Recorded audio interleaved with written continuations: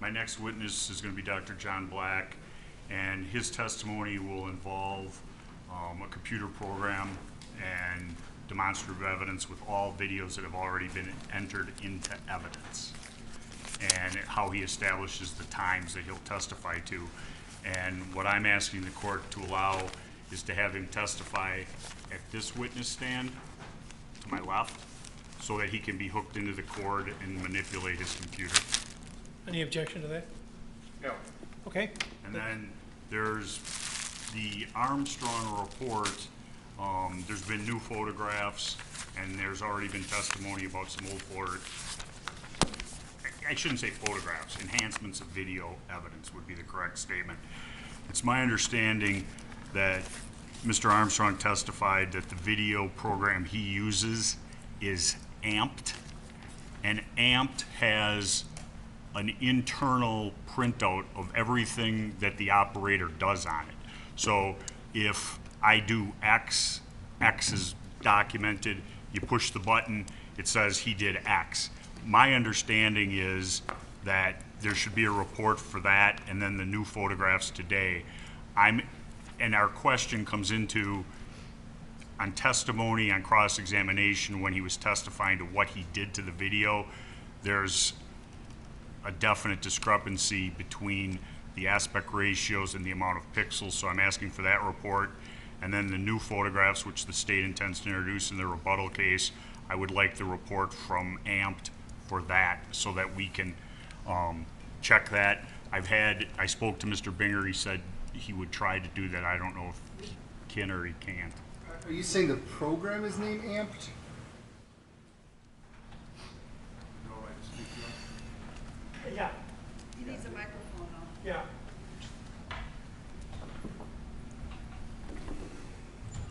My understanding from Senior Examiner Armstrong's testimony is that he used a program known as AMPED, A-M-P-E-D, the number 5. If he did use that program, AMPED 5, which is a gold standard of forensic analysis, AMPED 5 does produce a report of all manipulations or actions taken upon the start to the finish. That's the report I think we're talking about right now. Okay. There should be 2 of them. I didn't hear the last thing you said. There should be at least 2 of them, 1 for each change. Anything else? Well, I mean, we don't have to.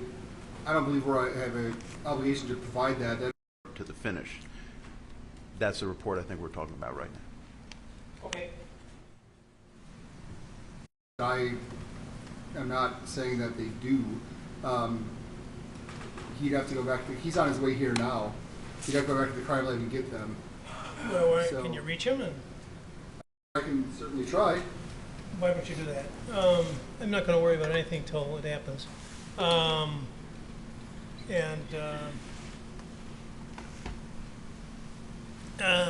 Well, let's see what can be done on that. And then, were you done on that? Yes.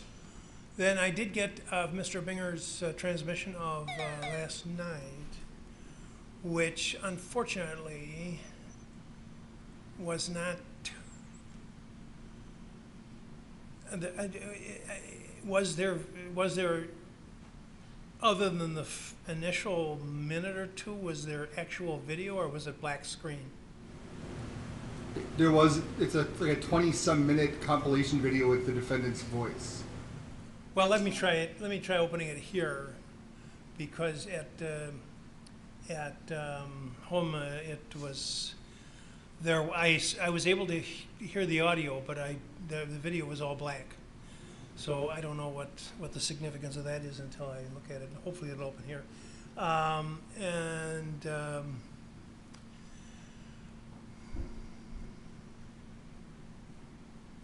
guess that's it. All right. Anything else? No, Your Honor. I'm about to, I guess, forward an email that we just received a phone call from someone who supposedly spoke to a juror, spoke to someone who spoke to a juror. I don't think it's anything, but it's just for the. Just That's to be, pretty. I didn't mean to interrupt you. I'm sorry. Just to be transparent, when we get these communications, we are giving them to the court. Excellent, and appreciate it. And we've gotten inundated, as you would expect with the case with this degree of publicity, and all kinds of wild things are said, and as long as you folks are aware of them and can deal with it, or ask me to deal with it to the extent that I'm able, we'll do it. I would hate to be someone who got caught doing some of this stuff. All right. Anything else? I'm just going to go call Mr. Armstrong. I just want to verify. Yeah, go ahead. So you want for the... Pardon me?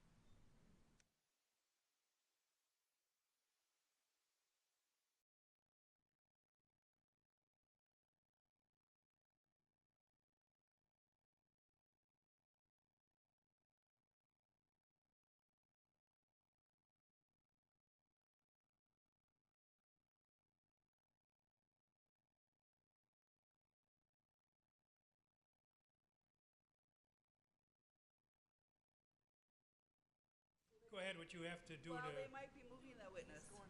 Just because he Oh. won't be able to see the TVs from so far away. Oh, okay, so you're going to stay...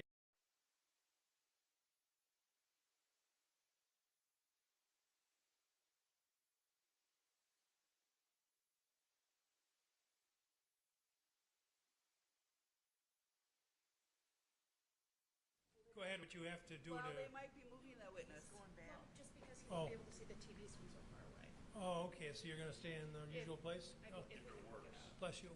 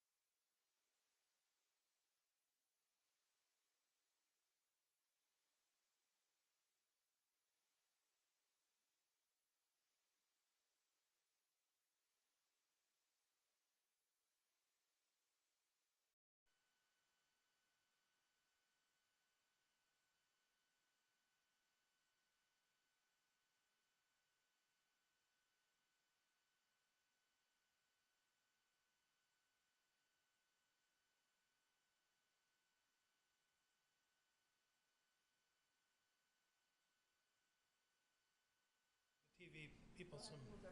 How long will it take to move your cameras?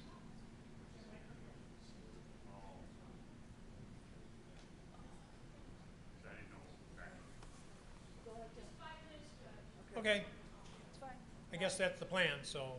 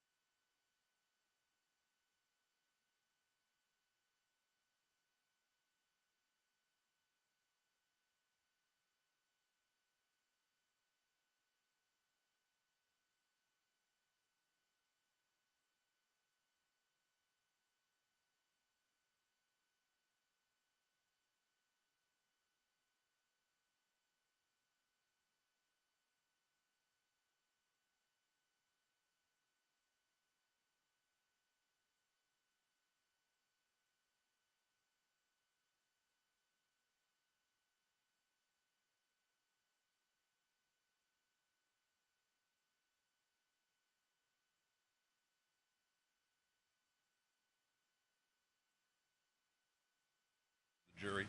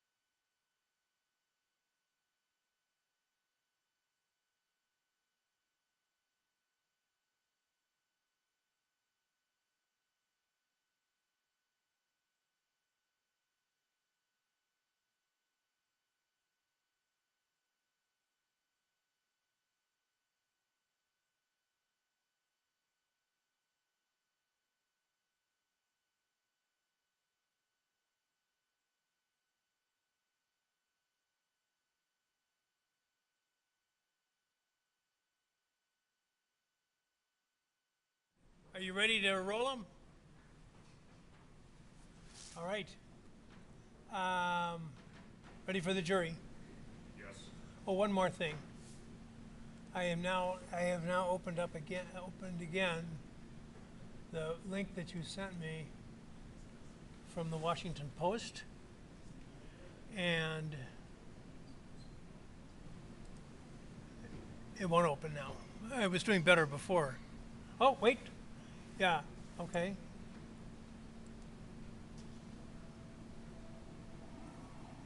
Okay. During a summer marked by protest.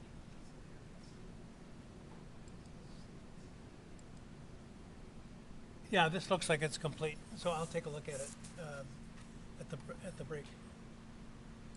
Okay. Get the jury down.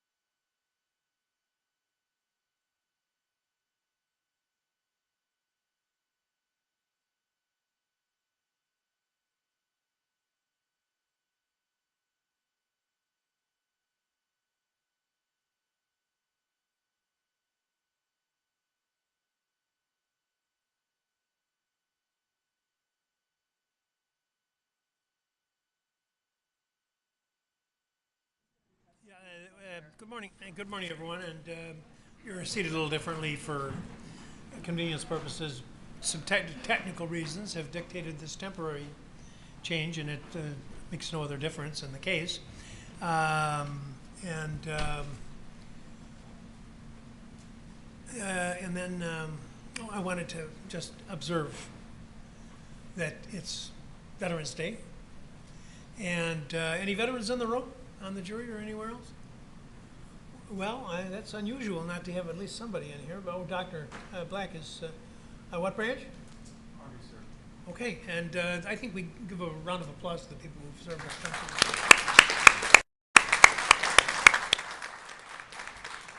Okay, so you may proceed.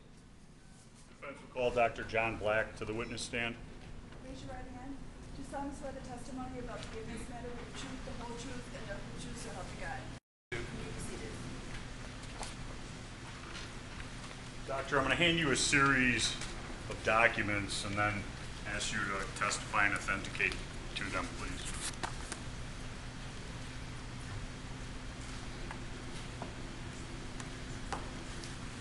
First document I'd like you to look at is Defense Exhibit 140. Yes, sir. And what is that? This is the curriculum vitae of me, Annex A, that was tendered with my expert report. And how long is that document? 43 pages, sir. And does that include your life and professional experiences? It includes the highlights of them, but yes, sir. And what I want to get into is a little bit of your background as it applies to this case. Have you ever worked in a law enforcement capacity? Yes, sir, I have. How long? Approximately 23 years. Where? Washington County, Oregon. Is there a city around there that we? It's the first county to the sort of, if you're looking at it, between the coast and Portland. Okay. And what were your duties in that department? My duties range from a lot of stuff. I started as a patrol officer. It would be actually a deputy. From there, I was a corporal. I became a sergeant, again in patrol or operations, what you commonly think about as patrolling. I was also a training sergeant. I then became a lieutenant, and there's 4 divisions in there: corrections, patrol, investigations, and support, sort of you think the way it operates. And then I was a lieutenant, and in some cases acting commander, which is the person who oversees all the operations within those individual divisions. Additionally, I oversaw professional standards, which is the unit that oversees if things are done right, if things can become better, to include internal affairs. And then I was also the person that oversaw and designed the use of force program within that agency. At any time in the employment in law enforcement, did you have an opportunity to work with videographic evidence? Oh, absolutely. As a deputy coming up, we would commonly use video type of evidence in our investigations. I mean, think about robberies or anything else, and you have ATM video or similar type of things. When I oversaw such things in the jail, jails are commonly monitored with cameras, and if there was allegations of complaints, and for a period of time as the jail operations lieutenant, I oversaw every allegation of a complaint. We would review evidence to include the video evidence. That would have been the time frame for that. As I oversaw the detective division, detectives which oversaw sex crimes, homicides, car task force, fraud, you name it, it was underneath the detective division.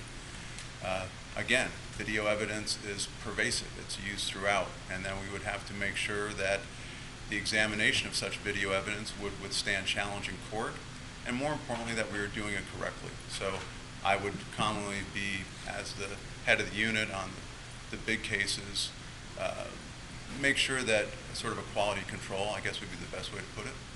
And in your military experience, did you have any occasion to work with videographic evidence? Yes, sir. In the military, what the branch I was in, the service, the Army, my entire time was in what's called special operations. And because of that, I have several what they call military occupational specialties, or MOSs. One of the MOSs I have, I think the last count was about 7 of them. One of them is specifically about intelligence, just like you think about intelligence to gather information. As part of being an intelligence qualified officer, or non-commissioned officer, is we would routinely look at surveillance video. We would use surveillance video to plan operations. We would covertly make sure video is happening, drone video. We used video in our how we operated. Body-worn cameras were with the military long before they were with police. And we would have to make sense of this video, or when it came in from another thing, you have intelligence units. There was an entire portion of that unit designed to focus on what's called IMINT, or imagery intelligence, IMINT, Manacor report. And then so because of that, we routinely both used it, operated with it, similar type of things. And in the intelligence capacity, did you analyze, enhance, and do things to video? When required. Okay. When it was When required.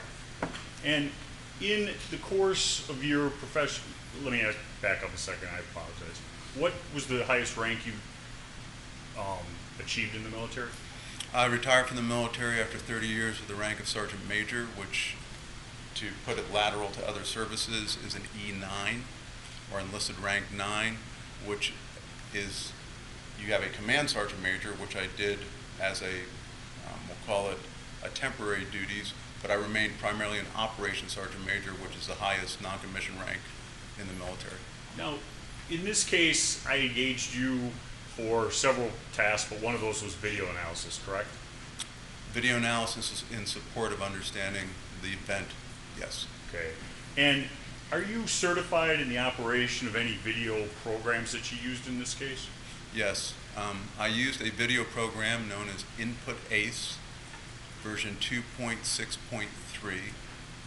Input ACE is a program specifically designed to allow people without a lot of high-level skill, like high computer forensics or anything else, to examine video in such a way that when you examine it, you're not doing things to it, like altering it or anything else. That when you're looking at it, you can have some trust in what you do with it, that you're looking at the best that it can be with what it can provide.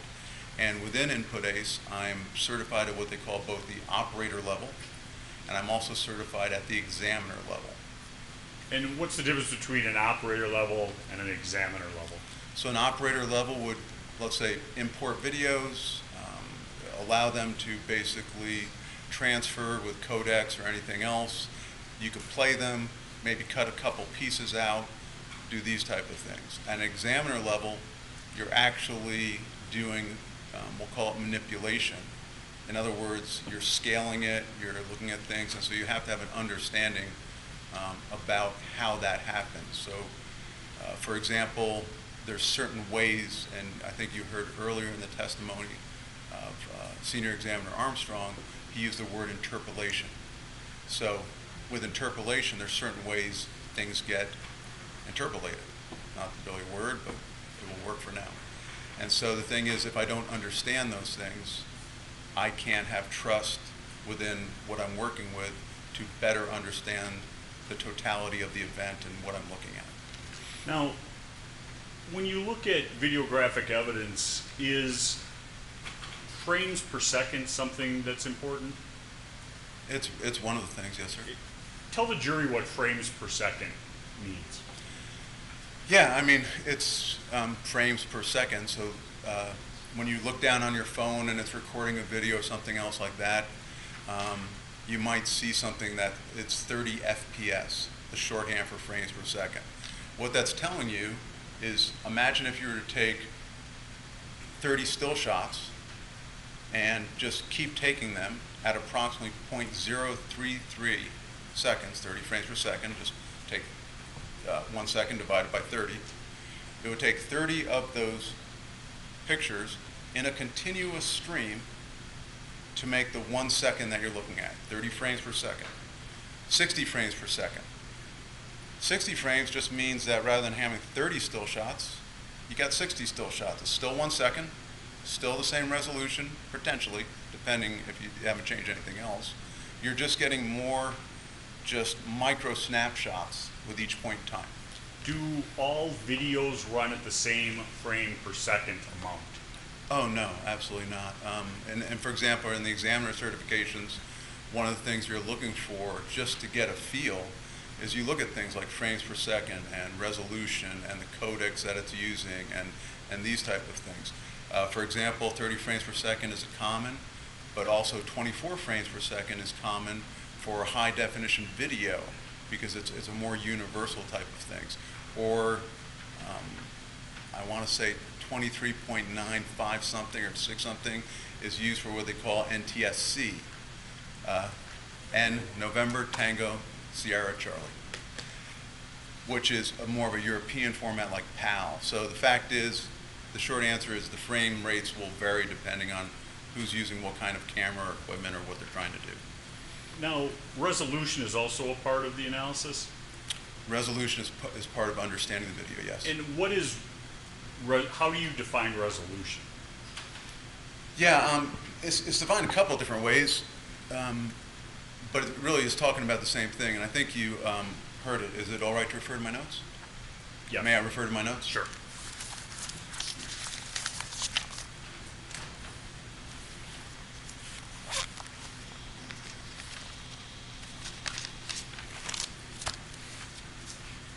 So, for example, in earlier testimony by Senior Examiner Armstrong, the idea of what they were looking at when they were talking about one of the exhibits is 1920 by 844. So the question is, what does that mean? It means 1,920 pixels across and 844 pixels high. So if you were to take each one of those things, and basically a pixel is the smallest element within that picture of a single color. It's just like a Lego block, that's all it is. So 1920 across, 844 high. Well, if I spread that out, and I think you guys, I apologize, but I'm just to the jury, imagine taking your phone and as you spread it out, you get those sort of sharp edges where it looks like you had to get a bunch of squares together. You're looking at the edges of where the pixels are. When those things begin to get smoothed out, a lot of times what that is, and the software does amazing stuff, is that software smoothing it out, or what's called interpolating it, enhancing it, clarifying it. There's other verbs given to it. But so resolution is actually very critical. Now, when one tries to look at different videos, but syncing them up, what role does sound play? Yeah, so one of the things that's kind of unique with when you have it like an MP4 file, a very common type of file, in a video format, there's a soundtrack to it. Well, when I try to store video, most people, most programs, we want to sort of compress it up because it takes a lot of space. So what a lot of programs do is they'll take a look at it and say, hey, you know what, those 30 frames per second, 3 or 4 of them are just really exactly the same. So what I'm going to do is I'm going to get rid of those frames. So it's going to save me some space when it's stored, right? But the audio track, which is completely separate, is not compressed. It's true against time. So what I do, and to understand and do the analysis, is I try to get as many different things, an audio track, take a look at the reports on what people perceive, take a look at the different videos, because remember, videos come from different perspectives. Sometimes we have them dead on, another person was to the left, and then what you do is you sort of put this all together to index it so you can get the best possible approximation of things like time and these type of things. And is sound used to help sync up the videos? Yes, sir. And when you use sound, do you use a computer program to analyze that? I do. What is that? It's actually Wavemaster Pro by NCH. Okay. And when sound is analyzed, it puts together what would commonly be like a picture graph that's, excuse me, referred to as a waveform. Yes. And a waveform then allows you to see where the sound is for an event that's in the video, correct? Well, it allows me to, so a waveform, if you've ever seen them, is those things that sort of have the big spikes in them and this type of stuff. A gunshot, for example. A gunshot has a loud percussive noise. I listen to the thing as it's playing. I see a big spike within the waveform. I can now mark that spike and say, that's the beginning of the gunshot. I listen some more, I watch the waveform shift, there's another spike. So what it allows me to do is it allows me to see a visual representation of sound, and now I don't have to be sort of hitting the space bar or using a stopwatch to hope I'm at or around the sound. I can actually mark that sound within it. It's the same if I look at it for 2 minutes or 20 minutes, the sound still occurs in the same place. And you're using the frames per second, which is known, to determine the distance between shot 1 and shot 2, so to speak. Actually, what I'm doing is within the sound software, I know that the time between, let's just say, and let's use gunshots, shot 1 and shot 2, whatever that might be, but 2 shots. We'll call them shot 1 and shot 2. As they play in front of me, I can mark them. I see a finite time measurement. I can now, with an index point back in the video, I can go back to the video and say, oh look, there's the same place that that sound is occurring in the video frames. Well, now since I have a known time from the sound, I can then begin to take that known time and back it up to the other shot. Now, a quick point of clarification. Sound does not travel absolutely perfect. Shorthand is basically, for the time in this place, the distance of 1,100 feet, which is about where this event was occurring, it would take sound about a second to travel. So if you were standing in the middle of all this, it might be half a second this way or half a second that way. So you make allowances for that, but you have to understand that sound isn't an absolute determiner. That's why you have to take all this in total when you're thinking about it. But that's part of the way that you index. Now, in the course of your engagement in this case, you prepared a report which was labeled a supplemental report, Exhibit 141, correct? That is correct. And then, because there was new videographic evidence found recently, you added to a supplemental, and that is Exhibit 141, correct? Well, 141 is the supplemental, as at least what I have in my hand. The preliminary is 139 and the sup is 141. That is correct. Okay, if I misspoke, I apologize. Yeah. And you also did a timesheet, which is Exhibit 142, correct? Also correct. Now, what I was looking from you was for the total time of events that happened on August 25th of 2020, beginning with what happened at Car Source 1, correct?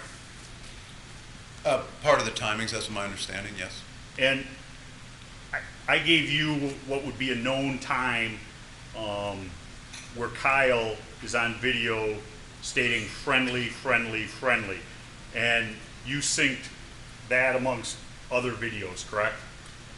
You gave me a known location to look at, the time is estimated, and then what I did is using that as a start point, I actually found other places to sync and I worked backwards to that time. And when you synced up all the different, not all the different videos, but the videos that you used in this case, you were able to get them to sync to what level?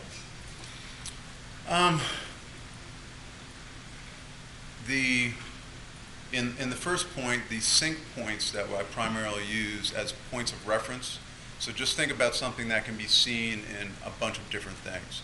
So the sync points that I used was the high arc of the bag being thrown.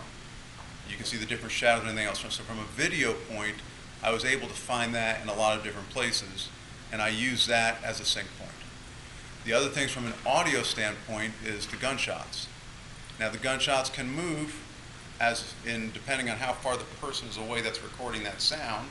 And in these cases, it could be 150 feet is about 1/10 of a second or a little bit more. So between the different things, I would say I have confidence in the different timings here, plus or minus 1/10 of a second. Now, and then I asked you to break down basically into several groups, but event number 1 starting with friendly, friendly, correct? Yes, sir. What I would refer to as the transition from event 1 to event 2, correct? Yes, sir. And then event number 2 from beginning to end. With the beginning being from the first strike with what's been shown as a person with a rock-like object. Okay. And then the end of event 2 would be defined as what? The 4th shot by Kyle Rittenhouse. And from the end of event 2 going on to end being what? Are you asking the point in time Yeah. or the actual measurement? The actual act that ended your calculation. So from the 4th shot by Kyle Rittenhouse in event 2 until the point where he's seen in the video raising his hands, and I refer to that simply as surrender to the police. And you used, in your calculations of time and video, you used 6 different videos? I looked at all of them. I narrowed it down till the ones that are most relevant so I could keep the timings consistent. So what you're saying is there's 100, and I'm throwing out a number, but over 100 different videos. Those are the 7 that you used to calculate these times and values. Those are the primary ones, and then I validated them with the other ones. Okay. Now, let's get started with that. The start of event number 1, do you have that available? Yes, as in, do you want me to show it by video? Yes. Okay.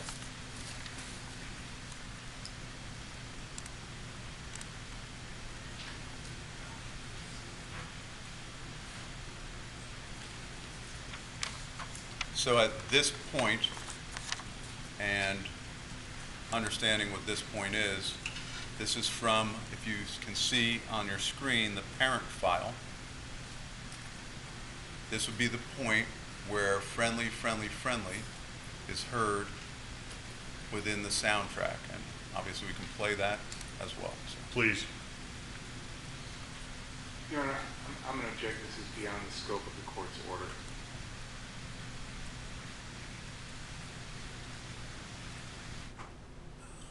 This is all timing. One of those 5-minute breaks in the library. Let's do that. Please don't talk about the case.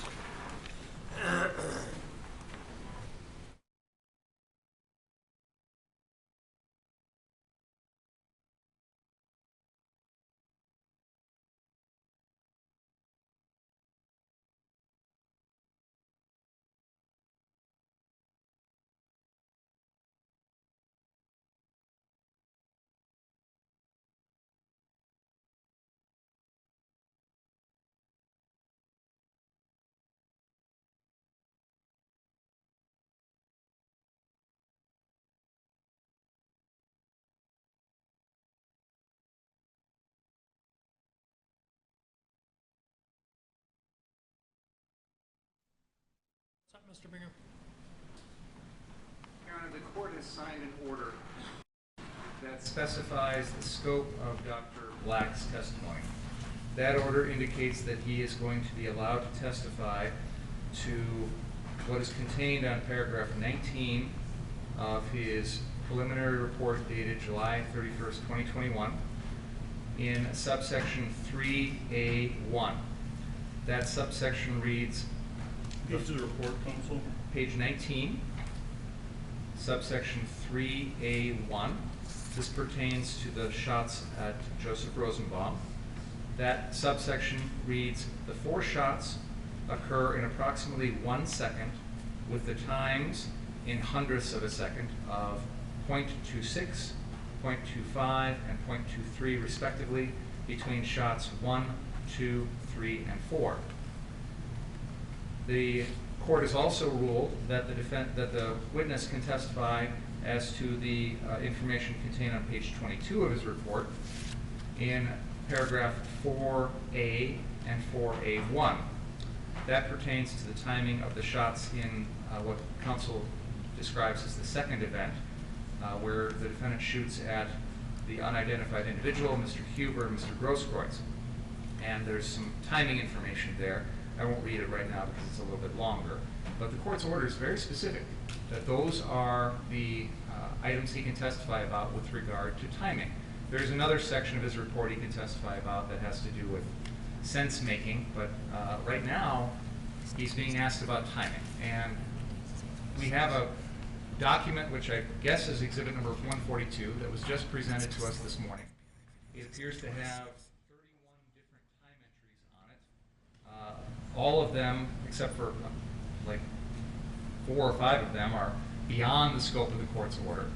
This document contains characterizations of behavior that this witness is not allowed to testify about. I haven't seen the document. Okay, so for example, he indicates with observation number 7. Is there a copy? Go ahead, Mr. Binger. Observation number 7 is characterized by this witness as JR elevation change hyphen lunge decision point. What I'm interpreting that is Joseph Rosenbaum's elevation change lunge decision point. This witness is not, by the court's order, allowed to testify as to what Mr. Rosenbaum was doing or his intent or anything like that. This was the subject of our motion hearing, and the court has excluded that. There's other characterizations too. For example, the reference observation point number 15 and 16, referring to people striking the defendant. Number 19, striking the defendant. Number 22, striking the defendant. Number 25, the gun of Gage Grosskreutz pointed towards the defendant. These are all things that the preliminary report that this witness offered talked about, but now we have ruled, or we've agreed, and the court has ordered that he's not going to be talking about those things. So the scope of this document, 142, is well beyond the court's order. What he's being asked right now, and when I objected, is beyond the court's order. What he is characterizing in this Exhibit 142 in terms of his interpretation of what various people in the case were doing or what their intent was or anything like that is beyond the scope of the court's order. So my understanding from the court's order was he'd be able to say gunshot 1, 2, 3, and 4 to Rosenbaum happened in this amount of time. And then the second set of gunshots happened in this amount of time. And that's it, as far as the timing. The court's order was very specific as to that.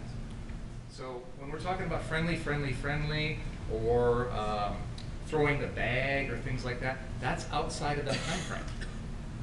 I'm using demonstrative evidence to show how he reached these times.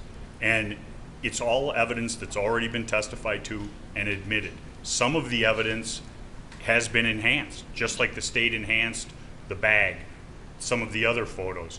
He's a licensed, trained video specialist. He has the background, and we're showing the jury what he used to get these values. And that shows how he did it and the reliability of doing it. And I'm not worried about what Mr. Binger's about, the comments or anything like that. That's a way that he found the times. And Your Honor, just time in relationship to video in this case is so important. Yesterday afternoon, Mr. Binger spent much time cross-examining my client regarding those approximately 30 frames from the BG on the scene. And that was approximately 1/10 of a second. And he spread it out, and what we're trying to do is show through video the true events of that night.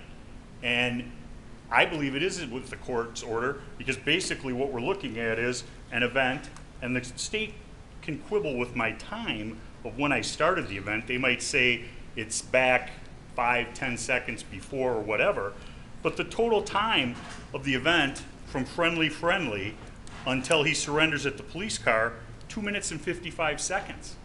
The jury should know that. The events of each of the sub-events, the total time, the jury should know that. What happened between the two events, the jury should know that. They've been shown videos already of that. Well, If I may respond briefly. yes, sir. First of all, what counsel has just mentioned in terms of the overall timing is something that he's free to play video and argue. The question is what this expert witness can testify to. The court has ordered specifically what he can and cannot testify to. Your order is one of limitation. It specifies the limits of what he can testify to. It's a fundamental notice issue, Your Honor. In his preliminary report, he didn't have information regarding the timing from friendly. That was a report from 3 months ago. We were not put on notice that there would be this testimony through this witness as to the timing of from the very beginning of all this to the very end. This Exhibit 142 is the first document we've received, and it was received today. It was provided yesterday. Don't interrupt. Don't interrupt. It is the first document we've received from the defense pertaining to this witness with regard to the timing of the entire evening. It is beyond the court's order. We have not received proper notice as to this subject.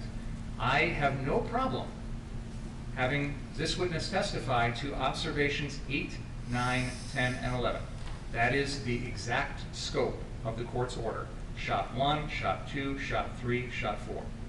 I have no problem with him testifying as to items, observations 20, 21, 23, and 26. Those are the 4 shots in the second incident with Grosskreutz, Huber, and the unknown assailant. That's exactly what this court limited him to. Those 8 observations on this sheet of paper.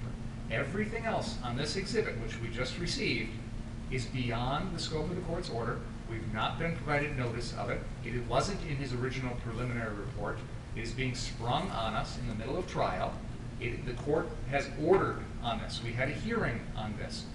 The court gave the defense opportunity to put us on notice of these things. We talked about these limitations. There was an agreement among the parties as to these limitations, which led to your order, Your Honor. And now the defense is going around that order. And I object to that. Your Honor, I asked the court to think back to what's happened procedurally in this case. That FBI video didn't come around until about 2 weeks before trial. The drone video didn't come back until during trial. And most of this work has been done over the last 2 days to catch up to those exhibits. I provided this exhibit yesterday afternoon when it was first provided. The only change to it is and was a typo, which actually inures to the state's benefit by adding approximately 9 seconds. I quibble with counsel. The FBI video was made available to counsel over 3 months ago. That is I don't want to. You know what? I don't want to get into it. I don't want to get into it. It's been argued about before, and then we laid it aside. And at this point, I don't think I want to get into that because it isn't going to be helpful to resolution of the issues that we're after in the case. And I'm looking for the order. What was the date of that order? I think it was November 2nd, Your Honor, but I'll pull it up here. I believe that order was drafted by Mr. Binger. It was. And I submitted it to all parties. There was no objection to it. It was signed with no objection. Okay. And then the video came up after that. Okay. I am. Here it is.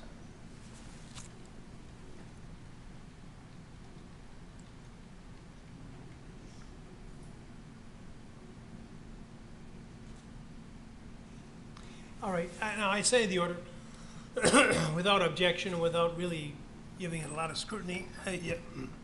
As you know, we try a lot of cases in here, and because it came in without objection, I signed it, thinking that it covered what I had envisioned at the time of the hearing. I will tell you what I had in mind and I haven't looked at if there is even a transcript in existence. I don't think so. But it certainly was my impression that we were talking about video of the entire episode, and not that it certainly in my mind was not limited to the specific numbers on this observation point list that you're talking about. I'm a little bit challenged when you say, is there something that I'm saying that draws the face that you're making? Go ahead, say what you want to say. I have to say, Your Honor, yesterday I was the target of your ire for disregarding your orders. Today, the defense is disregarding your order. I submitted that draft of that order to the defense. They had an opportunity to review it. They had an opportunity to object to it. We do this all the time in the court system. We submit proposed orders to the defense, to the other side, and to the court for everyone to take a look at. If anyone had a change, an objection to that, if they wanted to expand it, there was plenty of opportunity to do so. There was no response whatsoever from the defense. They never came to this court and said, the proposed order is improper, here is our version of the order. They never came to the court and said the proposed order needs to be amended in some way. They never responded at all, even though they had it, and even though they had plenty of opportunity to do so. They have every incentive to make sure that the court's order with regard to their expert witness is accurate. They have every incentive to make sure that that court order gives them the opportunity to get in all of the evidence through this expert that they feel they need to get in. Despite having that very powerful incentive, they did not object, they did not contact the court or me with any reaction to that order. You are the referee. The parties argue about things and you make a decision. We reached an agreement on this at the Daubert hearing. I don't think on this issue. I proposed this compromise, Your Honor. I did, because there was some back and forth about the extent of the use of force issues and all that stuff. And I said, well, what about if we just agree, Dr. Black can talk about the timing of the shots and the sense making. And I then drafted this order. You gave the defense an opportunity to object. They didn't. You signed it. And my recollection, and again, I know you referenced the transcript, but in his preliminary report, Your Honor, all he talks about is the timing of the shots. In event 1, the 4 shots of Rosenbaum. In event 2, the shots against the unknown assailant Huber. So there's nothing further in his preliminary report about the extent of this entire time frame. This Exhibit 142 goes well beyond his preliminary report from July 31st. It goes well beyond what we talked about at the Daubert hearing. It goes well beyond what we agreed to that day. And it goes well beyond this court's order.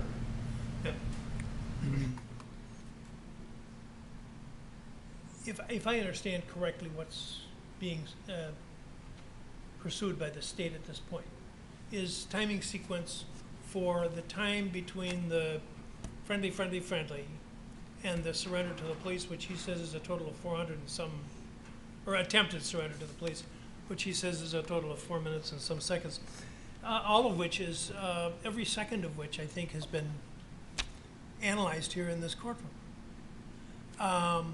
That was certainly my vision at the time we discussed all this, whether it was each part was specifically discussed in his preliminary report or not. That was my vision of what we were going to be hearing. And I guess the questions I have is, what is the prejudice to the state? Are you suggesting that what he's about to testify to, or may testify to, is going to be different with respect to the new periods of time than it is with respect to the particular periods that you identified in the order that you drafted? Or that's number one, as to whether there's prejudice to the state. Secondly, whether you think that there is some incongruity between the periods of time that might be more fully covered by the examination of the entire time period, because those are the principal issues. We're here, you know, and you've practiced here. You were assigned here for quite a long time, some years ago, and I think that most people would say that I'm pretty open to. I want to have the whole thing presented to whomever is finding the facts, whether it's me or whether it's the jury. I want to know as much as possible, rather than try to isolate particular things and say, well, that isn't. I told the story the other day about the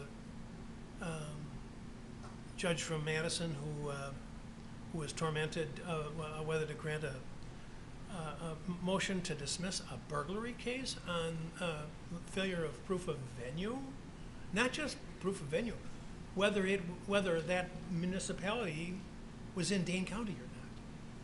And I think, really, are you really worried about this? I don't operate that way.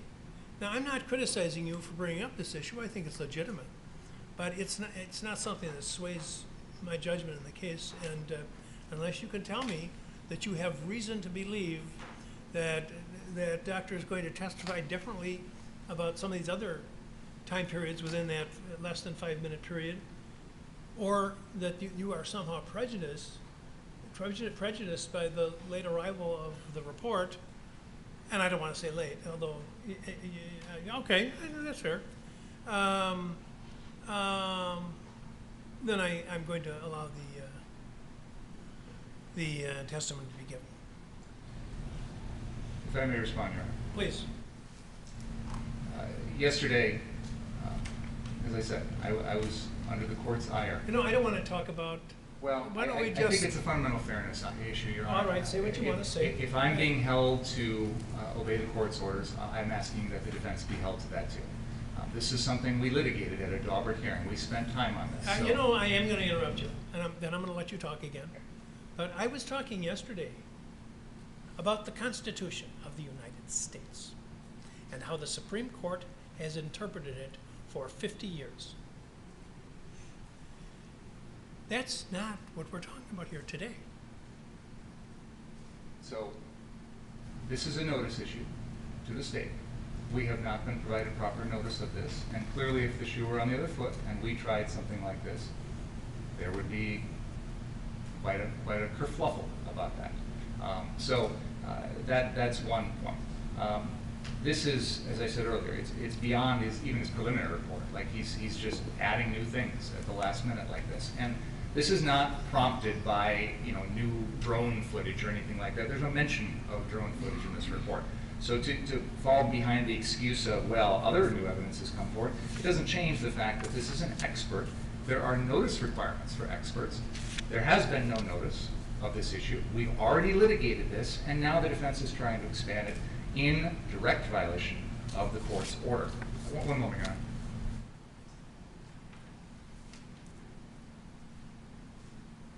I also wanted to point out that I think it's Exhibit 141 is a supplemental report that apparently Mr. Black prepared on October 24th, according to the date. We just got it yesterday. So again, another example of late notice here. I understand that the court wants to hear, or wants the jury to hear, the timing from the beginning of whenever we start to the end, whenever we redraw that line. I understand that.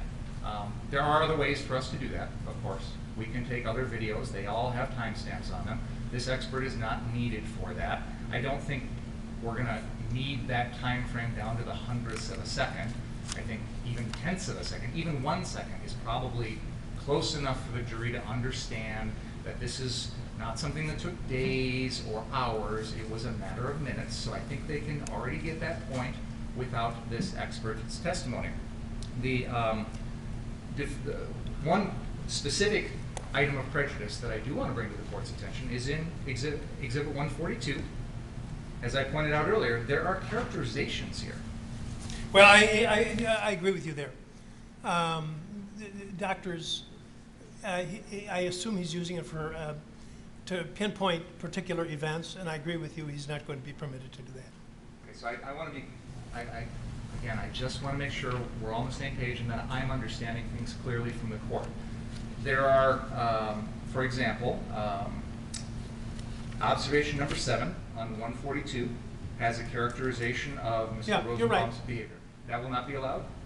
He's going to have to find some way to express that that Not using the word is not conclusory. change in elevation? I'm going to try to let you do it in a prudent way, and if there's an objection, I'll deal with it. Okay. But yeah, I do think his objection is well stated, that there's some conclusory language in there which is to be avoided. I can refer to, they're queued up. I can refer to, if he objects to that, I could just refer to it as 7. That would seem to be unobjectionable. I think if these are things where we're just going to show the jury that item, that moment in time, they can see it on the screen, then we don't need a witness to tell us what we're seeing. That makes it easy. I'm not, I can't anticipate what he might ask or what your objection might be, so I'm not going to try to. I would also continue by objecting to observations 15. Go slow. 15. As you mean to the description of the event that he gives? Yes. Yeah, I think any of his descriptions are going to have to be non-conclusory on his part. That's fine. Okay, perhaps just to point to the particular moment in time and say this is at such and such an hour, I don't know. Can I list the ones that I want to raise for, so we're. No, because you can object when it happens, because maybe, see, if I rule on everything now, then I may be talking about things that may never become an issue, and I'd rather, the jury's in the library now, and I'd rather get them out here. Okay. One final thing, Your Honor. If there is any data or reports that are generated by the software that Dr. Black is using when he prepares all this, I would like that. We've received a similar request from the defense this morning for Mr. Armstrong's things, so I That's would fine. like that information from the defense. No Is there- problem. Do you have Okay. any? Does your I program? can generate them, it's gonna take a little bit of time, but they're all you can generate them all. How much is a little bit of time? Well, so Your Honor, the first thing I'd have to do in order to meet my understanding is I can go back in and relabel everything based on this. You know what? I'm just trying to get the jury out here. How long are we talking about? Not why it's going to take as long as it will. How long will it take? To relabel everything, I'm guessing about 5 to 10 minutes. Oh, In okay. order to do the reports, Your Honor, that'll take a little bit longer. Okay. Okay. It doesn't seem like it's going to be a big problem. Before you're cross, you should be able to at least get the basics. Okay? Anything else? No. Ask the jurors to come out, please. Okay, Hey, would you so put it? I need a. That's not going to be shown on the screen. You need to do what? Quarter of the way out, and then put it in the microwave.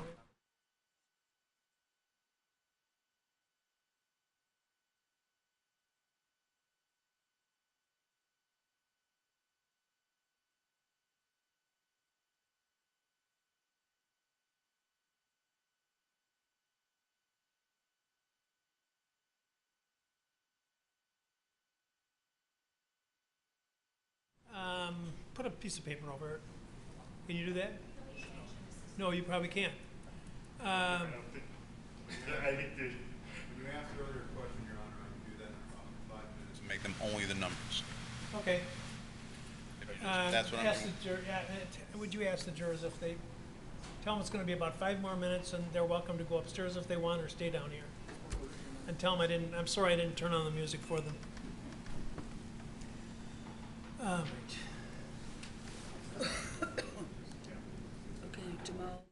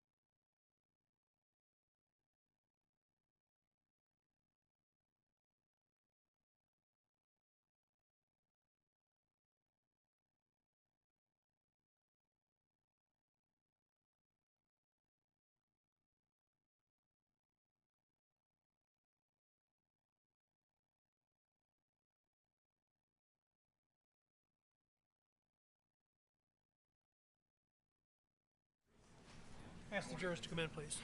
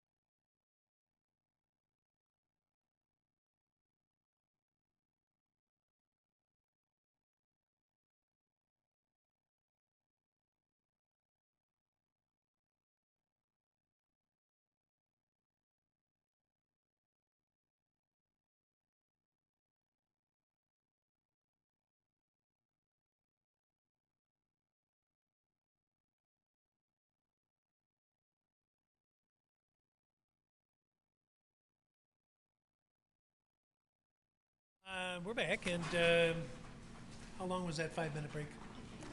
All right, we're going to be on our best behavior from here on in. Mr. Thank you. Dr. Black, just to back up, the time calculations that I asked you to perform of the events of August 25th of 2020 from what we would refer to as, I'm trying to find it,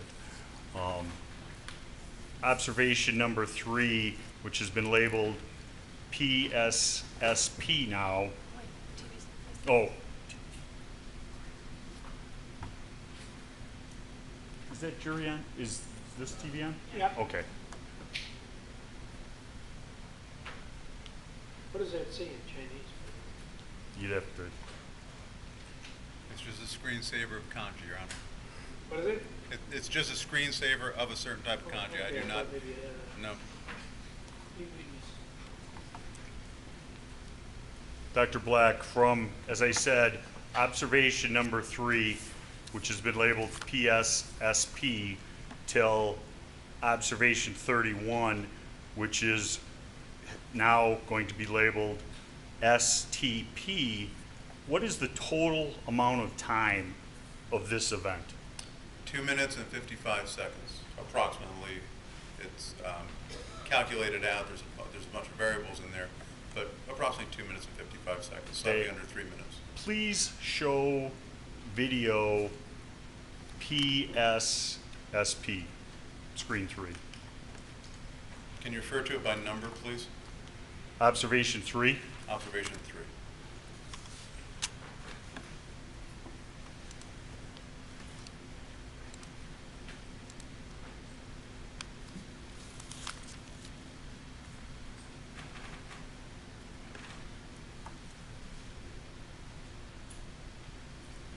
Now, have you done anything to change this video? No, sir. You'll notice in the screen it's at 100%, 1280 by 720, and if you wanted more knowledge about it, it's at 30 frames per second, et cetera, et cetera. Okay. But Please, it's unchanged. please play the video. Okay, this is just a still frame, sir, that you want. Okay. There. But I can play from here. Is that what you're asking? Yes. Okay. It's going to have to finish processing for a second.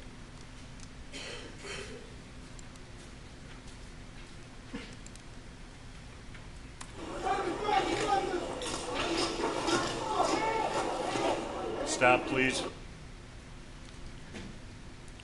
Now, that is in this calculation of time, that would be the 0 frame. Is that a fair statement?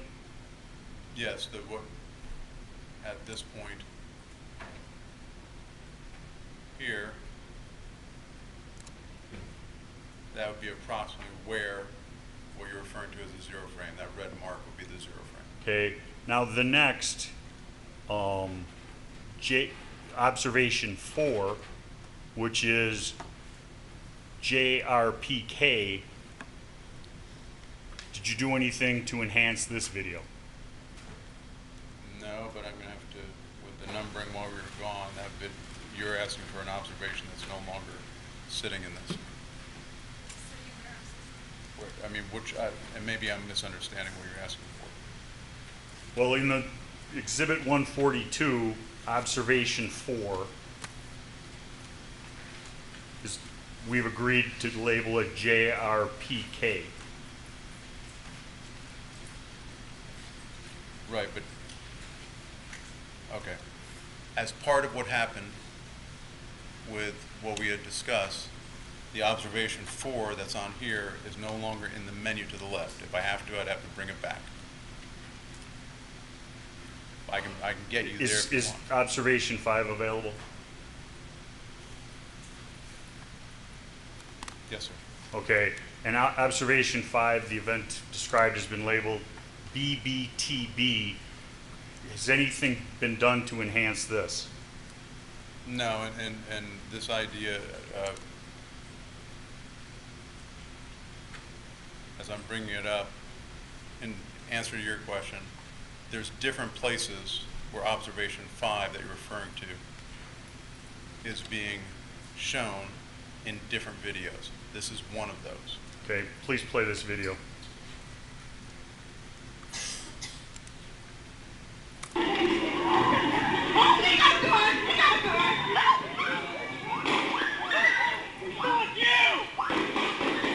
Stop.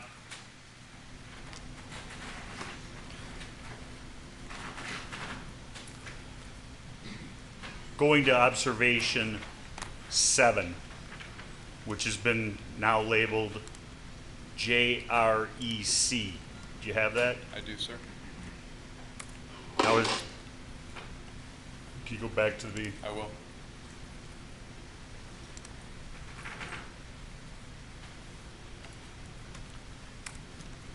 you ready? I am. Can you play that, please? Stop. Now, this screen is the start of the gunshots that have been attributed to Kyle Rittenhouse, correct? For what's been referred to as Event 1, that is correct. Okay. And using your program regarding sound and video, you have determined how far apart shot 1 and shot 4 were, correct? I have. And that's by using the frames per second and the audio graph? It's a combination between them both, but yes. Okay. And if I label shot 1 as 0 time, when does shot 2 occur? Approximately 3/4 second by the different timings, 0.739. Okay. I want to get shot number 2 Oh, I'm first. sorry, my fault. The second shot, using shot 1 as a 0 point, would occur 0.263 seconds after shot 1. Okay. And what is the time between shots? What is the second and third shot? The time between the second and third shot would be 0.247. And the time elapsed between the third and fourth shot? The time between the third and fourth shot would be 0.229. And the total of those 4 shots fired by Kyle Rittenhouse occur in what amount of time? 0.739, or again, approximately 3/4 second. Now, the shot, and you're looking at this videos, excuse me, is not, those 4 shots are not the first shot, correct? The first shot within the soundtrack around that time, those 4 shots are not the first shot that I hear within examining this video. That is correct. And how many shots or shot were heard before those 4 shots? Well, there's gunshots throughout the evening that I examined, but there's one clear shot that's heard prior to that. And that occurred how many seconds before shot 0 or shot 1, which is the same shot? So the shot, you referred to 2 shots as shot 1. So shot 0, the difference between what we're calling the first shot and then shot 0, is that correct? Well, no. What I will refer to as the Zeminski shot. Counsel, we agree that. first shot was Mr. Zeminski? Yes. The Zeminski shot to Kyle shot 0. The time between the Zeminski shot, as you referred to it, and the shot attributed to Kyle Rittenhouse as his first shot would be approximately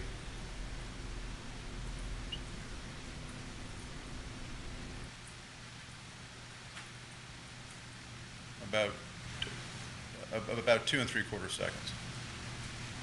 Again, I can look at the exact thing if you want. I just don't have the time in front of me. That's fine, sir. Now, going down to screen 15, what we have labeled A1ST. Can you find that, please?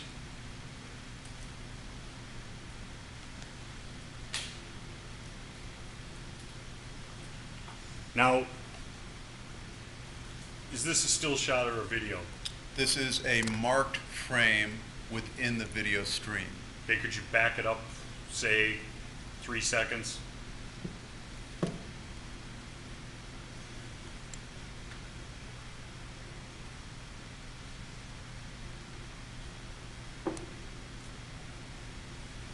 That's approximately 2.5. Is that enough?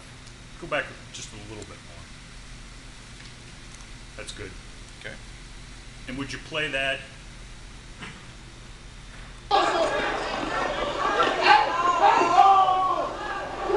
Stop.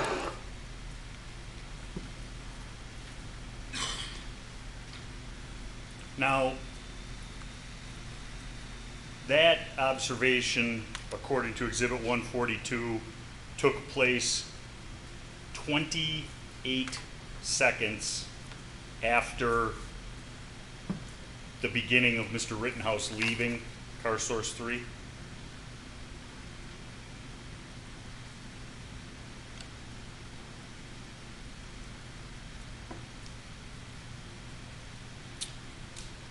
That is correct. There is an assumed time in there also. Okay, and tell the jury about an assumed time. So when looking at these videos, I have no continuous video stream that takes me from event 1 into the front end of what we're calling event 2. There's a gap.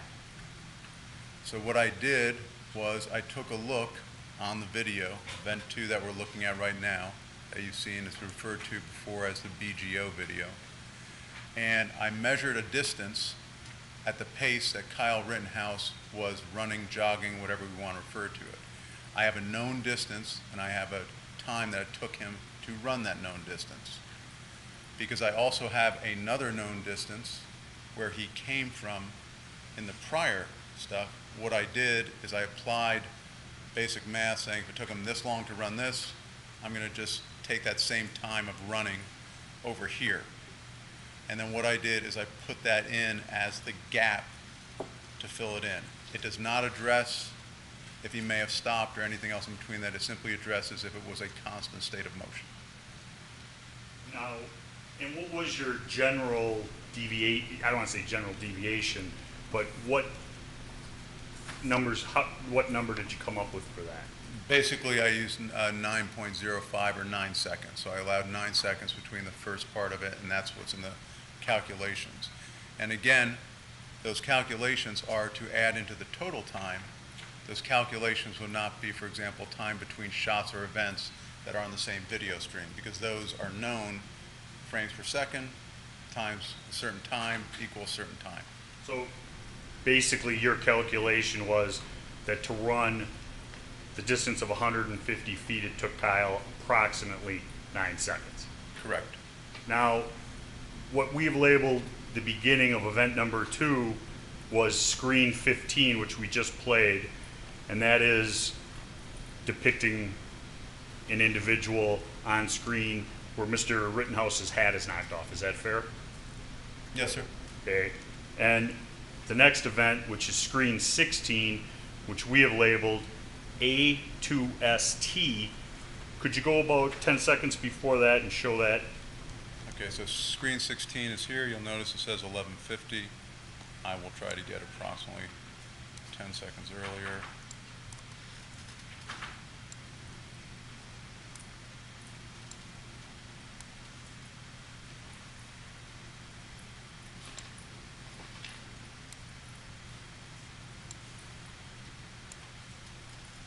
You know, that's plenty far back. You want me to play at this point? Please.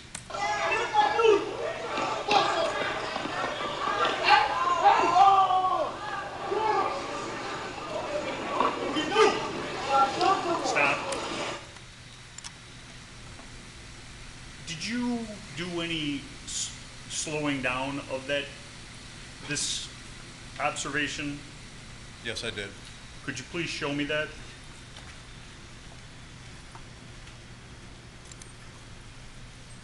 What you just played for the jury was real time? Yes, sir. Okay, and there's a slow motion version? Yes, much like what you saw Senior Examiner Armstrong this year, which is about to be played.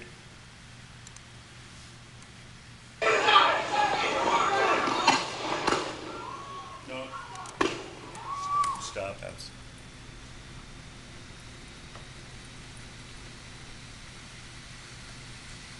The slow motion of screen 16.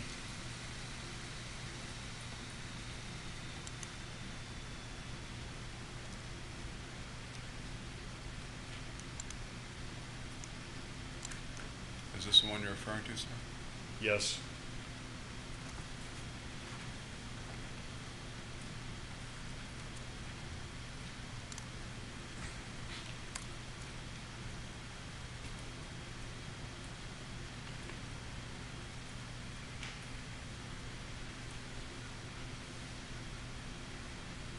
Yes.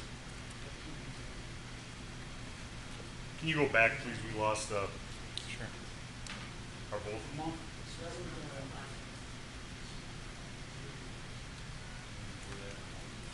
The long one.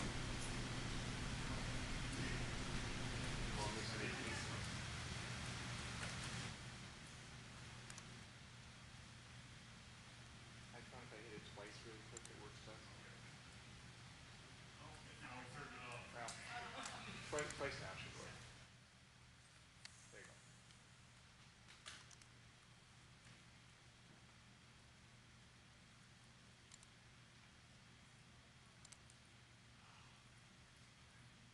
Watching it on?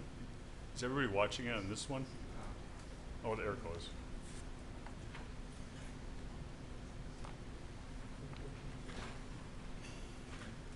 I don't know why it's not coming up on that one. I did.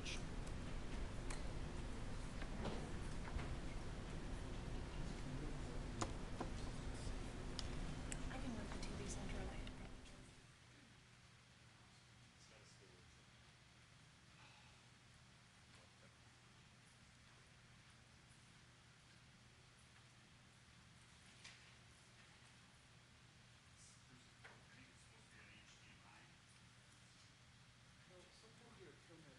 It's showing up on one TV. It's got nothing to do with the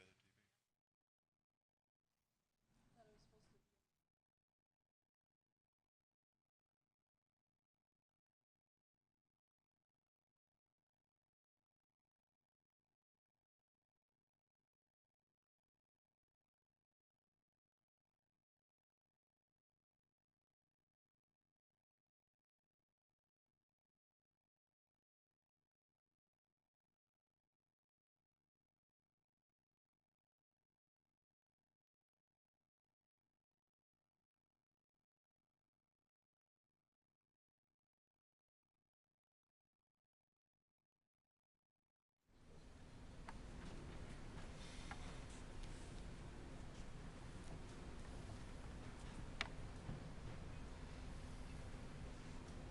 There.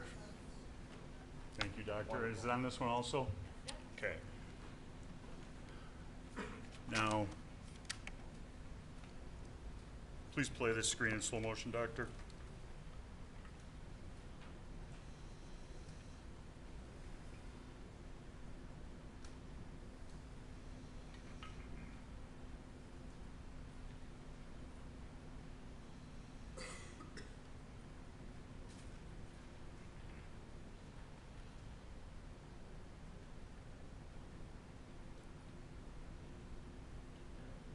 Stop.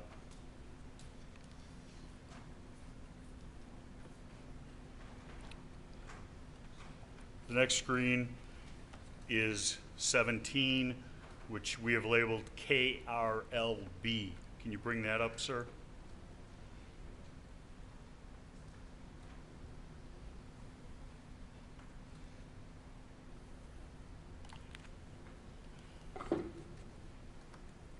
And go ahead. Stop. This video, have you slowed it down for analysis? I have. Could you please bring that up on the screen?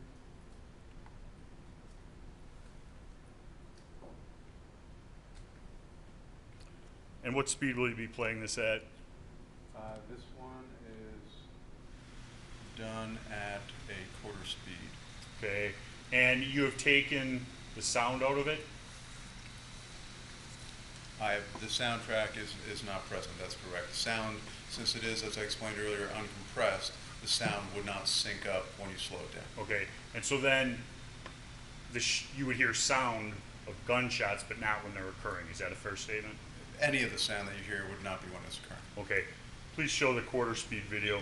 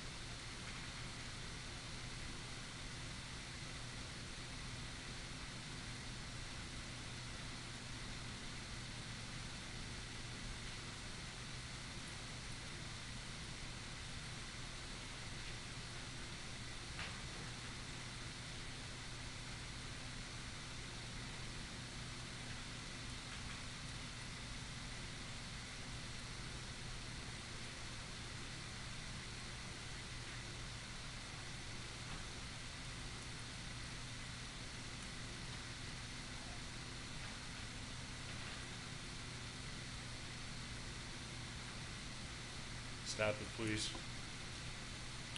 Now, using this video and the audio graph, were you able to figure the times of certain events in event number 2?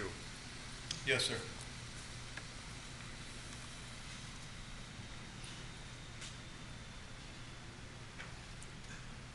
From the time, strike that.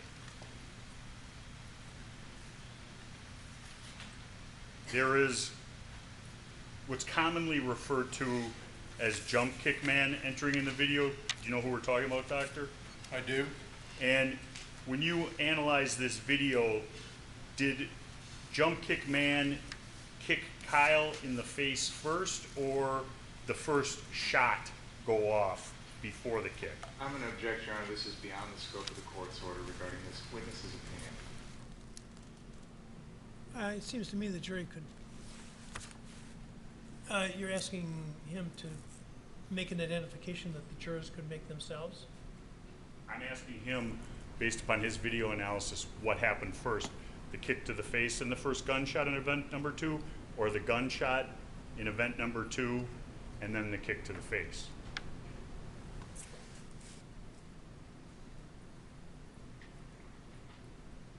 Overall, Can you ask the question again, please? Yes. Based upon your analysis of the video and sound analysis, what occurred first, the kick to the face by jump kick man to my client, or the first gunshot? Based on my analysis, the kick to the face occurred prior to the gunshot. And after that was Kyle's first shot in the second event, correct? If I'm understanding the question correctly, after the kick, the first shot in the second event occurred. That is correct. Okay, and that happens, I mean, thousandths of a second after. They're very close in time, correct? They're absolutely very close in time. Shot number 1, using that first shot at jump kick man as the 0 shot, how much time elapsed from the 0 shot to Kyle Rittenhouse second shot at jump kick man? From the beginning time of shot 1 in the second event till the point of shot 4 was 5.468 seconds. Are you looking at the exhibit? I am? And maybe I'm misunderstanding your Yeah. question. I have the amount of time elapsing from the 0 shot to the second shot. Oh, I think I know what's here. Kyle's second shot in that event. I'm crossing references, and I apologize. To make this as clear as possible, the first shot in the second event, between that time and the 4th shot in the second event, is 2.933 seconds.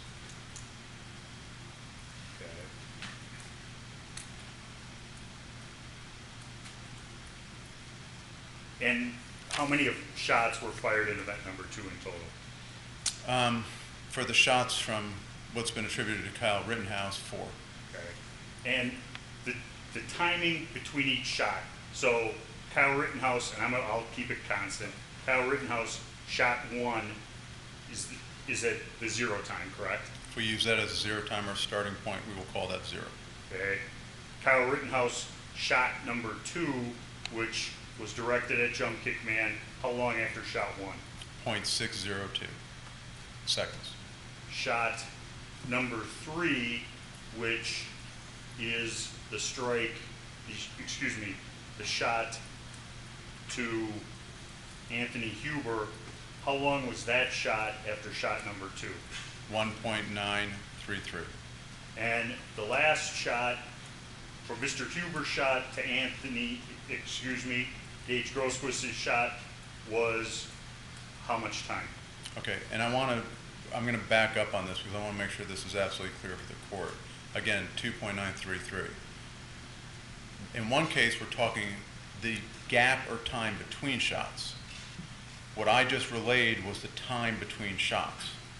The total time of all shots was, again, my first answer, 5.468. So this is just clarification for the court. And so the total of this event of shots fired is 5.468 seconds. That is correct. And that event ends at screen 27. You just roll this. I have 26. Okay. Which is shot number 4. KRS 4.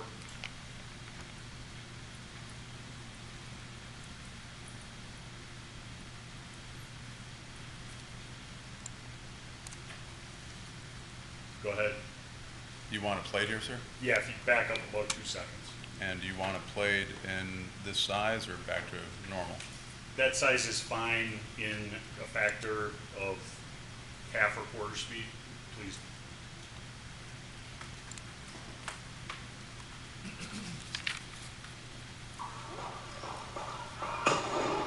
That would be at normal speed.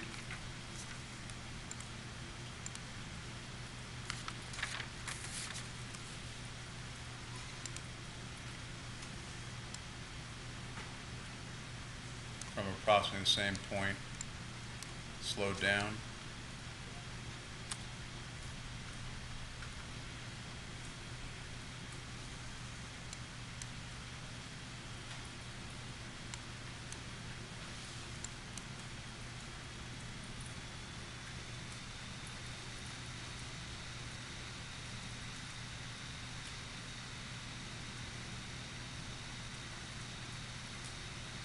Can you go forward until Mr. Rittenhouse gets up, please? Yes, sir.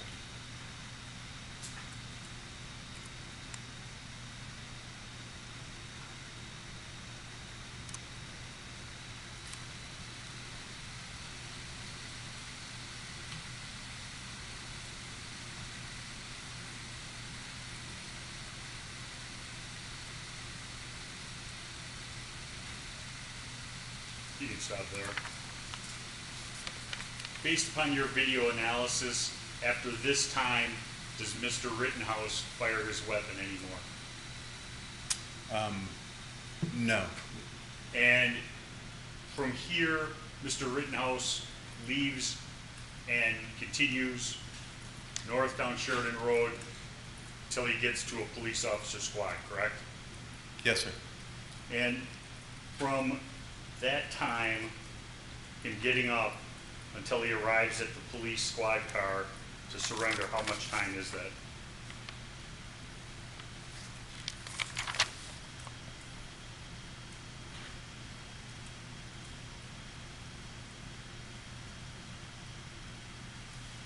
Doing quick math, approximately 1 minute and 26 and about 3/4 of a second. So 126.75? Approximately, that's just doing quick math. Understood.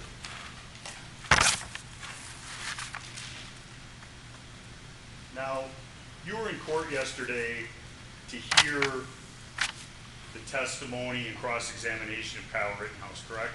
I was. And you observed the demonstration that the state put on in showing frames 476 to 500 in the BG of the scene video, correct? I did. And 476 to 500 is how many frames per second? Well, depending on the video that they were showing, my understanding, if my recollection is correct, is they had told us that it was 30 frames per second. Okay. And at 30 frames per second, that would have been less than a half second of actual action that are broken down into stills, correct? Again, the numbers being 476, is that correct? 476 to 500. Right, so that would be 24 frames at 30 frames per second. If it was 30 frames per second, it would be approximately 3/4 of a second. And Doctor, when one looks at video as a depiction of an event, does that necessarily show what the actors in that video were observing? I'm going to object, Your Honor. This is beyond the scope of the court's order. This is the video that... Overruled. The short answer is it's impossible for it to do that. Describing it to you the best way that I can. Imagine, well, you were just doing it. All of you were looking at a video screen, a depiction. It's a known focal length from you, yet you can see from maybe, if I go halfway between the jury, about 12 feet, and that stays constant. And then you look from that distance all the way out to 50 yards. Everything in that frame is at the same exact moment of clarity, but your eyes can't do that.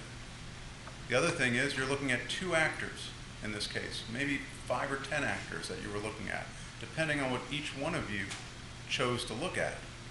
So the video can't tell you what each one of you were looking at, and it can't tell you what either actor in there was looking at, attending to, nor perceiving.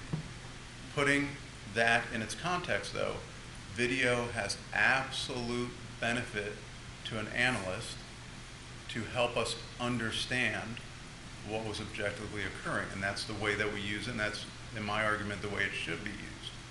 But it also has potential limitations, and I think you actually heard Senior Examiner Armstrong speak to some of those limitations. Camera movement, movement of people, lighting. So for example, we can brighten it up a little bit or clarify it. You can't do that with your eyes. So the short answer is video has great value, but it is not the experience or the perception of the people involved in the event. It can't be. What is the difference? I mean, video is 2-dimensional Yes, sir? and reality is 3-dimensional? At a minimum. Okay. And how does that not translate, if you can opine on that? Absolutely.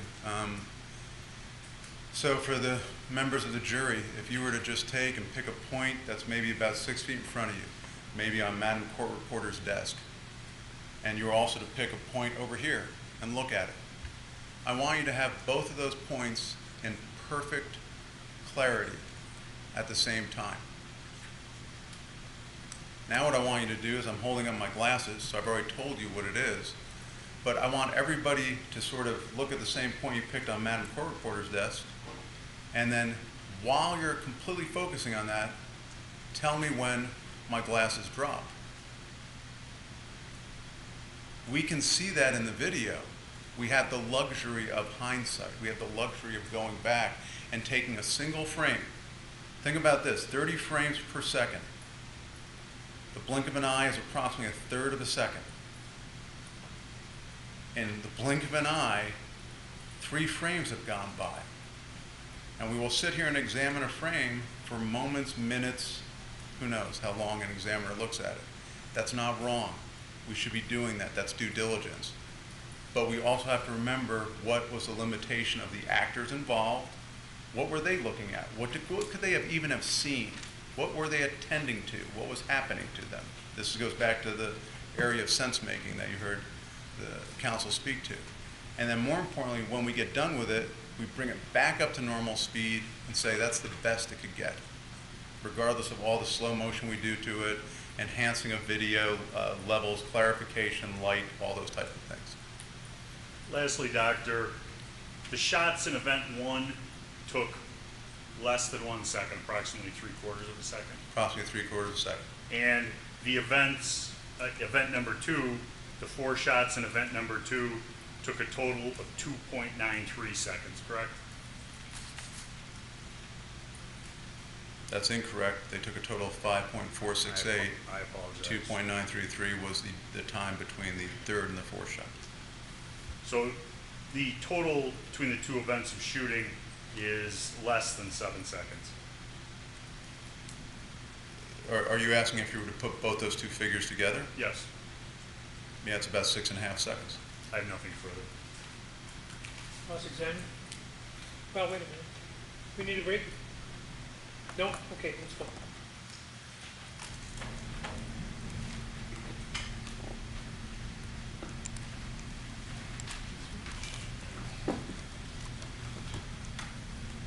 Do you want this off screen, counsel? No, you can leave it up, that's Okay. fine, thank you. Yes, sir. You indicated earlier that your law enforcement experiences in the state of Oregon, is that correct? Yes, sir, it is. You have never worked as a law enforcement officer in the state of Wisconsin? No, I have not. And you were retained by the defense to provide expert opinions in this case, correct? Yes, sir. And you are being compensated for that? Yes, sir. What is your hourly rate? It varies somewhere between, for certain tasks, $160 an hour, and other tasks up to $480 an hour. And for your testimony here right now, are you billing at a rate of $480 an hour? No, sir, I'm billing at a rate of $320 an hour. $320 an hour to be Yep. here in court to Yes, sir. testify?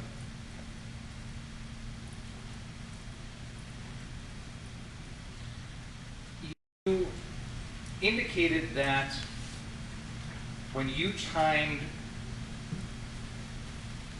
the gap in time between what we are referring to as the Zeminski shot, that's the first gunshot, in the incident between the defendant and Joseph Rosenbaum. You're familiar with what I'm talking about? Yes, sir, I am. The time between that and the defendant's first shot at Joseph Rosenbaum, you timed that at, I believe you said, about 2 3/4 seconds. Is that correct? And I can bring it up exactly if you want. Yeah, could you Is that please? helpful?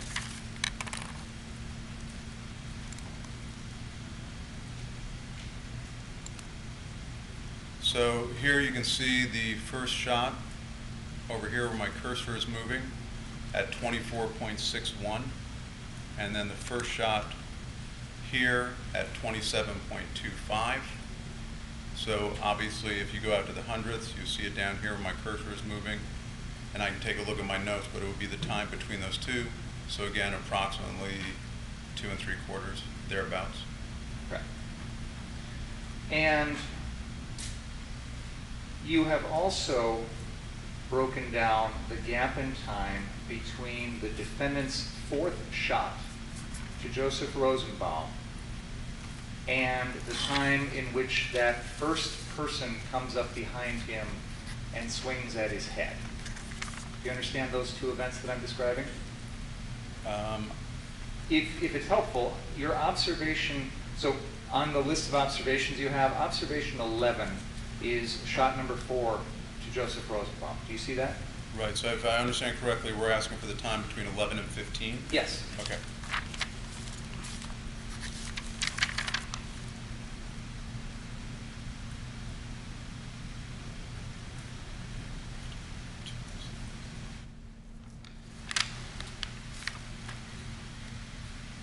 glad you're doing the math for me, by the way. 'Cause I'm not I'm good. about to bring my calculator up in front of the screen for you guys. But putting that aside, 1.837.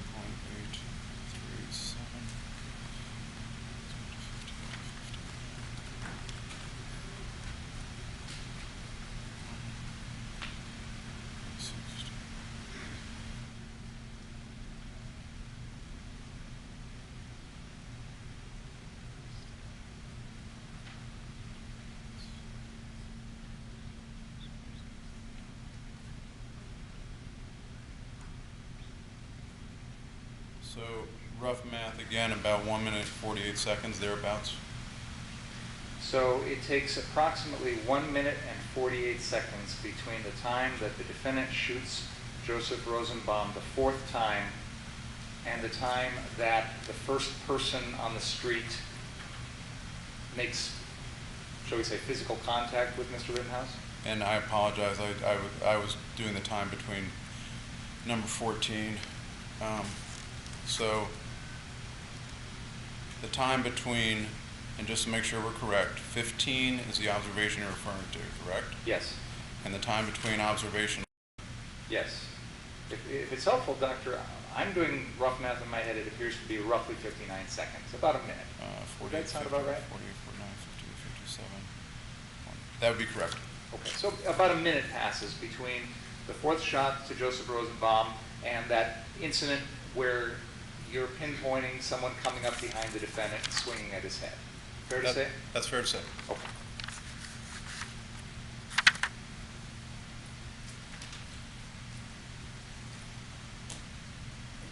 You played a video in association with observation 16. Do you have the ability to access that video on the screens right now? I do, sir. Do you have the ability to show us metadata associated with this video?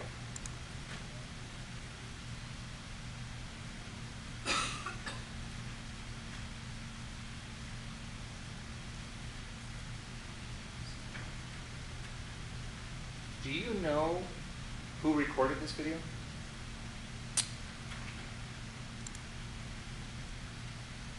I'd have to go take a look for the initial video that I took it out from. It will be in my notes. Do you have those notes with you? I'd have to go into the digital notes on this in front of everybody. But I can find it for you, and it will be included in the report that was asked for earlier. Okay. Let's come back to that. Mhm. Let's keep going. And you also played for us a 1/4 speed video. Well, the second incident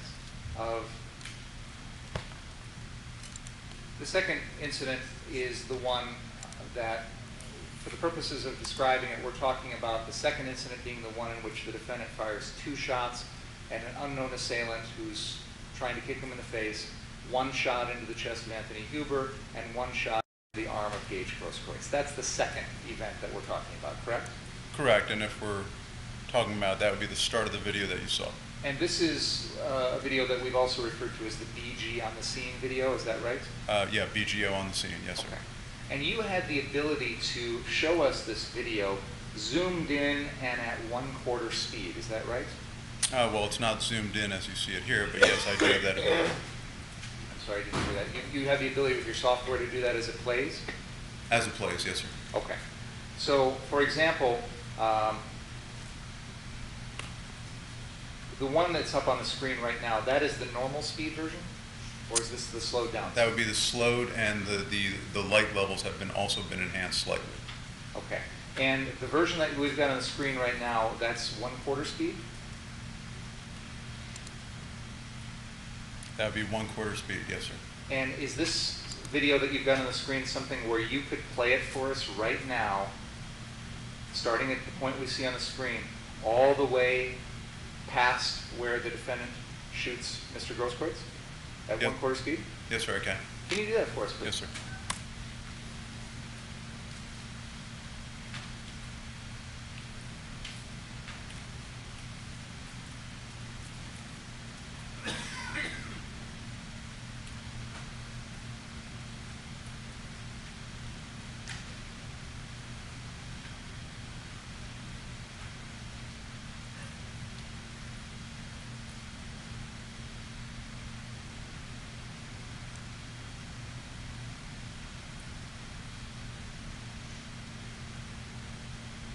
Can you pause here, please, Doctor?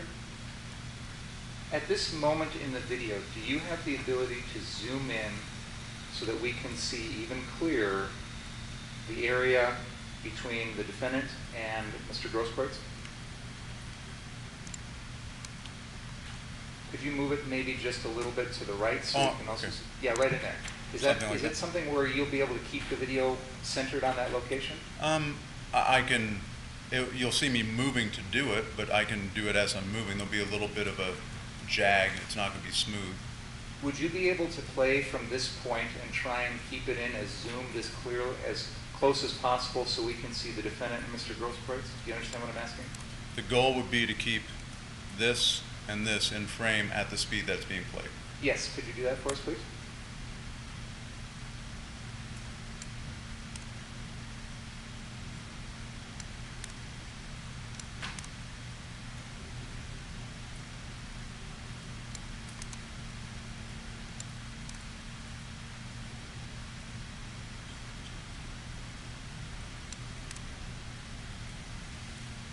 Pause right there, please.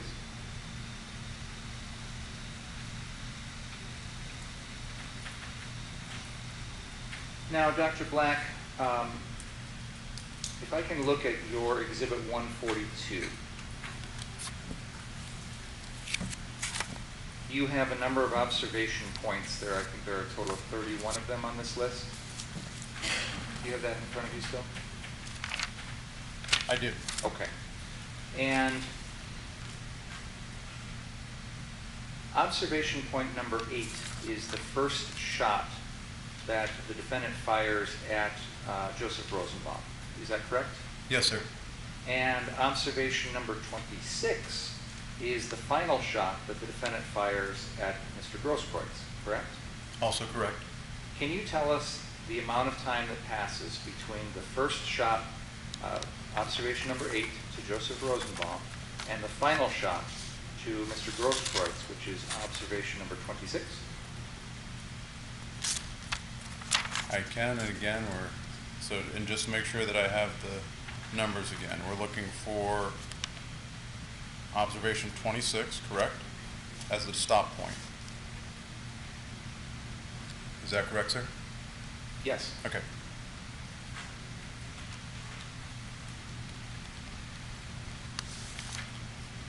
And your start point one more time, please. Observation 8 8. to observation 26.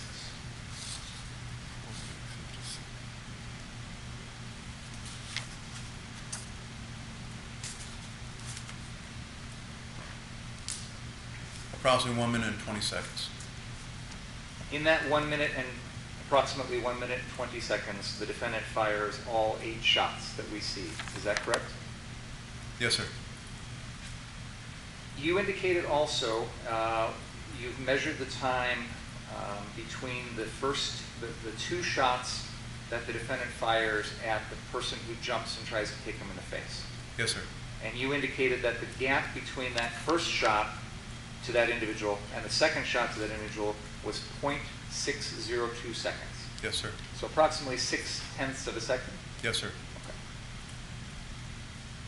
Now, you also have the ability with the software that you're using to give us the data that's generated by that software. There's a separate report you can generate as part of that. Is that fair to say? For part of it, what's referred to as a workflow report. So basically, the actions that I took upon a piece of video, the workflow, whether it's enlargement or these type of things, those can be generated. And do you have the ability to generate that here today if you wanted to? It would take a little bit of time. I can generate it. I wouldn't say that I could generate it today. I'd probably have to do it during the evening, but I can get them generated. Okay, and that would show us the work that you've done to modify, edit, or do anything to the videos that we're showing in this, in what you've testified to so far, correct? Yes, between the notes, as in if I write down a parent file, and then this was changed from 30 frames per second to 7.5, using nearest neighbor with a crop like this, I'd be able to do that. Okay. And you indicated earlier that you're being paid hourly for this. How much in total so far have you billed the defense for the work you've done in this case? Estimated at probably a little over $9,000. Your Honor, we asked earlier for some data that he can generate for us. I'd like to see that before I finish my examination of this witness. No objection. So at this point, I'll pause. Okay, well, We could put on a different witness while that's happening. that'd be great. Is that acceptable? Yes, thank you.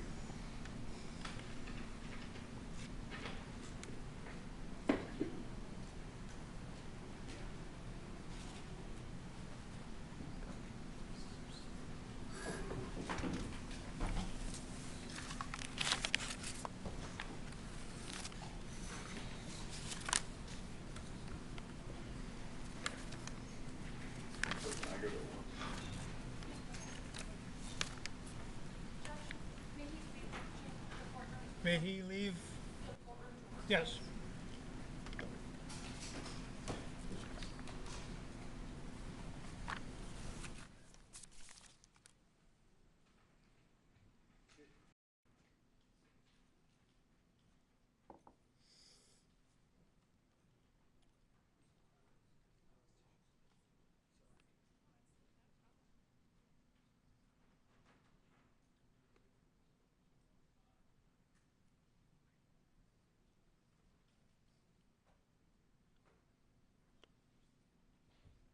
Raise your right hand. Do you solemnly swear the testimony about to give in this matter be the truth, the whole truth, nothing but the truth, so help you God? Yes. You may be seated. Go ahead.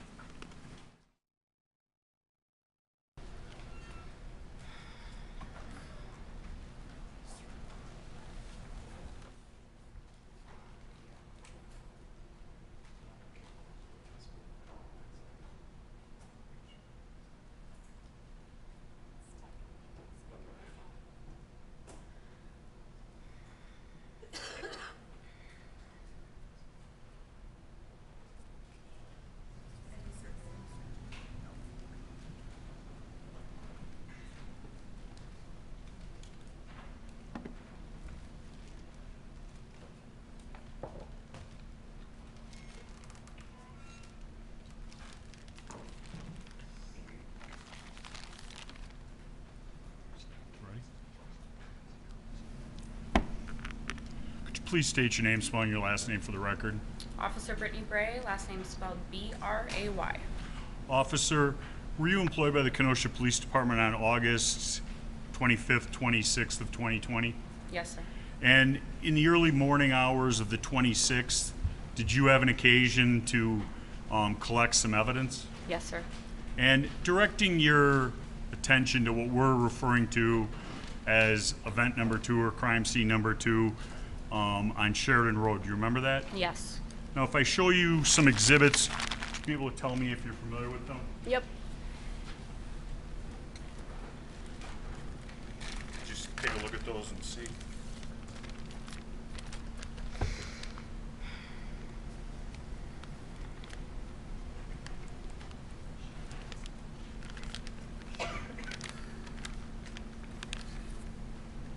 Yes, I'm familiar with all of them. Okay, and what are they? They are shell casings. And are they all the same caliber? Yes, sir. And are they all the same make or brand?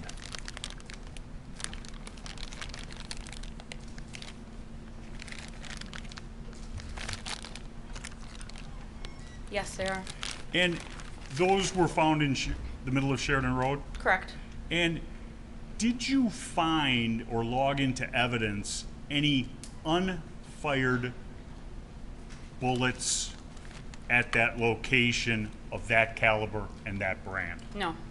If there had been an unfired bullet matching those empty shell casings, is that something you would have taken as evidence? Yes. Okay, thank you.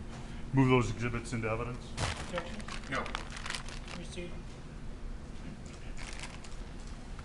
Now the bullets and the gun, please. What's that?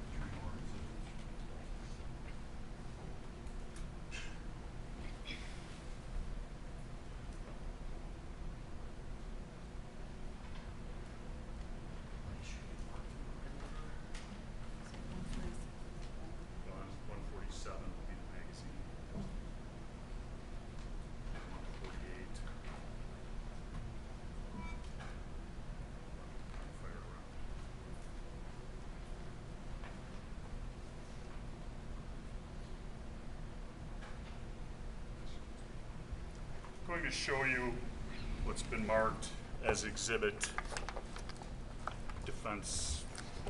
Can you read the number for me? I took out of my glasses. Sure. 983.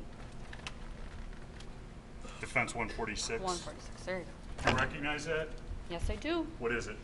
It is a .40 caliber Glock 27 that I collected on scene. I'm sorry, I couldn't hear the last part of what you said. Can you speak? Sure, sorry. It's a Glock 27 .40 caliber handgun I collected at the scene. Okay, you collected that on Sheridan Road on the 26th? Correct. And it is still in the same condition and box you put it in? Yes, sir. Showing you what's been marked as defense exhibit 147. Could you tell me what that is? It is the magazine that was collected near the gun. Okay, is that magazine loaded? It is, Did you ever determine how many bullets were in that magazine? I believe, 9. Is that on the label? The amount of bullets? Yeah. No. And lastly, defense exhibit 148. Could you tell me what that is? This is going to be the unfired .40 caliber round I found near the gun. Okay, so there was an unfired round D148 found in the same area as the shells that were in the magazine and the Glock, correct? Correct. And did you ever look to see if they were the same make and model? I did. Were they? Yes. So, might sound like an obvious question or a stupid question, but you at a crime scene, if you find an unfired bullet, you pick that up. Yes. I have nothing further. Cross-examine? What's that? I would move them into evidence. Is there objection? No. Numbers 146, 147, and 148. are received.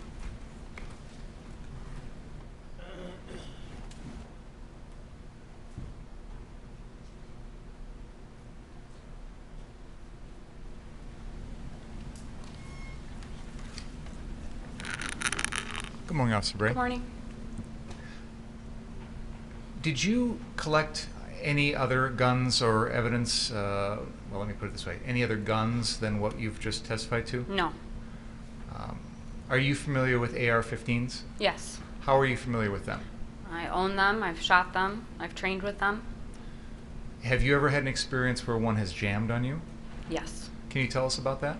You have to clear it, usually to rack the slide back to eject the jam, whatever the round is that's jammed in there. Send it forward and another bullet would go into the chamber. When you have to eject whatever's in the chamber, the thing that's being ejected, is that a spent shell casing or is it Could an be unfired either round? or. Could be either or. We need to make sure we're not talking at the same time for the Sure. benefit of the court reporter. So, in your experience, have you ever had a situation in which you have pulled the trigger, the round has fired, but the spent shell casing did not automatically eject like it should? Yes. And then that process you've described would be the way of ejecting that spent shell casing? Correct. I have nothing further.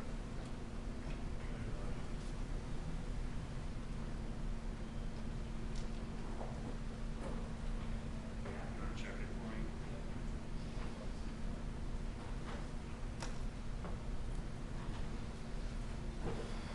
Does the court have a ruler?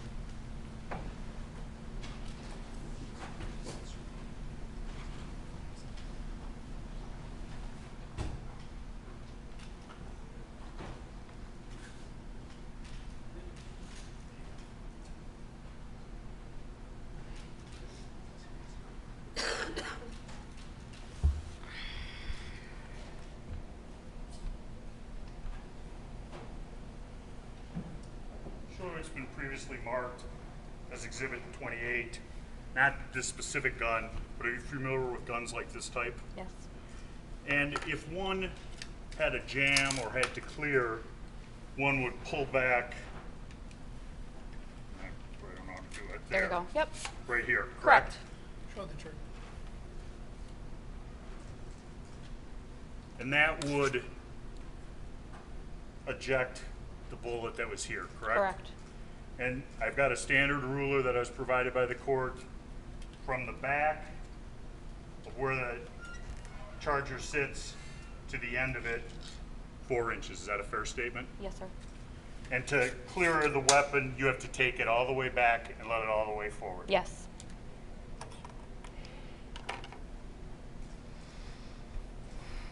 Which is a very obvious movement, correct? Yep. And takes time? Yes. I don't know. Maybe cross? Just one briefly. So, if you just fired that gun and that spent shell casing didn't properly eject, rather, what would happen if you pulled the trigger then? It Again. would go click, it wouldn't go bang. So, in order to fire the gun a second time after that, you'd have to do that re-racking. Is Yes, that right? correct. And then if there were ammunition in the magazine, it would load another round and the gun would be ready to fire. Correct. That's all I have. Nothing on that? Let me step down.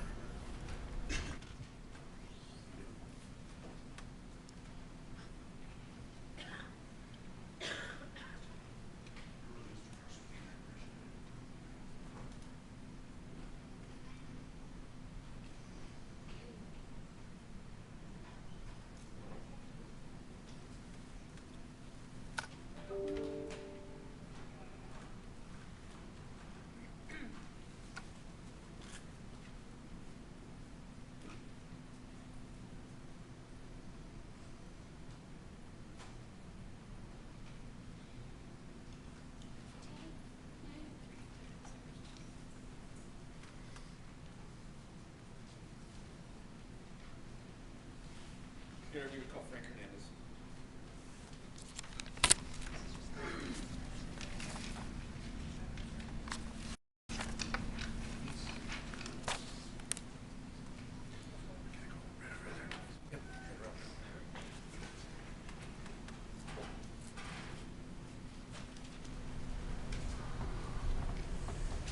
Raise your right hand, please.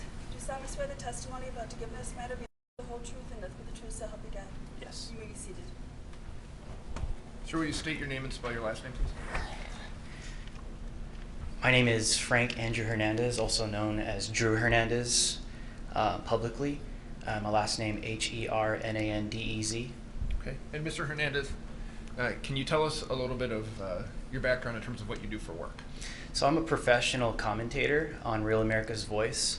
I commentate on the news, I commentate on what's in pop culture on a daily basis, and I also do on-the-ground reporting, specifically on protests and the 2020 riots. And as it relates to the your on-the-ground kind of reporting is what I'm interested in. Were you in Kenosha on the evening of August 25th of 2020? Yes. And were you there to cover what was happening with the civil unrest in Kenosha? Yes. And were you able to do that with some type of video equipment? I use my iPhone, and I also use a body cam. And specifically on this night, that's what I was using to document the riots.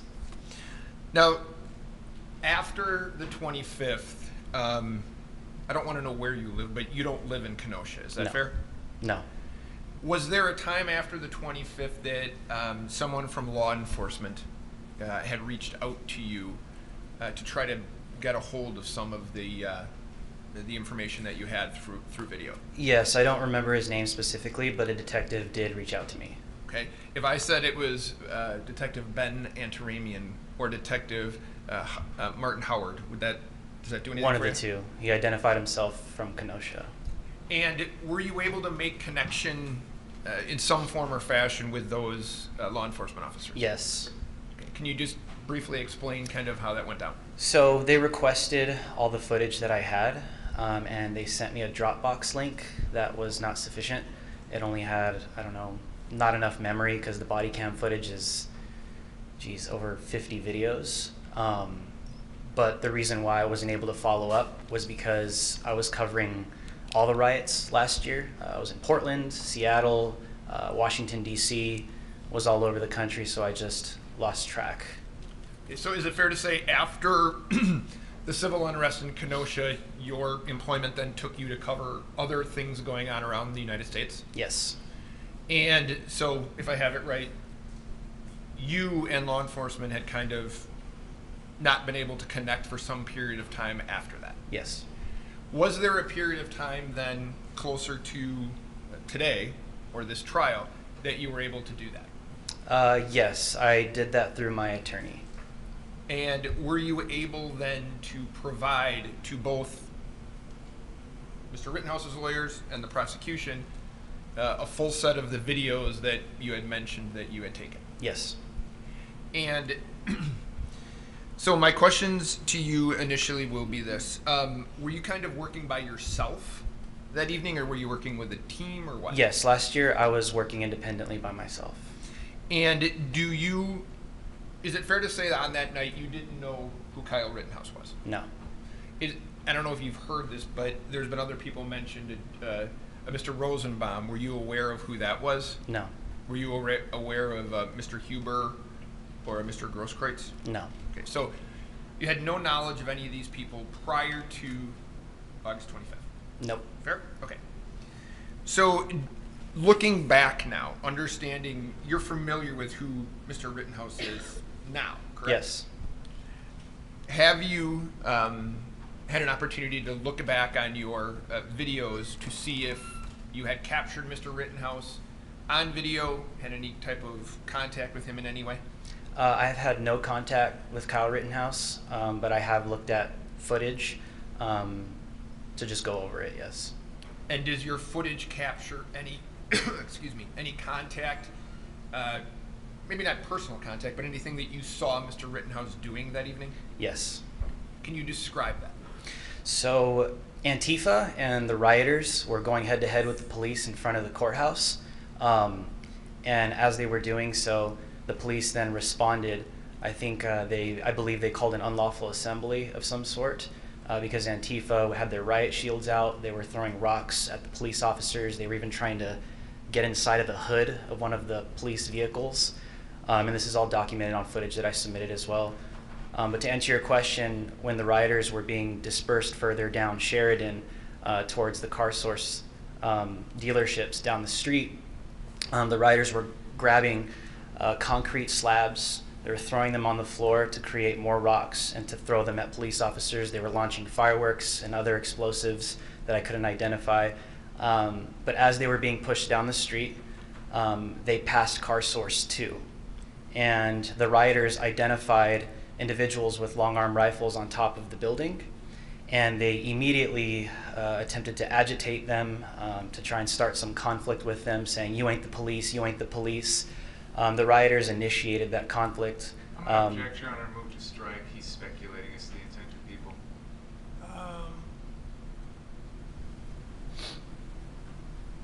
You need to proceed by question and answer. Very good. Okay. So my question is this. Did you see, in reviewing your videos, did you see Mr. Rittenhouse on the 25th? Yes, and that at that point, Kyle Rittenhouse came out of car source 2 and he attempted to de-escalate the situation. Okay, so if I have this right, we've been all doing this for almost 2 weeks now. But this is the car source 2, or car doctor it has now been referred to. This is the place you're talking about? Yes. Okay.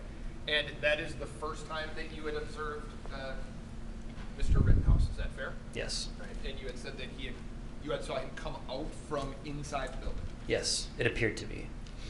And did you hear, did you just see him, or did you hear anything he was saying? I just saw him. And what did it appear that he was doing? In the video, Kyle has his hands like this, and he is saying something, but I can't identify what he's saying, but he clearly attempts to de-escalate the situation, and he actually is successful because the rioters then disperse. During that evening, I know that you said you didn't know who he was, but did you, in looking back at your videos, have an opportunity to observe someone that evening, Mr. Rosenbaum? Yes. And do you recall, just tell me where you saw him originally, if you can. The first time I saw Mr. Rosenbaum was when the police were pushing the rioters back to the gas station on Sheridan, Ultimate, I believe. And Mr. Rosenbaum was pushing a flaming dumpster on fire into police vehicles that were occupied by officers and human beings. Mr. Hernandez, I'm going to show you what has been marked as Exhibit 149. Can you identify that? Tell me what that is, a photo of? This is a photo of the event I just described. Okay. And does that photograph, that's a still photograph of a video that you took, is that Yes. right? All right. I'm going to ask that you look to your left. Okay. And if you can play that, can you tell me if that's what you captured?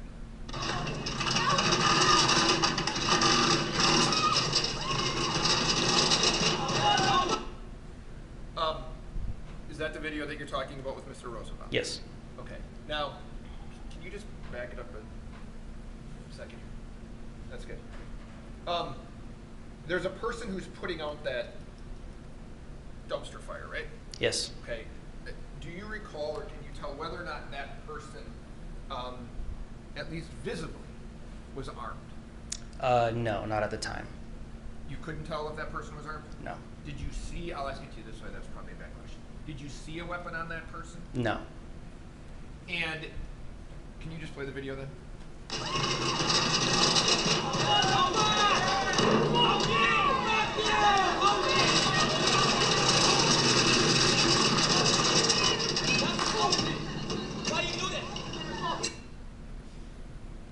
After you captured that video, then was there other? Did you capture Mr. Rosenbaum then doing anything again after that video? Yes, he immediately was triggered and aggravated because an individual. Now, why do you say that? Because you can even hear at the end of the video, Rosenbaum is saying, "Why do you do that?" And right after this event is when they identified the individual with the fire extinguisher with the individuals with the rifles in the gas station, and their attention went from the police immediately to the individuals at the gas station. So what I'm interested in is Mr. Rosenbaum. Yes. Did you see Mr. Rosenbaum do anything that kind of drew your attention after what we saw in the video? Absolutely. He led the charge into the gas station. He was getting physically aggressive. He appeared to be attempting to start a physical altercation with people in the gas station, to the point where he was telling one of the individuals with a rifle, "Shoot me, N-word, shoot me, N-word," clearly attempting to start a physical altercation. So I'm going to show you what has been marked as I think it's 150. Can you tell the jury what that is? This is right after the dumpster was put out, and Joseph Rosenbaum and other rioters around him begin to turn their attention onto the individuals with rifles at the Ultimate gas station.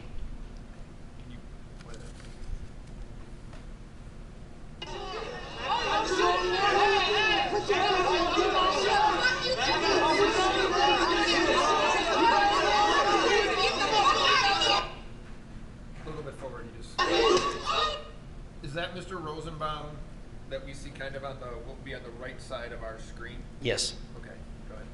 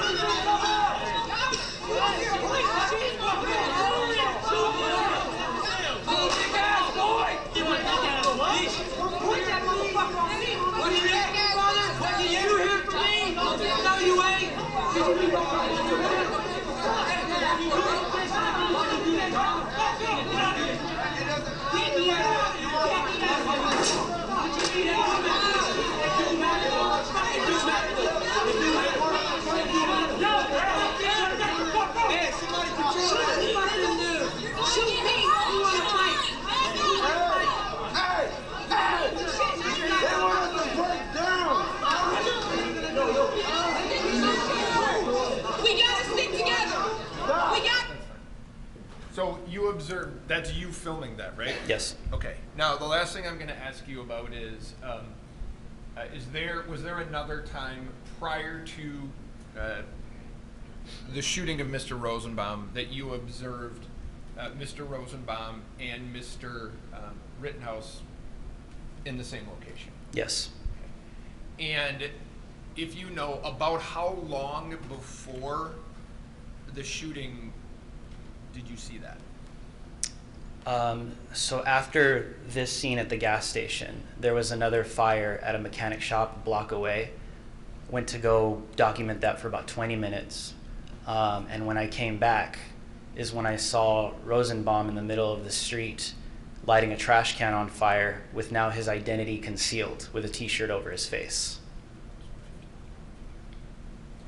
So I'm going to show you what is then marked as Exhibit 151. Can you tell me what that is?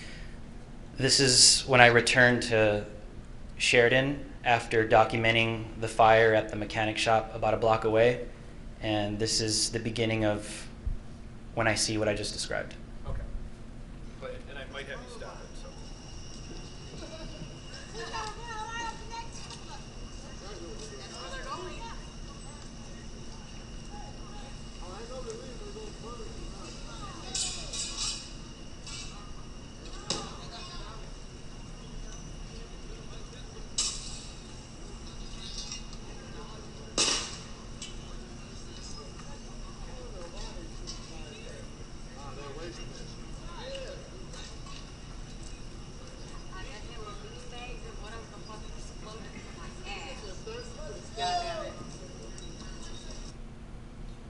Now, can you tell me, is this person right here?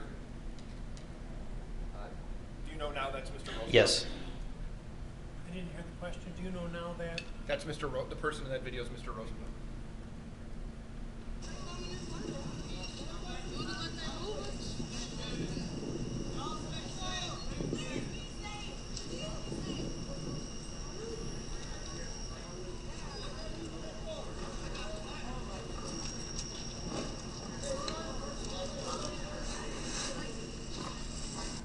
Now, was that did you see Mr. Rosenbaum with that mask on that you had or the shirt wrapped around his head? Yes. Okay. And he appears to be walking, southbound on Sheridan? Yes, towards Car Source 3.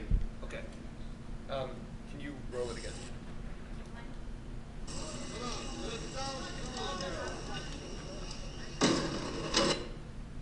You see this person right here? Yes. Okay. Does that person appear to be holding something in their hand? Yes, that is a fire extinguisher. Okay. And does that person appear to have on something on his hands or on their hands? Yes, purple gloves. Okay.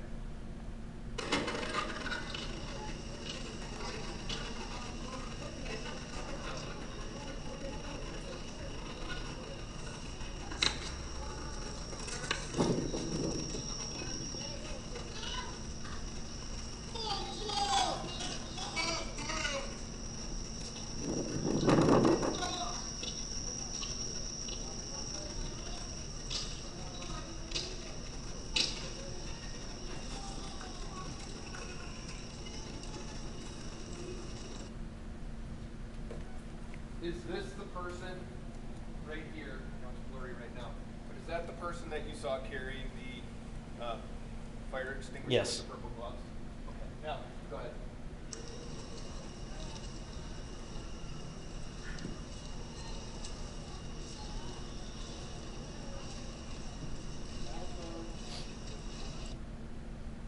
If you know, or based on what you saw, did this person here with the fire extinguisher and purple gloves, did that person react to anybody else that you saw at this point that was walking in front of him?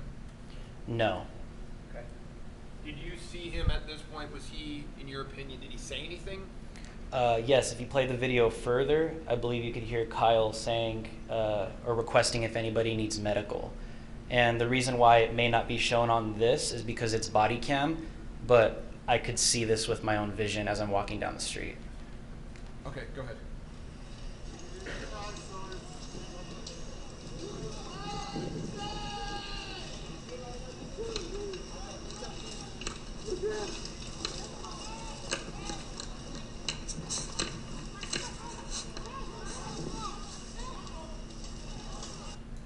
Now, at this point, it appears this person here is Joseph Rosenbaum. Is that right?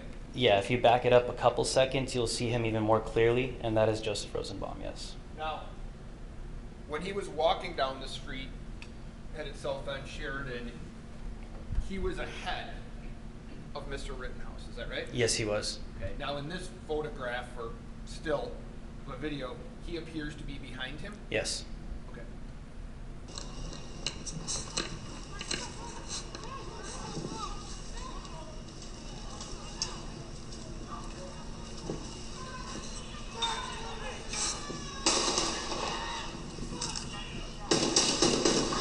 Now, do you hear somebody say, "Fuck you," right? Yes. Were you able to ascertain or make out who said that? At the time, no. Okay. No. And you see, right, Joseph Rosenbaum running after Kyle Rittenhouse. Is that about as close to the incident as you get? At the direct time of the shooting, yes. Did you see what Joseph Rosenbaum was doing as he was chasing Kyle Rittenhouse? So I was at the corner of the car source, and the first thing I did identify was that Rosenbaum was charging Kyle Rittenhouse from behind. And then as he's charging him into the car source parking lot, a firearm goes off. You can see it in the frame at the top of the car. Can I ask you to stop you for a second? Yeah. Did you hear that real time? Hear it and saw it in real time. Okay, go ahead. And as the first firearm goes off, Rosenbaum is already charging Kyle from behind, attempts to throw a bag at him, not sure what's inside of it. And Kyle is right at the corner, right there, in the car source, and turns around, and Rosenbaum is lunging towards him very clearly, and Kyle fires. And do you see that with your eyes Yes. that night? Mhm. Okay. Your contact with Kyle that evening was just in terms of what you observed, I'm asking. Did you observe him acting in an aggressive manner to anyone that you observed? In no way, shape, or form. The first time I saw Kyle, he actually de-escalated a situation. Did you observe him at any time that evening pointing his firearm at anybody or threatening anybody with that firearm? No.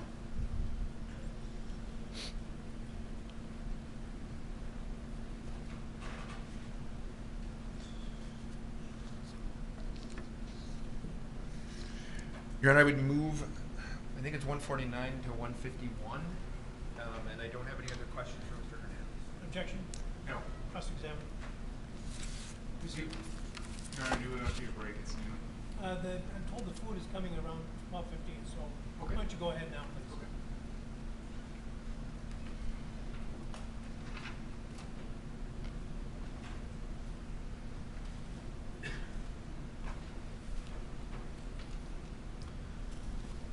Good afternoon, Mr. Hernandez. Good afternoon. Where do you live normally? I live in Arizona. So you don't live in Kenosha? No. Don't live in Wisconsin? Nope. You came up here because you wanted to cover the things that were going on in Kenosha after the shooting of Jacob Blake. Is that fair to say? The violent riots, yes. The violent riots? Yeah. By Antifa? There were Black Lives Matter supporters. Antifa was present. This is all documented on video, yes. You've made a lot of videos of what you consider to be Antifa and Black Lives Matter riots in Seattle, Portland, DC, other cities, fair to say? I haven't made them, I documented them. Well, did you record them? Yes. Okay, so when I said made, you recorded video. Yep. And that's because you, and then you take that video and you post it on where? Twitter, mainly, social media. You also have your own YouTube channel? Yes. Do you have your own independent website that you operate? I do have an independent website, yes. What's that called? drewhlive.com. What is that? That's my own independent website. But is it like a news source? Is it It's a an blog? independent website. Of what type? For myself. You characterized yourself as a professional commentator. What does that mean? That means that I comment on the news professionally on a daily basis. Professionally meaning you're paid? Yep. Who pays you? I am employed by Real America's Voice. Real America's Voice? Yes. What is that? That is a news commentary, breaking news website. They have their own apps and, website. Other than getting paid by Real America's Voice, do you get paid by any other source to do your professional commentating? No. Is your Drew H. Live website part of Real America's Voice? No. The things that you post on your website, Drew H. Live, do you also share those with Real America's Voice? Depending on what's going on where I'm at. But this is unrelated to what happened in Kenosha because I was not employed by Real America's Voice at the time. That's something that's happened since then? Yes. And does Real America's Voice have any sort of political bias or agenda or anything like that? What is the balance? It goes to the bias of the witness, Your Honor. The bias in what respect? I assume that people, as I commented at the beginning, this is not a political trial, and I don't know how you would isolate a person's particular politics and determine that that person is going to evaluate the evidence one way or another. Okay, I'll move on. Your videos that you have captured of these incidents that you call riots, they're very slanted against the people who are rioting. You characterize them as Antifa, Black Lives Matter rioters, correct? Because they are rioting in the footage, yes, absolutely. And so you came here to Kenosha because you felt that's what was going on here?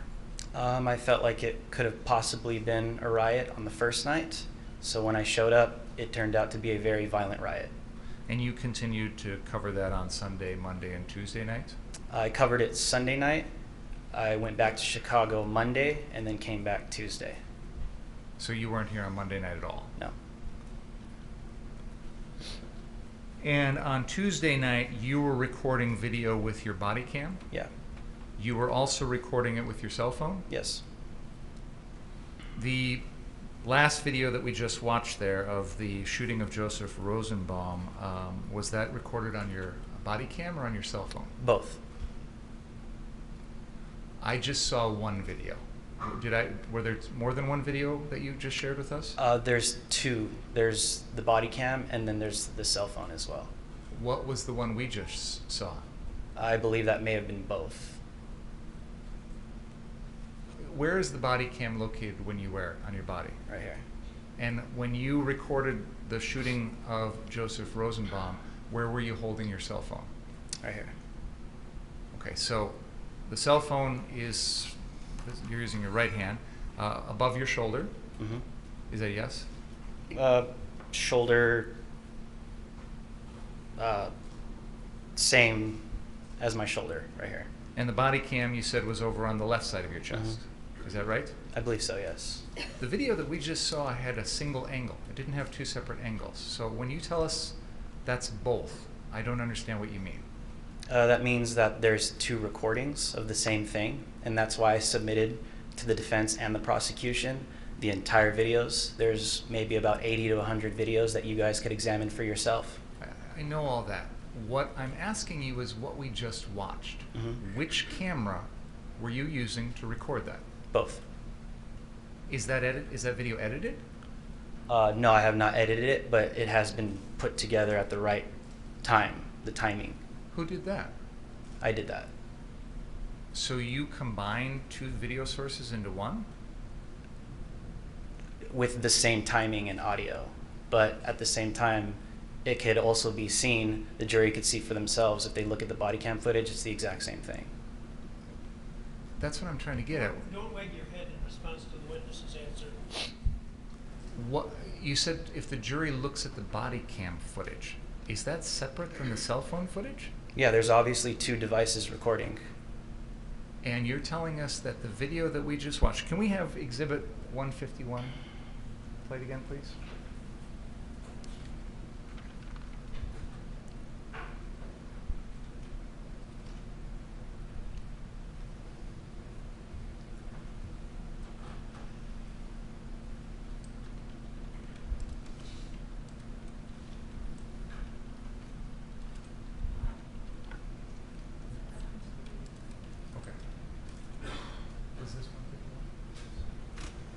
Mr. Hernandez, we have the video that was the last one played for you, Exhibit 151 up on the screen. Can we play that forward, please? Now, as we're watching this video, Mr. Hernandez, you're telling us that what we're seeing has been recorded by 2 separate devices at the same time? This is a body cam. Okay. Is there a point in this video where it switches to your cell phone? Yes. Can you please point that out to us? You'd have to fast forward all the way to when I get to car source 3. Can we skip, let's skip to the 2.5 minute mark, I guess. I don't know.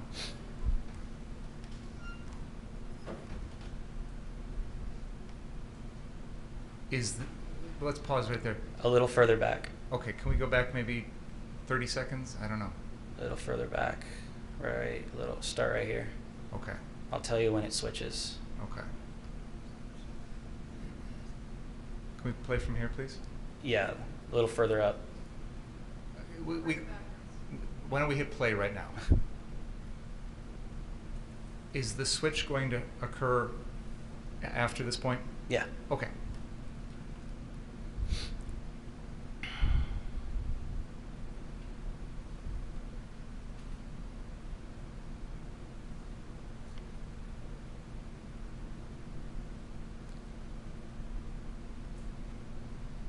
Right there.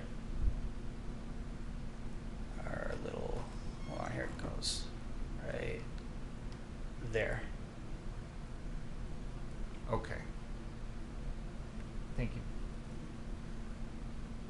So what you did is you took a portion of your body cam video and a portion of your cell phone video and you spliced them together. I don't know if I would say splice, but I put them together. That's an old-fashioned movie term from when they used to have actual film.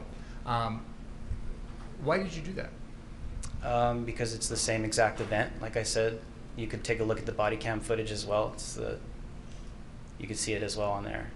And you're testifying here today that through your attorney, you have provided the defense and the state with that entire incident recorded on both your body cam and on your cell phone? Yep. But what we just saw was your editing of them together. You guys asked for my footage, so I gave it to you. Through your attorney? Yes. That's an attorney that you have out of Madison? No objection to relevance. What's the relevance of this? Well, Your Honor, we've had a lot of questions about other people. What's the relevance of this? I would like to know why he felt the need to retain an attorney to provide video in this case. I think it goes to bias. I think it goes to credibility. It's been asked of other witnesses. Let's take the lunch break. Please don't talk about the case during the break. They're running behind. Where's it coming from?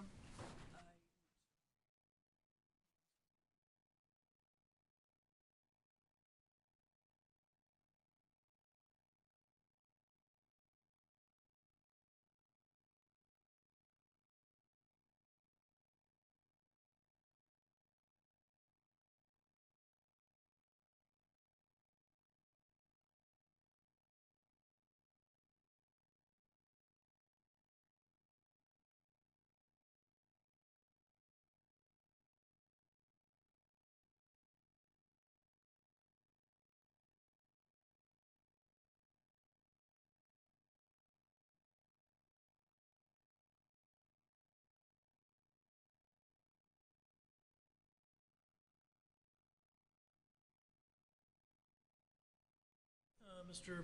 Binger? Your Honor, we've already heard other witnesses be asked about why they've retained an attorney before they testify in this case. But in particular, this defendant is represented by the same law firm that employs one of the defense experts. So I believe that that goes to bias. Did you want to respond? I think the only question that came up about a lawyer was when Mr. Grosskreutz had filed the $10 million lawsuit, which is clearly bias evidence. There was a hearing on that. Yeah. Well, there was also testimony by Mr. Yeah, about his employing an attorney after his interview with the district attorney's office. And Mr. De Bruin, he explained why he had done that based on what he believed to be the conversations with Mr. Binger. The fact that somebody hires a lawyer in and of itself doesn't make them biased. Yeah, I don't see where, he may do it for proprietary reasons. People have received a lot of his material that I assume he has copyright to. I don't know, I'm just assuming, but he's a business person. So I don't know if he's got corporate or business interests in that. The mere fact that he hired a lawyer, I don't see where that's probative of bias. It's not simply that he hired a lawyer. He hired a lawyer to provide us with this evidence. It would be one thing if he hired a lawyer to organize the articles of incorporation for his business and it had nothing to do with the evidence in this case. The lawyer was the intermediary that gave us this evidence. That was I presume, and I'd like to ask, I presume that was Mr. Hernandez's choice not to give it to us directly. And again, there's been some testimony about him providing some things to the detectives by Dropbox and then not providing other things. And I'd like to probe that. And now in the middle of trial, right. And now in the middle of trial, suddenly we're getting a whole bunch more through an attorney. And so it's not just that he's hiring a random attorney, he's hiring an attorney that is with the same law firm as one of their expert witnesses. Who's that? Is it Henley Burrish? What was it? I'm sorry. I've got the name of the firm here, Your Honor, if I could have 1 second. Hurley Burrish is the firm. Hurley Burrish is the firm. They are out of Madison. And the defense has retained Peyton, Peyton, Engel, Engel, as an expert witness. He's employed by the same firm that also is representing this witness. So I think that that goes to bias. So you have an expert from a law firm? Is that what you're telling me? Am I understanding that right? The expert did a phone dump. So they have an expert who does what you would describe as when law enforcement takes a cell phone and does a search of the phone. Sure, okay. That's what he did. They employ someone there to do it for anyone. And we used that person to do it for Mr. Rittenhouse. They did no legal work, as that term for a lawyer-client kind of thing. He did it to do, I think it's a cell bright extraction. If you asked me to do a phone dump, in addition to thinking, I would have to go to somebody to comply. This is a law firm, Your Honor, that's getting presumably paid by the defense for expert witness services and presumably paid by this witness to represent him. There's a commonality there, and that, I believe, shows bias. Now, you may see it differently, the jury may see it differently, but I'd like to explore this, and the jury can evaluate how that affects the credibility of this witness. But it's not something where he's hiring an attorney to help him buy a piece of property or get him out of a divorce or something like that. It's directly pertaining to the evidence that he's testifying about in this case. Well, I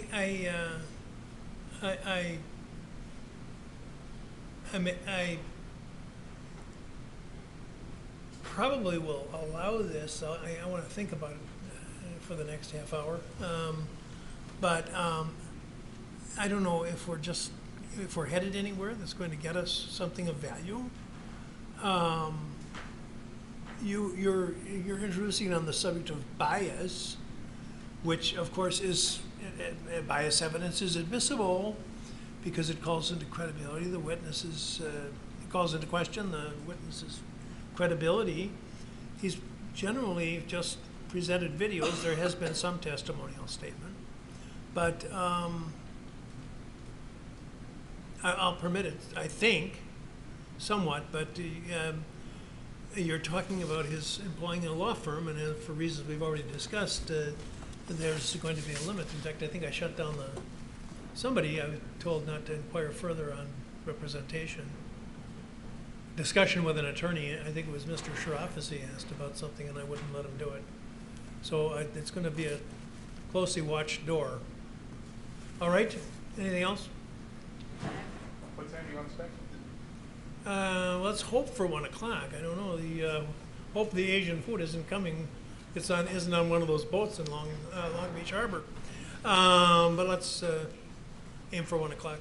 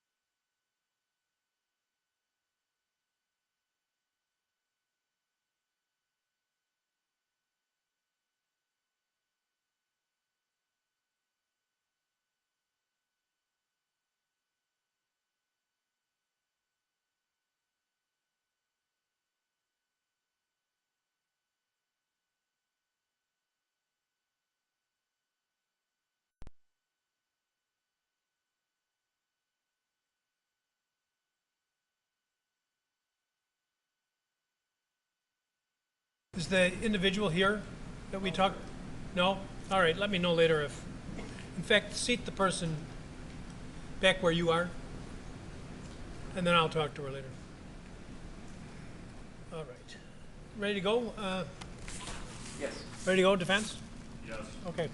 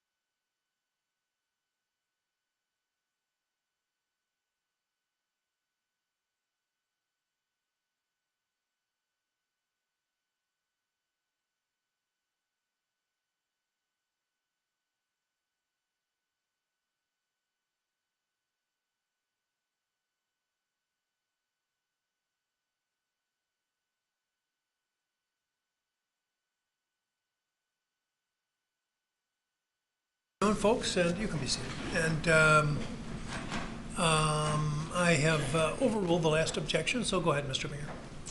Mr. Hernandez. You had indicated that you have provided with both the defense and the state with your full footage from the night of August 25th. Is that right? Yes. And you did that through an attorney from a law firm from Madison, correct? Yes. And that's an attorney whose firm is also providing services to the defendant in this case, correct? Today is the first time I'm hearing of this, so I don't have any bias because I just heard about this today. After this incident, the shooting occurred on August 25th, 2020, you posted videos in support of the defendant after that, correct? Can you repeat the date one more time? After the shooting on August 25th, 2020, you posted videos on social media in support of the defendant, didn't you? Define support. You posted videos that you felt would help his case by showing aggressive behavior on the part of Joseph Rosenbaum, for example. I posted the same video that is evidence today. And in your commentary associated with that video, you made some disparaging remarks about Mr. Rosenbaum, didn't you? What would you say is that? Do you remember what you said? I'd like to hear it. So you don't remember what you said?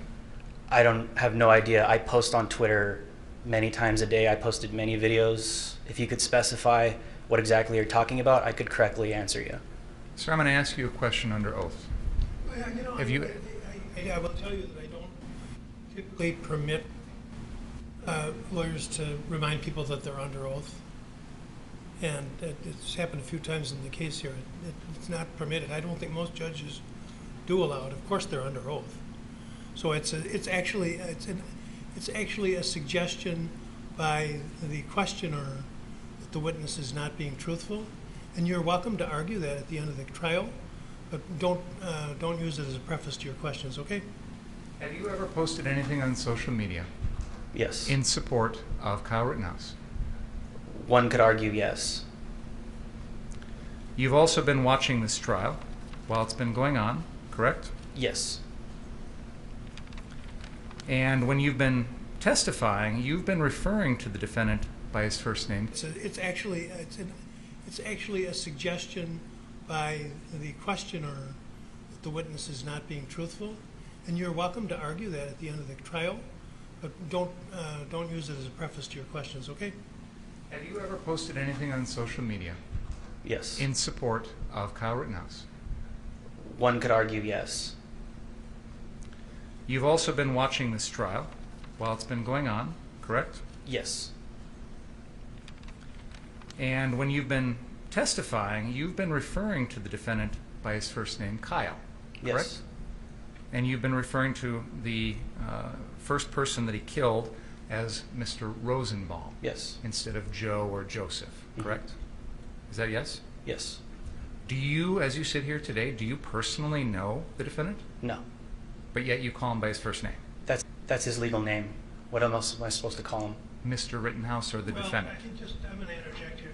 I do have a rule that is honored in the breach, as Chaucer wrote, that witnesses are to be addressed formally,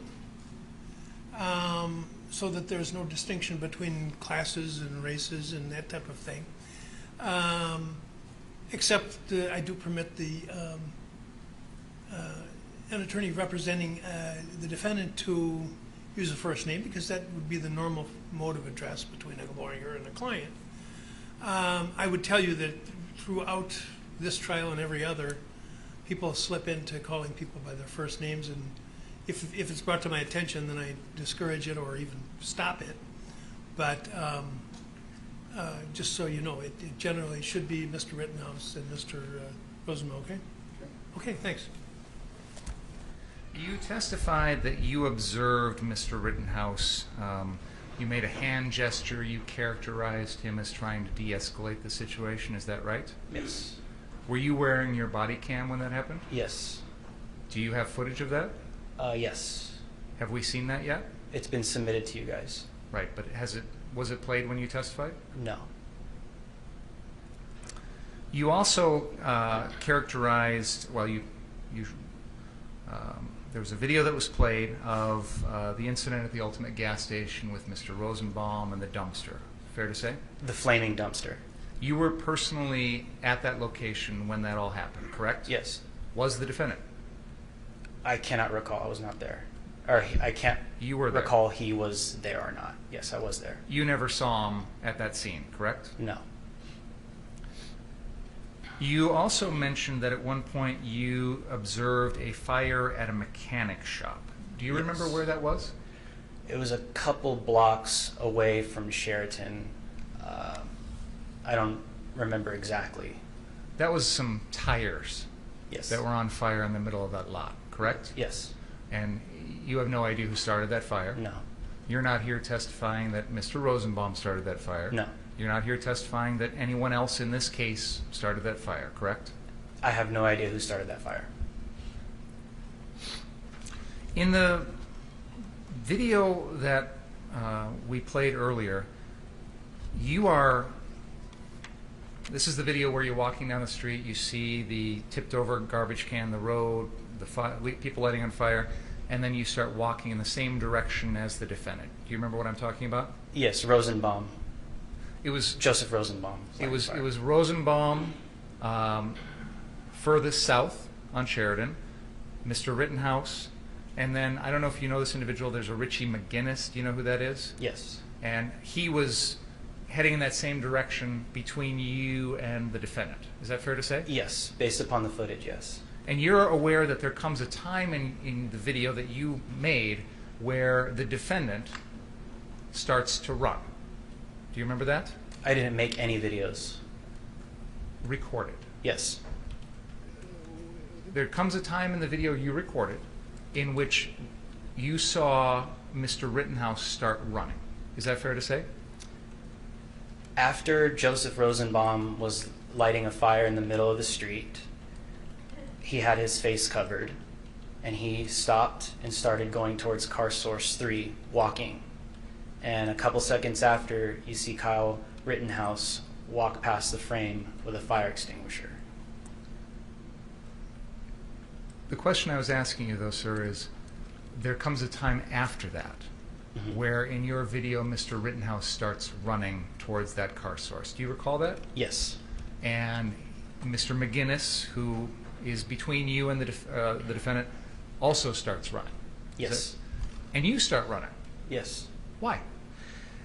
Because the rioters were saying en route to car source, en route to car source, and someone yelled out either burn in hell or burn inside or burn it down. It's hard to make out. But they were clearly displaying riotous, arsonist behavior prior to that, and covering riots all of 2020. I could tell something violent was about to happen. Such as an arson or a fire? Possibly, yes. What else could possibly have happened? At the time, that's what I was thinking. So you were mostly concerned about running to get there in time to cover what you thought was going to be a fire? Yes. Was your decision to start running based on you seeing the defendant start to run? No. So you just independently decided to run at that time? I just told you, people were saying en route to car source. Someone said burn in hell, burn it down.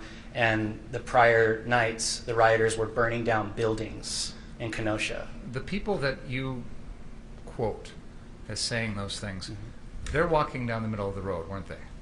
Some were walking, yes. The people that say those things don't start running at the same time you do they? I couldn't tell who said it. Did you, these people you're characterizing as arsonists, rioters, whatever language you're using, were any of them running towards the 63rd car source? Some were way ahead of me, in front of me, so I wouldn't be able to tell. So you didn't know whether those people way ahead of you were running or not? No, it'd be too far to tell. So I know you said you started running. What other people around you were running at that very moment? If you know. Richie was in front of me, so I think Richie McGinnis was the one that started running, and then while we started hearing all of the noise and people saying burn it down, that's when I started to go run towards the car source. So one of the factors in your decision to start running was the fact that you saw Mr. McGinnis start to run? Yes, one of the factors. And you are, you post on Twitter, correct? Yes. And you have a Twitter name that is @DrewHLive. Yes. Is that right? And Drew H Live is your show that you have, or your website, correct? Yes, on YouTube. Okay. And you tweeted about this incident on the night of August 25th, didn't you? Yes. Shortly after everything happened. Yes. And you were talking about an armed citizen who opened fire on a rioter, Yes. right? And you characterized the rioters as planning to burn down the car dealership, correct? Yes.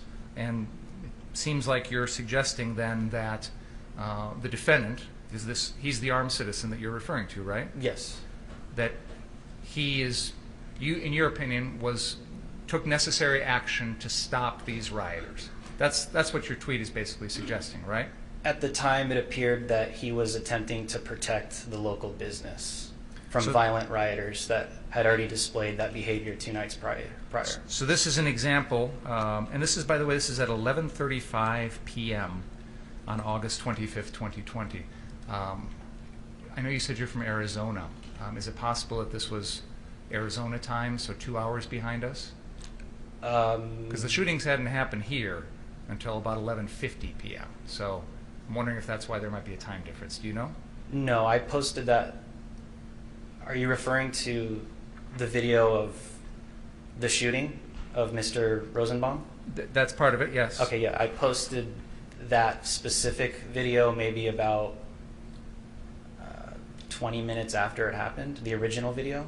And by that time, you had made a conclusion in your own mind that what the defendant did was the right thing. Fair to say? I would have to take a look at the specific tweets to remember what I was saying and why I was saying it. This is the tweet from 11:35 p.m. on August 25th, 2020, which in Kenosha would have been before the shooting actually occurred. And you say, "It appears an armed citizen was defending the car dealership and opened fire on the rioter who was attempting to vandalize or burn the dealership down. Before the shooting took place, the rioters were planning to burn down their, quote, next car dealership," end quote. Do you remember that tweet? Yes. And that was shortly after this all happened. Yes.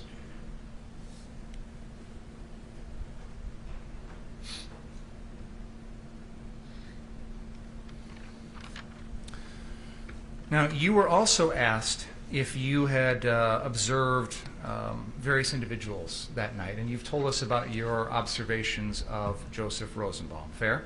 Yes. And have you showed us or talked about all of the observations or videos that you have with regard to Joseph Rosenbaum? Yes.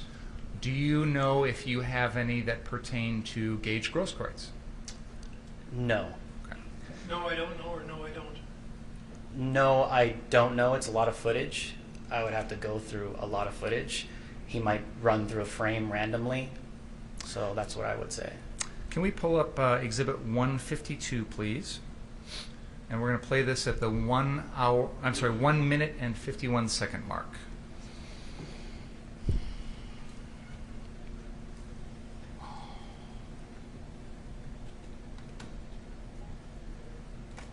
Thank you.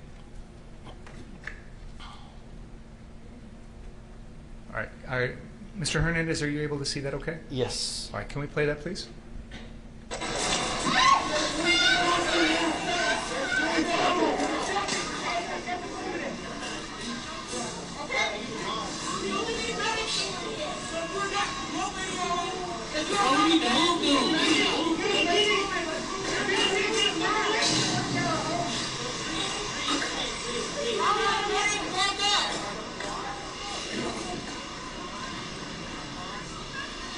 Pause. There is an individual who is crouching on the ground wearing a blue hat with what appears to be some white lettering on it. Do you see the person I'm talking about? Yes. Do you know who that is? I do not right now off the top of my head.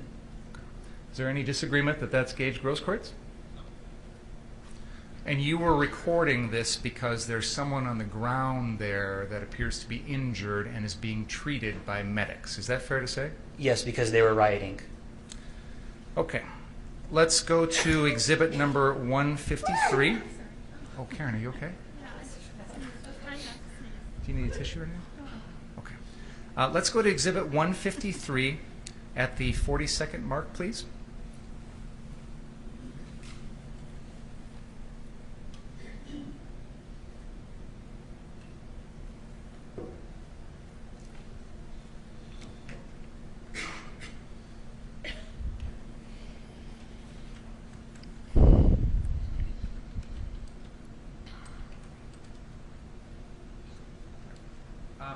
Can we back it up 10 seconds, please? Go ahead.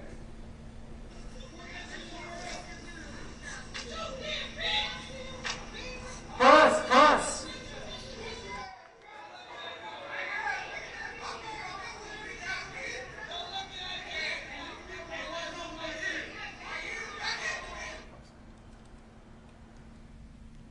Mr. Hernandez, is this video that you recorded on your body cam? Yes.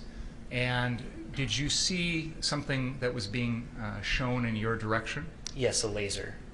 Where was that coming from? I have no idea. You recorded this video maybe a lot or two away, a house property away from the 59th Street car source, didn't you? Yes.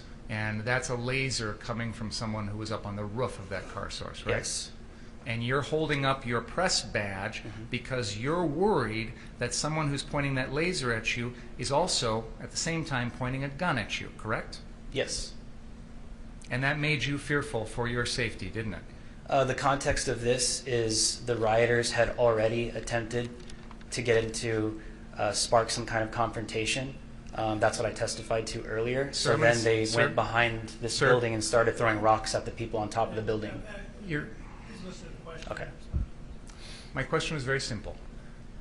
When that person on the roof is shining that laser pointer at you and you think that they're pointing a gun at you, that made you fear for your safety, didn't it? He didn't answer that. Question? What did you say? Asked and answered. He said yes. Do you recall the question? Yes, because I didn't want to be misidentified as a rioter. And you were fearful for your safety at that moment, weren't you? I'm always fearful in the midst of riots. Sir, at that moment, when that person on the roof is pointing a laser pointer at you and you think there's a gun pointed at you, you were fearful for your safety, weren't you? Because I didn't want to get misidentified as a rioter. Are you able to answer that question with a yes or a no? I will say in fairness, I think the witness has answered it now. Fair enough. I have no further questions. a couple. Mr. Hernandez, do you believe that posting videos of what you saw was done to help Kyle? No, because at the moment I posted all these videos on social media, I had no idea who Kyle Rittenhouse was or Joseph Rosenbaum the night of the riot. And the purpose of posting the videos was what? To report. I'm a journalist. I'm a reporter. Mr. Binger had showed you a picture of or a video of the green laser thing. Mm-hmm. Any idea who did that? I have no idea. Nothing else. Any question?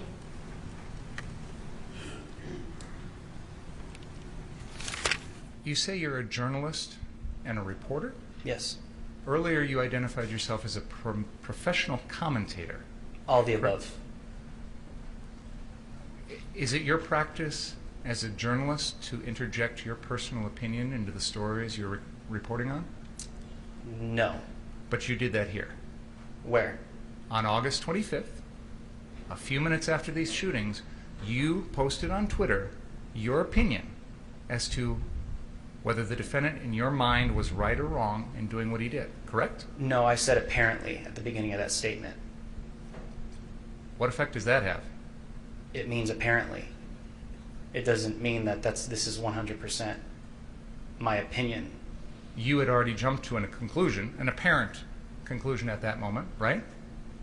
That's what apparently means. But that's not what journalists do, right? Objection, judge's argument. I don't know where we're headed here. I'll be done. Thank you. Okay, you may step down, sir. Thank you.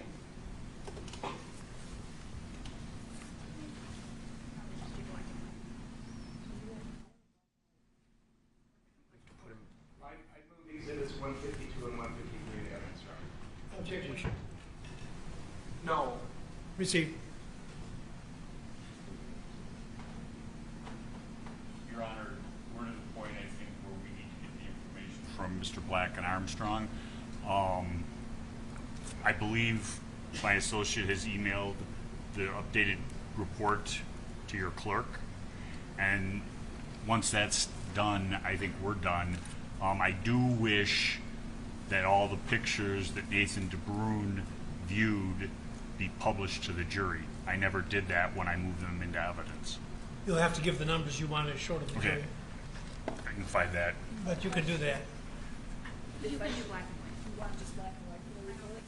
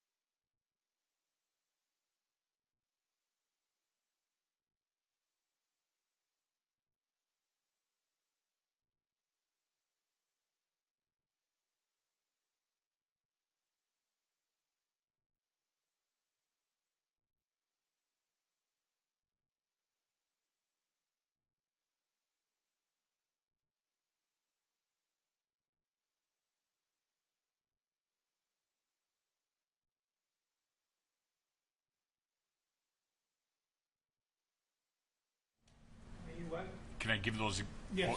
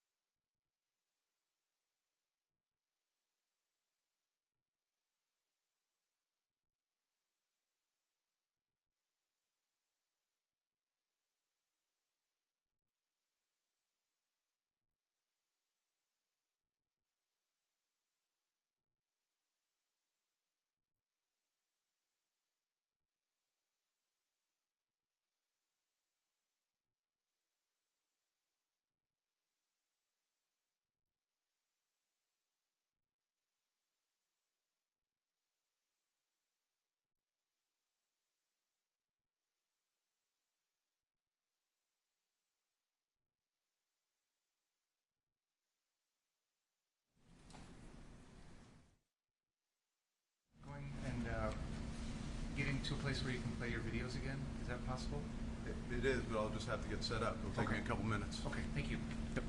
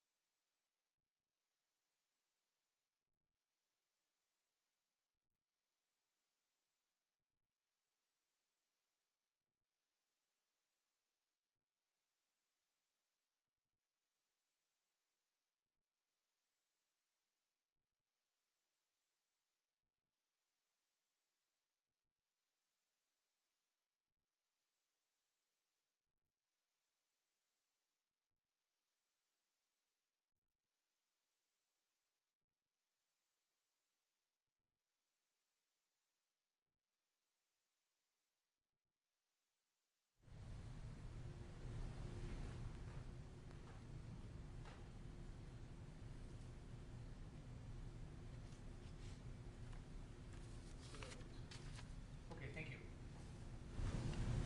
Dr. Black, since we talked earlier, you have provided us with a 7-page document that contains some information regarding the modifications that you made to some of these videos. Is that fair to say? Specifically the two videos that you asked me about that we use as demonstratives. Yes, sir. One of them was the video number 6. It's observation number 16 on your list. And this was one in which I had asked you earlier if you knew the source of it, and I believe you indicated at the time you didn't know where it came from. I said I knew that I had it, I just didn't have the exact name. That's Sure. right. Now that we've got some further information here, do you know where that came from? Yes, sir, and that would be moving by my cursor, the video that is denoted as the N as in Nora de Bruin video -img files.mp4. And that is Nathan DeBruin? It's whatever that video says. Okay. So you don't personally know if that was Nathan DeBruin or who it was, you just have it marked as a file name, basically. I have it marked as how it was given to me. Do you know when you got that video? Let me put it this way. Did you get that video since you prepared your preliminary report in July? I don't know. I can take a look at my other items here and give you a good... If you could, please.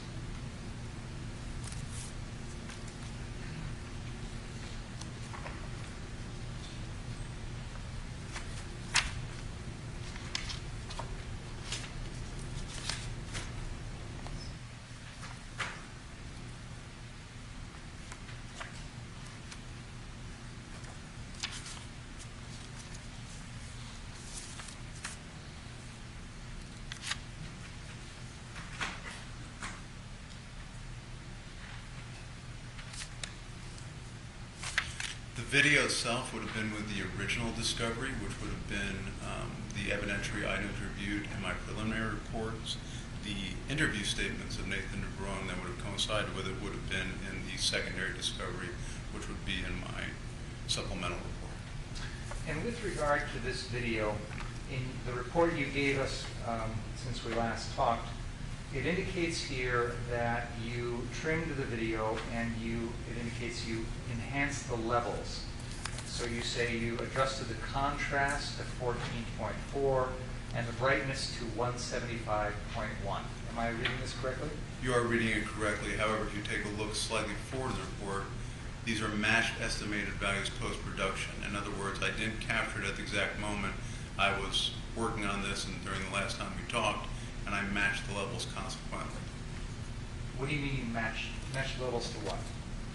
To the appearance of the video. In other words, what you're doing is you're adjusting contrast on one side of it, and if you want, I can show that to you. No, you can Okay, just describe it. that's fine. And you're adjusting brightness on the other. There are two slider items, so to speak. Sure. One slider goes up from 0 to whatever, the other goes down. I think we've done this a lot on our own personal cell phones. What I'm wondering is, how did you arrive at those settings for contrast and brightness? What were you comparing them to, or where did you get that from? The actual video. So you had a raw video from the source which had a certain contrast and brightness level? The video that was given to me, yes, sir. I had a raw video with the... And then when you did work on that video, you adjusted the contrast and the brightness on your work to try and match the original? No. I'm Okay. misunderstanding. No, and I'm probably misspeaking. The process on this is I have a video. I cut out the piece I'm going to work on so I don't have it. It takes a lot of energy or computing power to work on it. It has that amount of frames. And then I process that piece. So that piece of video I run through, in this case, some very just simple processes, which is I level adjust, which is just simply adjusting the brightness and the contrast to see if I can get more clarity out of it. And then from there, I like what the clarity looks like because I can see a preview of it. Okay, it looks like I can see a little bit more, do whatever.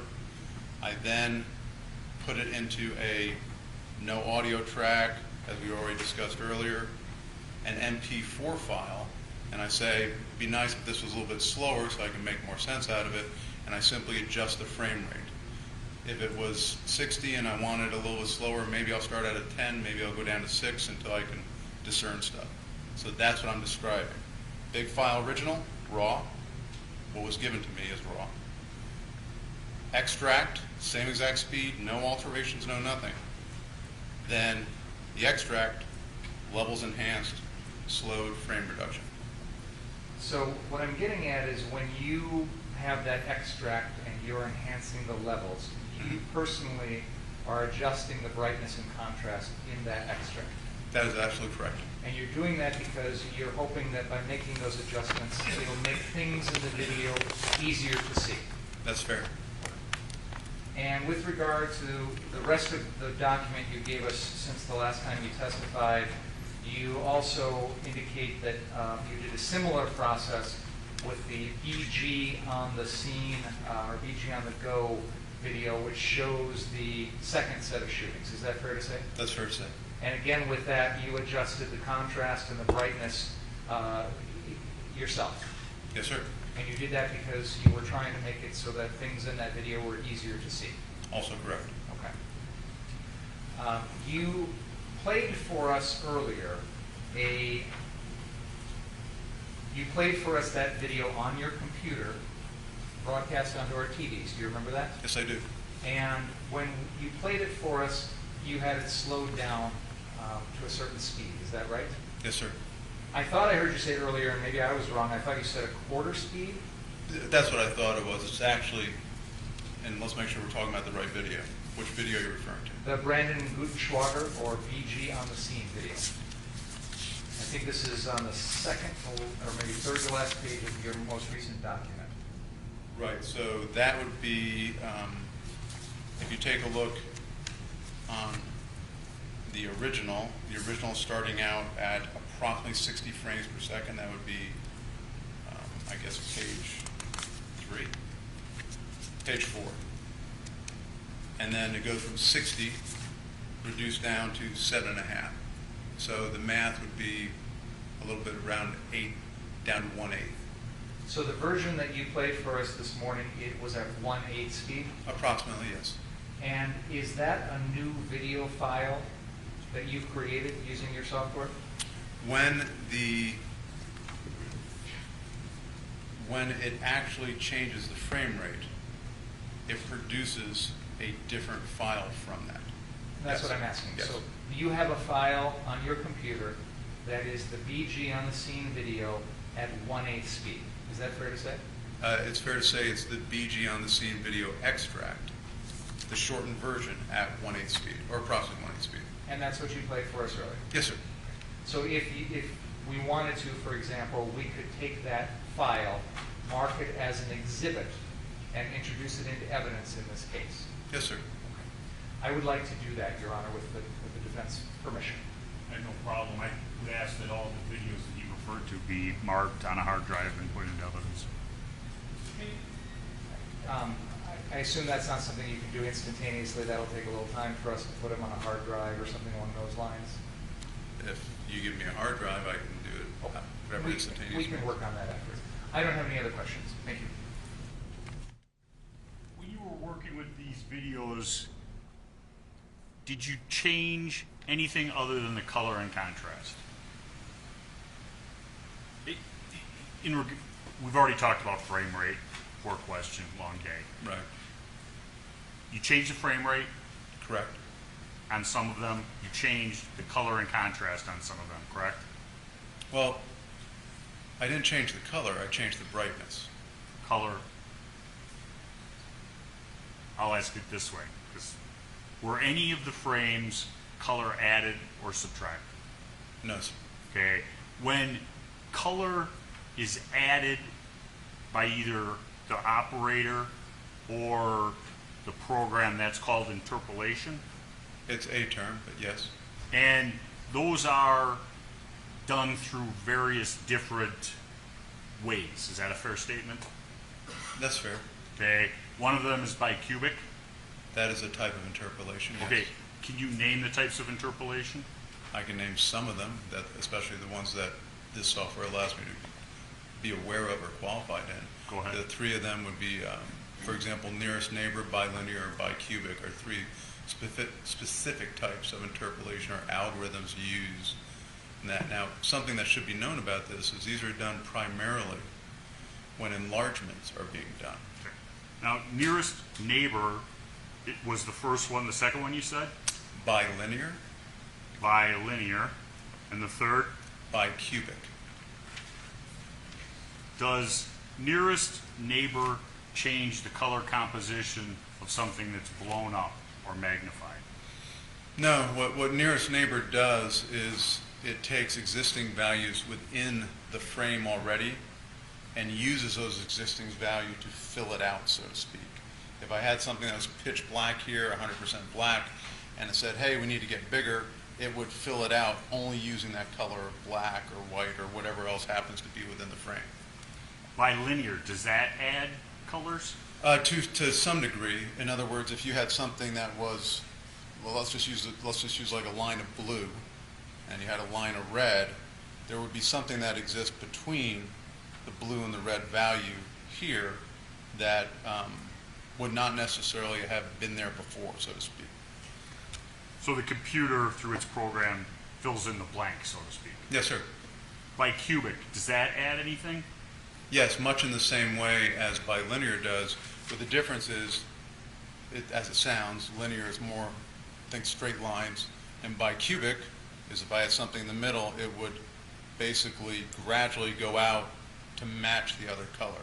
So if you were to think about it like a progression, you would start here, and if I have so far to go to get here, it would take a little bit more of each of that color, so you'd have a much more seamless image. You'll get much less jaggedness to it, that type of thing. And as you sit here today, is there any clip that you could take and just show by moving the bars, color and contrast, what happens? Not color, brightness and contrast, I believe. Yeah, I can actually. Could you demonstrate that for the jury? Take one of the standard clips.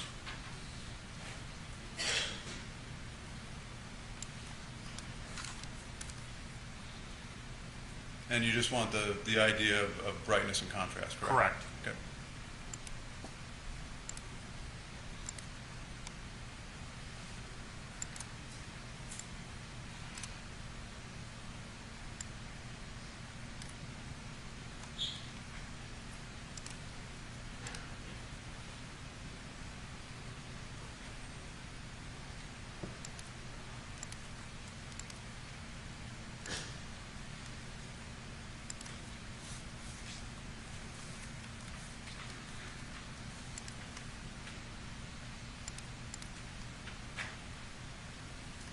And I'm not going to change any frame rates, just show it as is? Correct. Okay.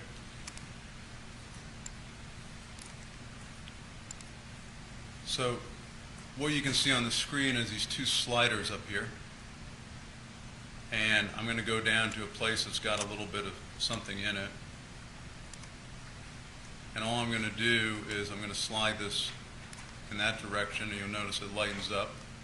If I were to keep sliding in that direction, it lightens up some more. If I wanted to get a little bit more contrast to it,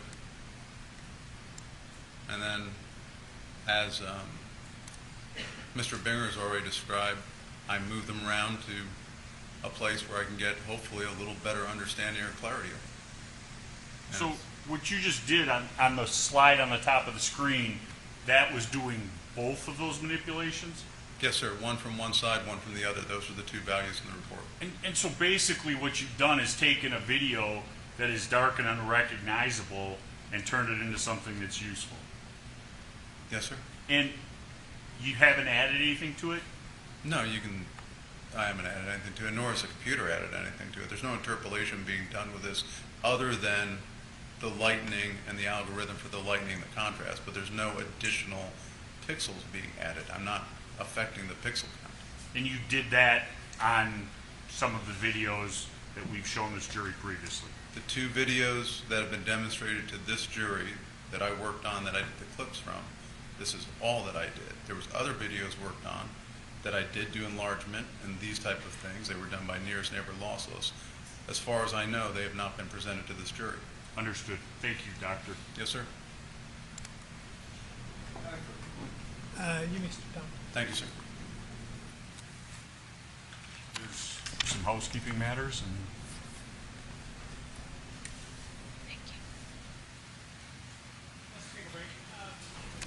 About 10, 15 minutes, so please don't talk about the case during the break.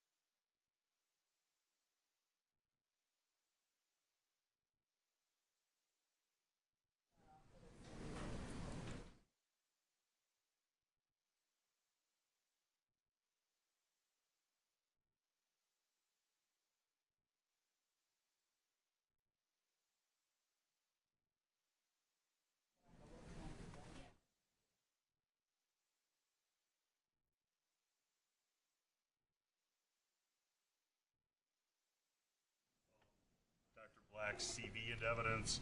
Make your offer. You can talk about it now so that we can tell whether there'll be an objection, but make the motion in front of the jury, because when I give the instructions, I'll tell them that they're only to consider things which have been received. Okay. I would make Dr. Black's CV, and I would submit Exhibit 142, the timesheet, and I know that Mr. Binger has objections to that, and I would have that changed to use the method that I use to identify them, but the times would still be the same. I don't have an objection to the CD. At this point, I'm not in a position to comment on 142 until I see the final version. All right, what else? At that point, we would rest. Is there to be a rebuttal case? Yes. How long? Well, we have one witness simply to verify 2 photos. That is what the defense wanted the report on. The length really depends on how long the defense wants to cross. I have like 3 minutes of questions. I didn't hear the last thing you said. I probably have about 3 to 5 minutes of questions for him. Based on the information I know now. I don't know. Okay. Well, let's have them have their break, then we'll come in and take care of that. You ready with your witness? He's here. The defense had asked for these reports. I don't know how long they want to review them. He brought reports for almost everything he did. I think they're mostly interested in just the two most recent things. If there's going to be a fight over this, I'd prefer to have that fight before he testifies. So I guess I just don't know how long the defense wishes to review these documents they requested this morning. Well, why don't you give them, or if you have not already, give them the material now. They can look at it, and is there going to be a need for a lengthy delay? I don't think so. Okay. Let's aim to start at 1:45, and then perhaps we'll be done with evidence by 3:15 or so, and then we can start talking about verdicts and instructions, and go to the jury tomorrow. Well, can we discuss that in more detail after the break, Your Honor? The timing?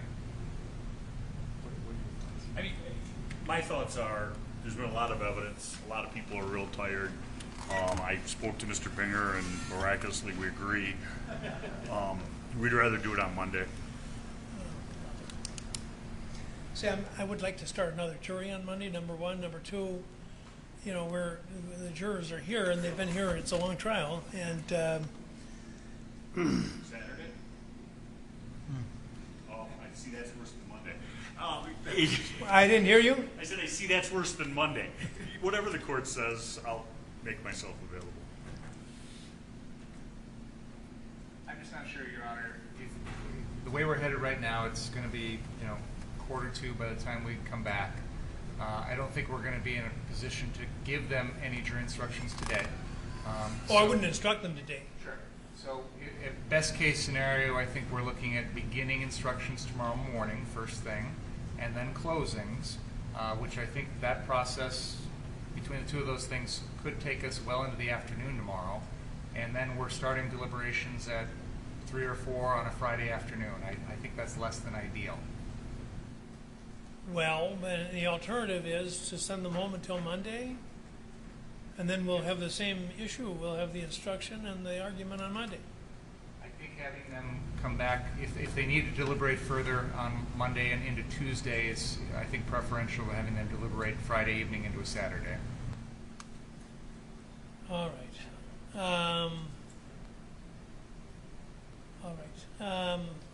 Tentatively, I'll say yes now until I go back and have buyer's remorse. But let's finish up, and then I will want to talk about instructions somewhat today and verdicts. Okay. Thank you. 1:45.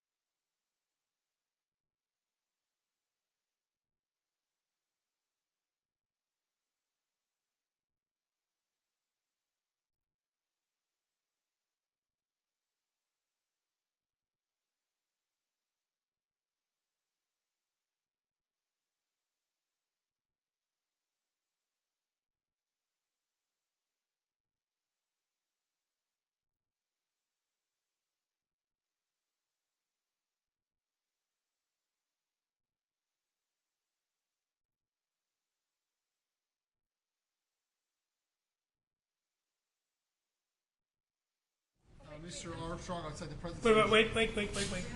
Yes. Yeah. Yeah. All right, we're back, and what's up? There's some questions. Well, the defense has some questions about the methods which these exhibits were created.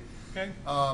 Instead of having the jury come in for 2 minutes and leaving immediately because there's going to be some dispute over them, Attorney Chirofisi suggested maybe questioning the witness about the methods beforehand, and then we can redo it on direct if need be. But then perhaps we can just do the witness and not have another break in 5 minutes. I'm sorry. I didn't. I'd like to give myself more credit than this, but you have to start over.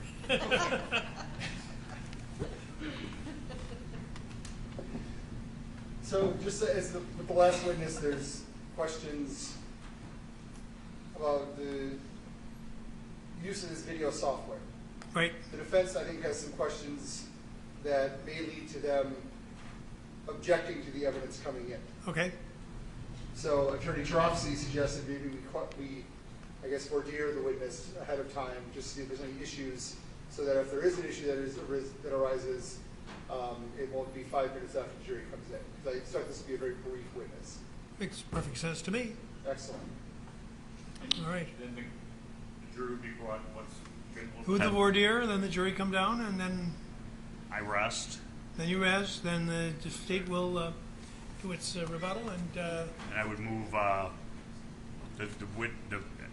two exhibits into evidence in the presence of the jury and then arrest. correctum undo. I'm just going to set this up if that's okay, Judge. Yep.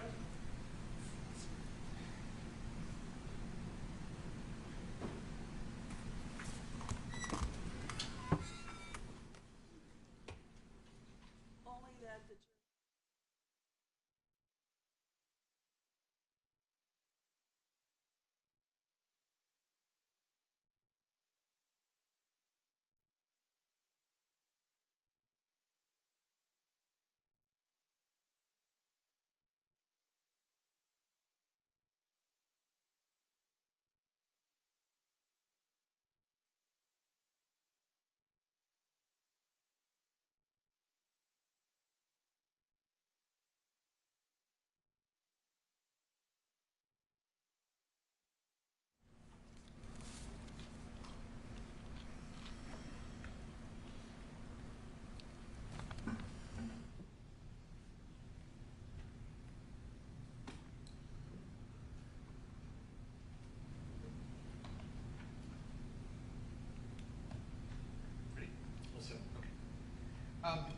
So, Mr. Armstrong, you had provided to Mr. Krause this afternoon kind of the, I don't want to say the notes, but the work that you had done in terms of the images that you had blown up at his request. Is that, I know it's a rough way to say it, but is that fair? That is fair, yes. Okay, and I don't know if you have the report with you, but if you do, could you just turn to page 7 to make sure I'm on the right path?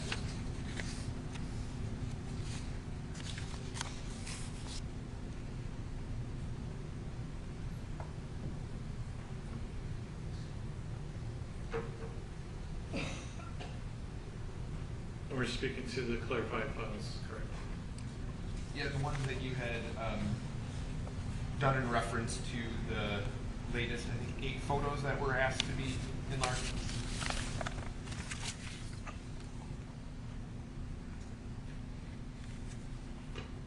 Is that page 7, sir? Yes, sir.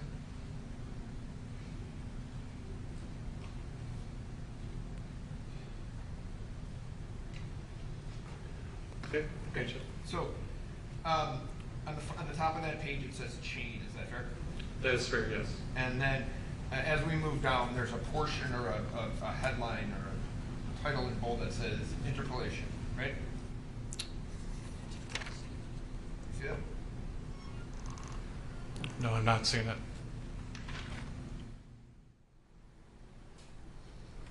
Let me see what you got. That's what I have. Page 6. Oops. Page 7.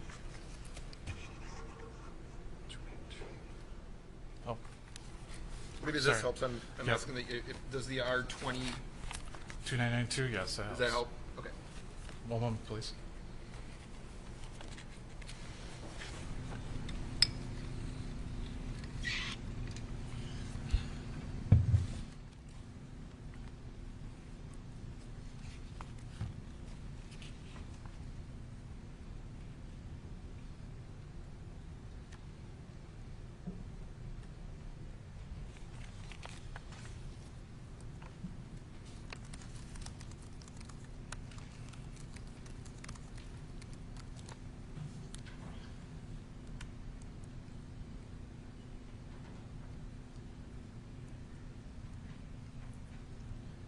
Sorry, I need to see, may I see what you're referring to again?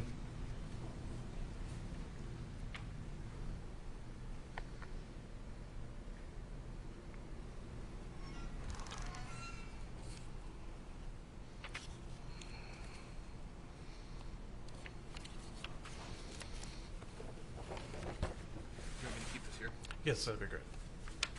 Thank you.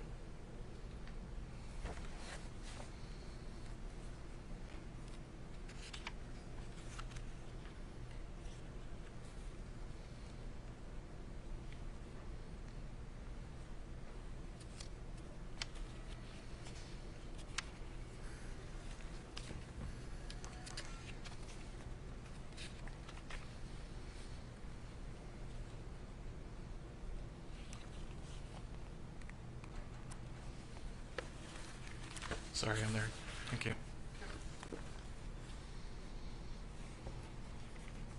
So it says in bold interpolation, right? Yes, And then next to that it says bicubic. that's correct. Okay, and what does that mean? Means that the interpolation algorithm that was selected was bicubic. Are there other interpolation methods that you could use? There is, yes. And what are some of those? For example, nearest neighbor is one. Bicubic, bilinear. And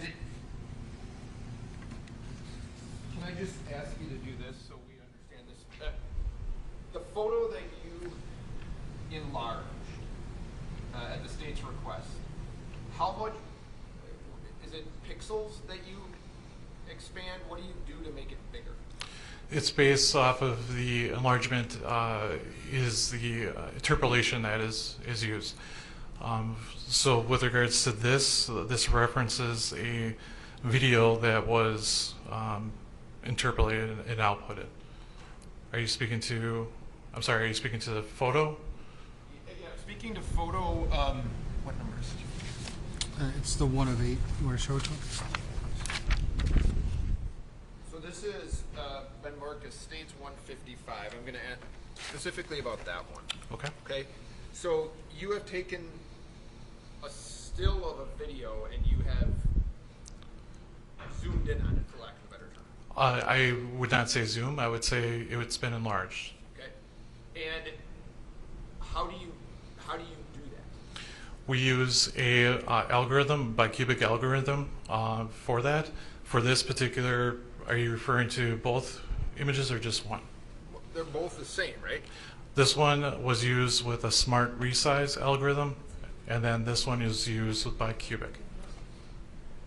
I'm sorry, you said this one was smart size? Smart resize. And what does that mean?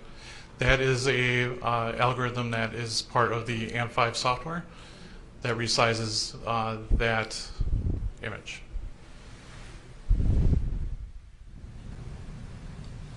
So, I don't know if this is going to be, it's easier for me to do it this way, and I don't know if it'll be easier for the court, but in my,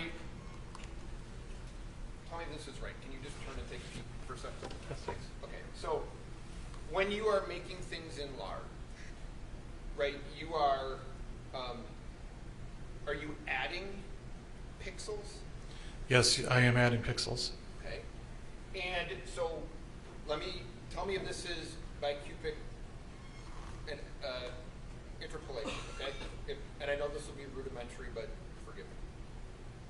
So if these are pixels,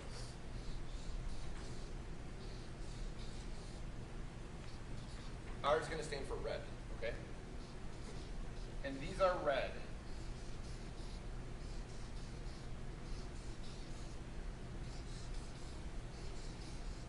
And these are pixels, and these are blue. When you enlarge an image, what does the bicubic algorithm do to these pixels? The bicubic algorithm is taking those pixels and resampling, or I'm sorry, is basically duplicating those pixels into another area.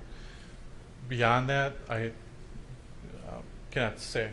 Do you know, based on your training and experience, what color the bicubic algorithm makes these pixels? I do not know. Do you know if it makes, if we know this is a red pixel, and we know this is a blue pixel, and those are real colors, will it combine these two pixel colors to actually change the color of the image? You know what I'm saying? I can't speak to that. So you can't. Yeah, I want to be clear. Listen, the unassigned ones that you have in the middle. Yeah. Those are the added ones. Yes. Okay. So the added pixels, and what, to be fair, in terms of what we're looking for, to make sure it's the color's correct, that we're not distorting the color of the thing we're looking at, it's adding pixels, and my concern or my question for you is it adding the correct color of the original image? That goes beyond into the algorithm of the program that I do not have that information for. Okay, so if I can ask you this. These two photographs that you have enlarged, okay, so you've added pixels to those, right? Correct. Okay. And are you able to tell the court the colors that were there originally are actually the same colors when I expand or enlarge the photograph with the added pixels? Are you able to say that? I'm not able to say that, no. So I'm not, tell me if I'm right. So the things that the court would be looking at here, and the colors that the court would be looking at, you can't tell the court that in fact that's the color from the original picture, correct? It comes down to the programming, the algorithm. I cannot say it.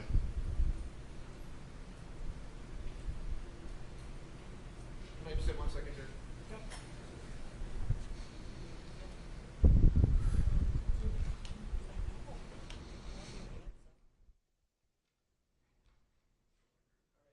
I'll ask a couple questions for you, sir.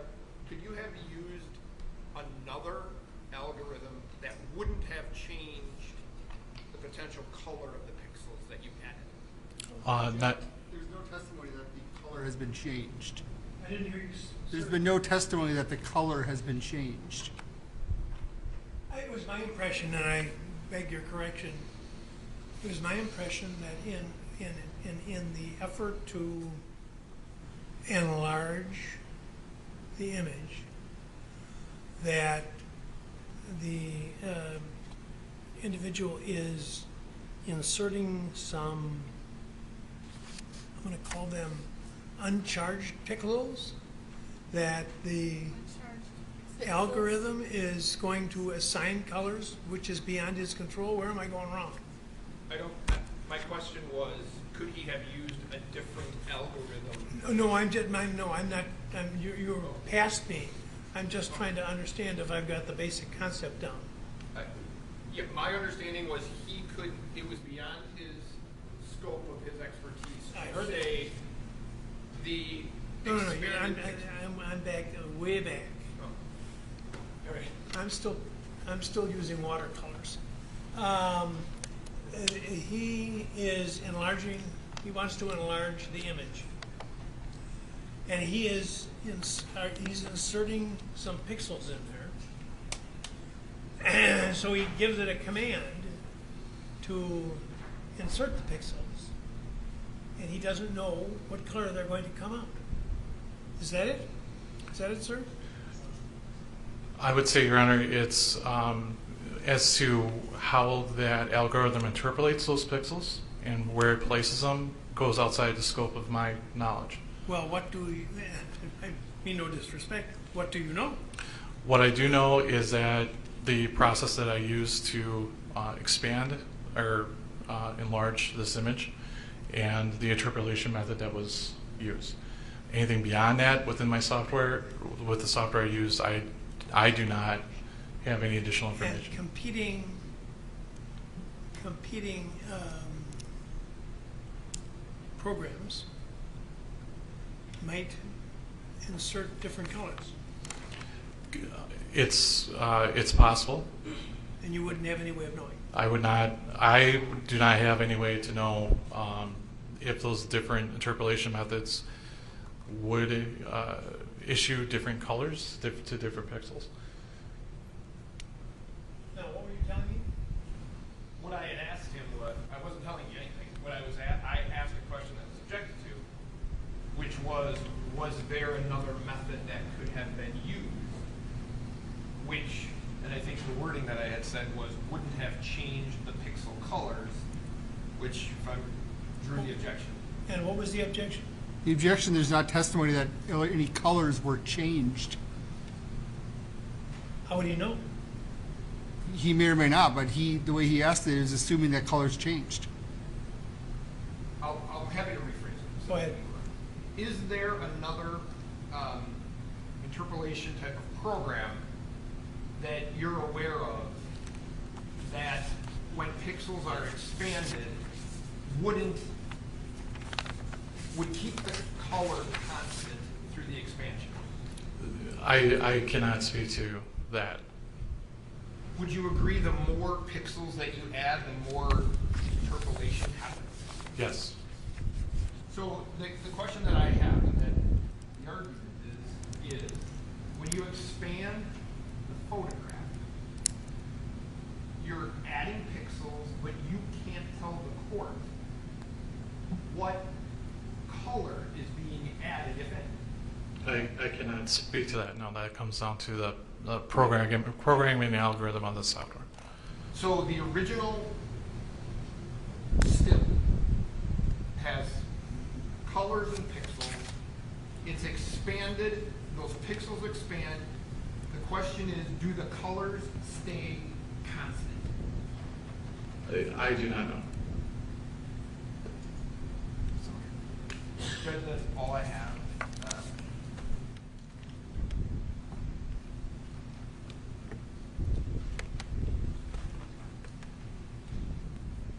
Mr. Armstrong, is the software you use similar to the Input ACE software? It's similar.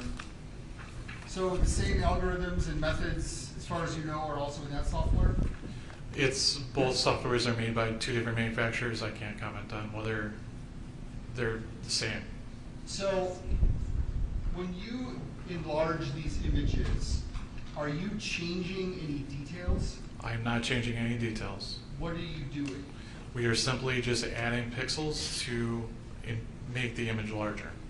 Because when you're looking at a smaller image on the screen, let's say it's 20 by 30 pixels.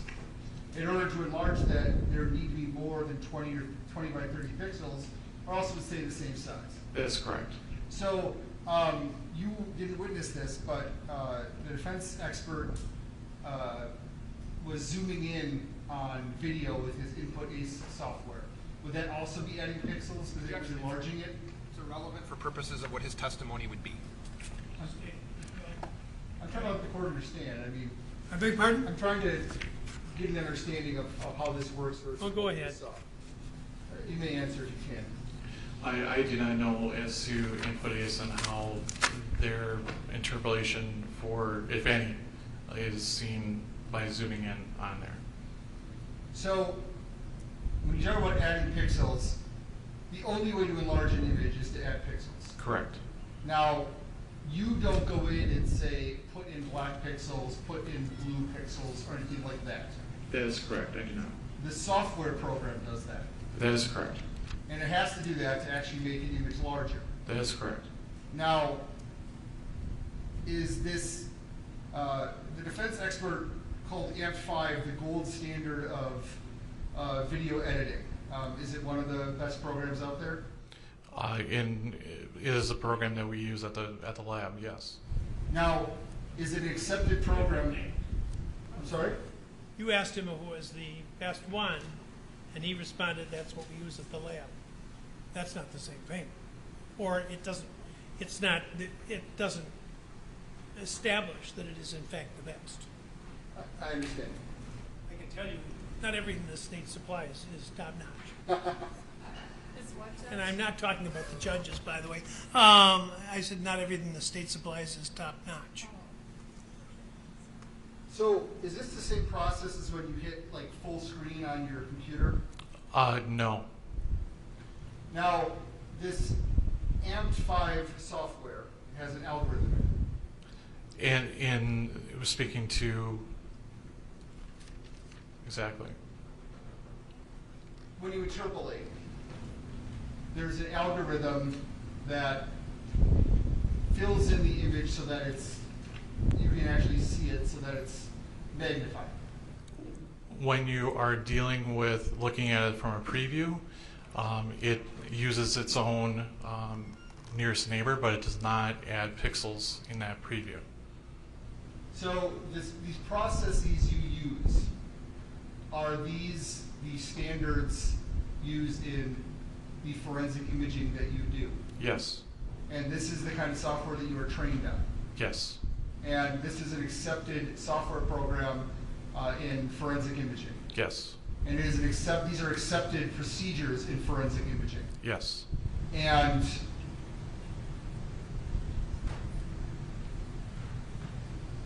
that's all. Thank you. So, here's my question. The photograph that we're talking about to be admitted into evidence to have people look at. Yes.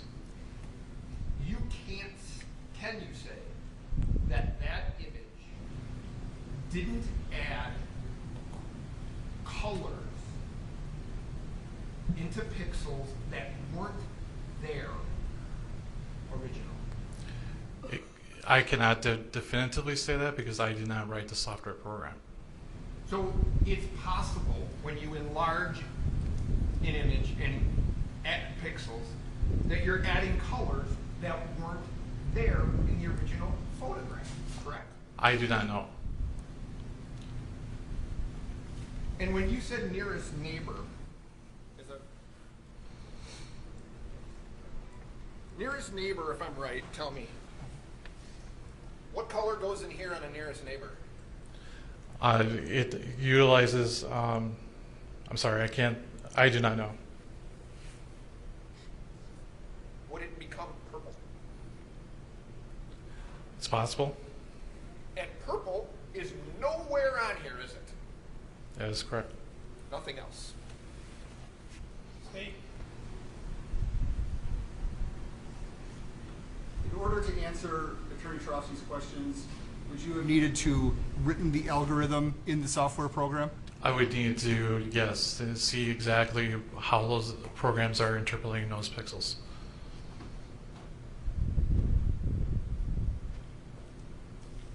Do you ever check the enlarged image against the original image and see if there are consistencies?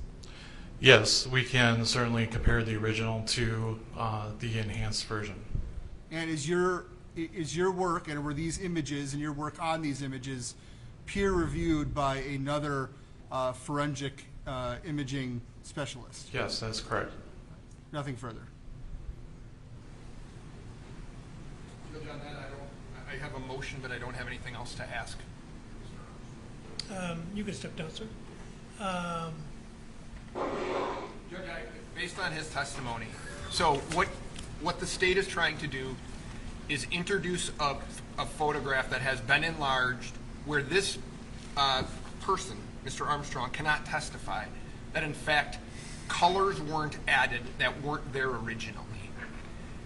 And the photograph I'm going to tell the court that the photograph that the state intends to offer, I believe they will be arguing, shows Mr. Rittenhouse doing something with his firearm. If it is not the same as the original and colors were added to that, that is a distortion of what in fact the original photograph was.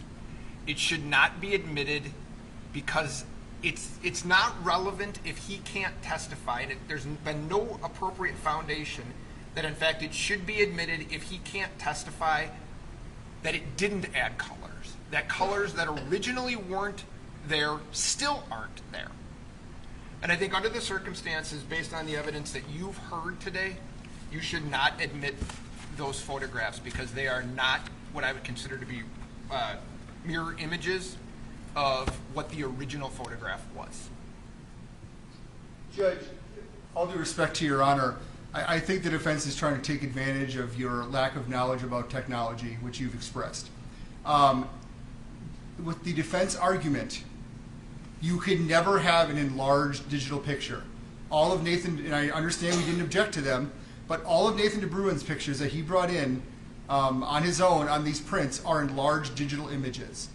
If the defense is now trying to argue that enlarged digital images are not reliable, I mean, it's first of all hypocritical, but second of all, this is just not the age we're in. We are in an age where software is able to enlarge and do things. And yes, this image, we believe, although blurry because of the enlargement, does show, in rebuttal to Mr. Rittenhouse's testimony, does show him pointing his gun at individuals just before Mr. Rosenbaum chases him. The defense, this is clear in the drone video. We pointed it out in the drone video. The defendant denied it. This is an enlargement of that drone video so that we can see a better picture of it. This whole canard of adding pixels and changing color is a dishonest argument, and I believe the defense knows that. Their expert used a very similar software to zoom in and edit and change things, because if these things are reliable, and they are reliable, and that this is what is used by by forensic imaging, forensic scientists, it's the industry standard. So if we're going to say that no technology can be brought in, no enlarged images can ever be brought in, that is a ridiculous standard. And we've heard from two experts now about how these algorithms are used and what they do, and simply because this evidence may be not beneficial to their client, and in fact show their client is lying, they're stooping to this level to try and keep it out. And to me, I think making a dishonest argument based on a number of forensic scientists that have emailed me to discuss this issue with the Apple zooming, which I think was also a very similarly, I don't want to say dishonest, but inaccurate argument, simply trying to keep out these enlarged or cleaned up images that show that their client is lying. He pointed a gun before Joseph Rosenbaum chased him. And this is a rebuttal. This is rebuttal evidence. This is based on someone trained in this area who uses software that is certified in this area. He's trained in this area. This is what these forensic image specialists do. And it's peer-reviewed by other forensic images, which, frankly, Dr. Black's was not. And so this is actually a much higher standard than the evidence that Dr. Black got in. I understand we didn't object.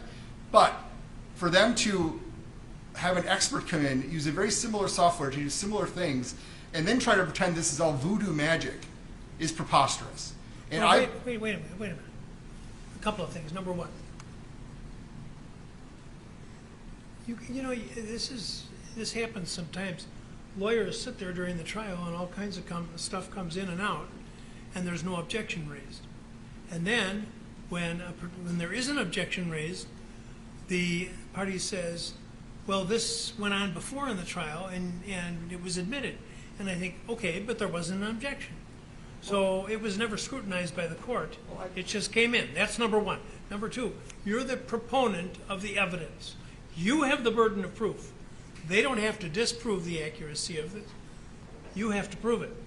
Number three, the witness was just here, and when he's asked, what does it depict in terms of whether the color is going to change or to what color, he says, I don't know. Now, this is the person who is providing your information to support your claim that it is an accurate depiction. I will tell you that I totally agree with your comment about my lack of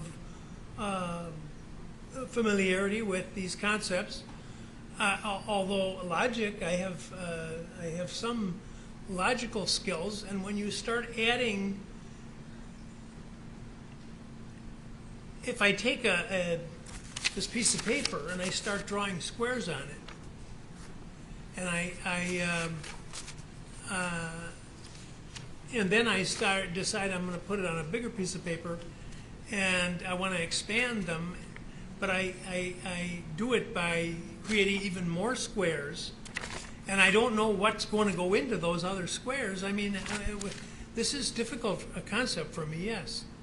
I You know, the fact that I can blow something up on my phone and that it's accurate on my phone doesn't mean that the particular program used by the crime lab is doing an accurate job of increasing the size of the image. Well, this is an accredited lab using software. What does that mean to me?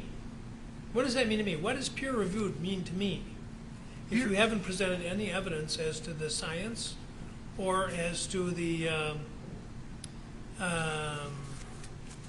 algorithm that's involved, Judge. No, I want to see the images. Okay. Let's take a look.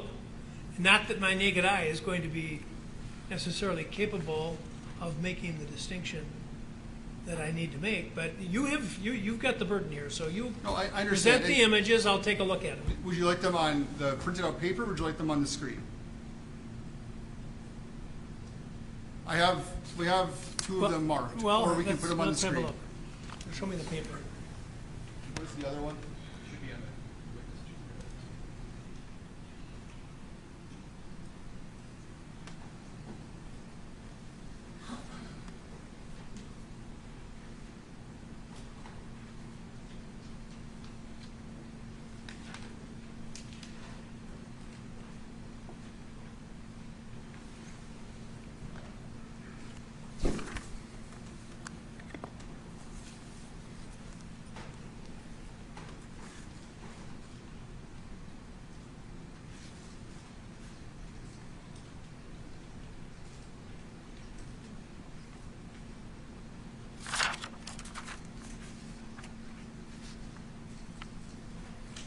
Yeah, you better put them up. I can't make anything out of these at all.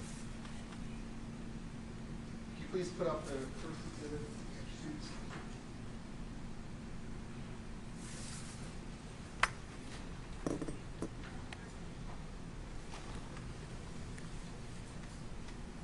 Would you like to look at them? Actually, I've had the best success looking at this one.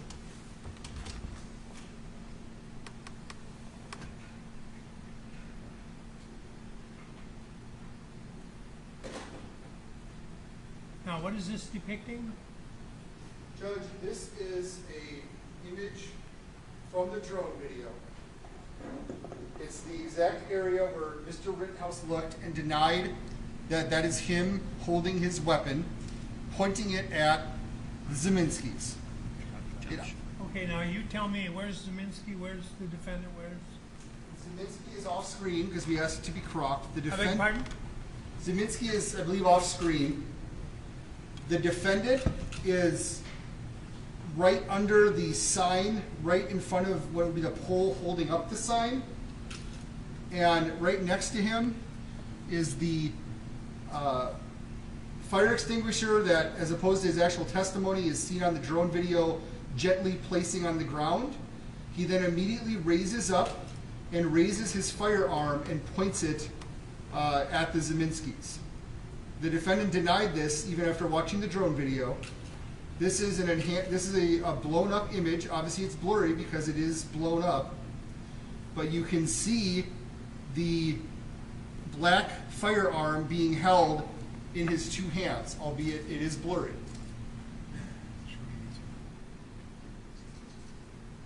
And if you'd like to see the video where this came from, we can show that to you as well.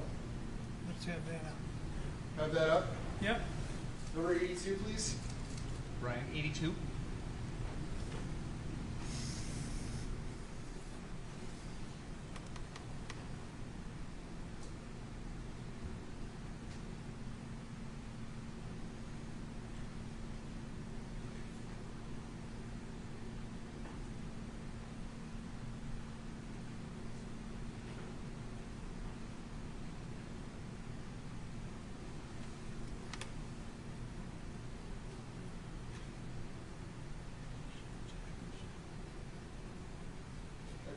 Judge, if you look in that area of that, it's clear on the 4K TV, which is why I believe the defense brought that in. Clear what?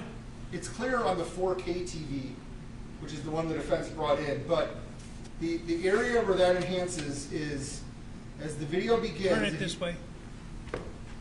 As the video begins, if you look under that sign, you will see the defendant step into view. He gently places his fire extinguisher on the ground.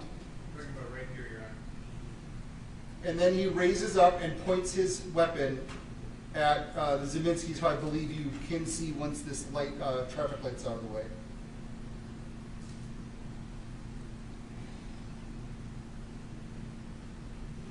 You play it, Brian?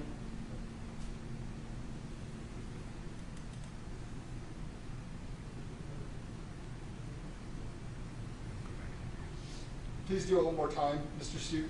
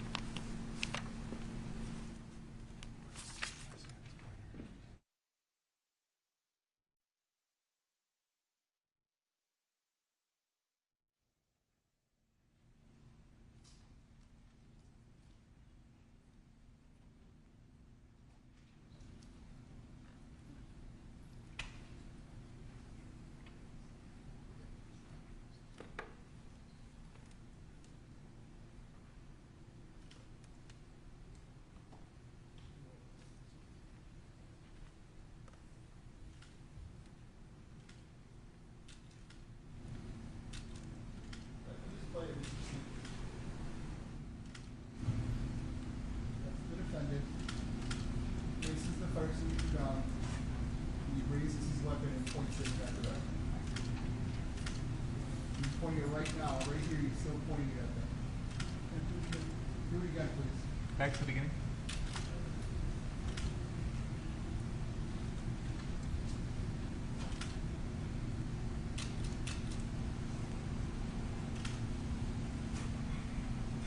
Yeah. He hasn't pointed at them until Mr. Rosenbaum is done. Do it again.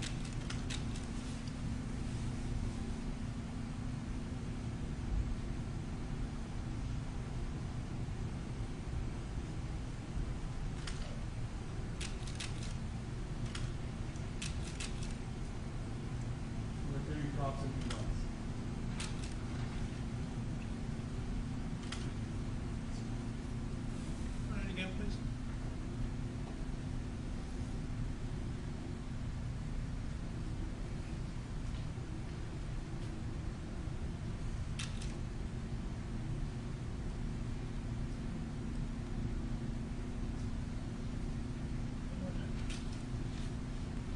One more time, please.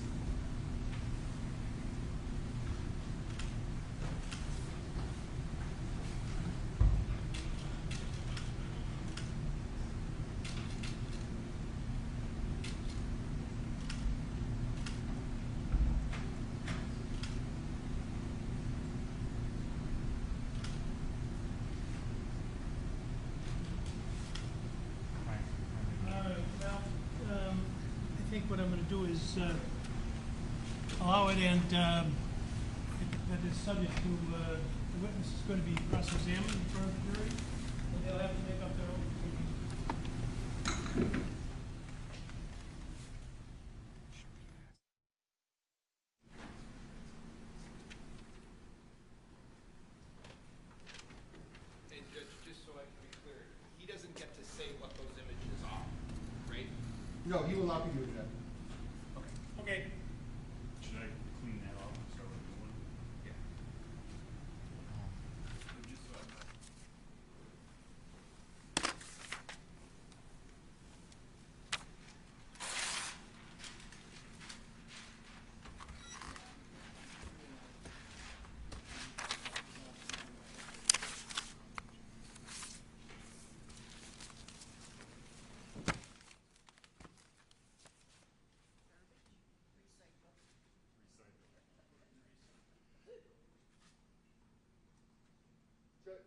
Judge, I know the defense is going to rest, and then we will call a rebuttal witness. We were just made aware of a couple issues with the defendant's testimony. We believe we could potentially get a witness here this afternoon to rebut it. We were just made aware of it. So we may, at the end of this, be asking to keep rebuttal open. So when? Well, we're working to see if we can get a witness. It'd be a person from the Grays Lake Police Department to rebut the fact that Mr. Rittenhouse was issued a bulletproof vest by them. They indicate they did not issue him one. Also, I can't imagine we find someone, but the Arizona State or whatever university the defendant claims to be attending says he is not enrolled there and is not going to college there. I don't imagine we can get a witness for that, but we, of course, will work on that. You can open his webpage, his student webpage. So, Well, I'm not going to cut off their right to rebuttal. All right, are we ready for the jury? Yes. Okay.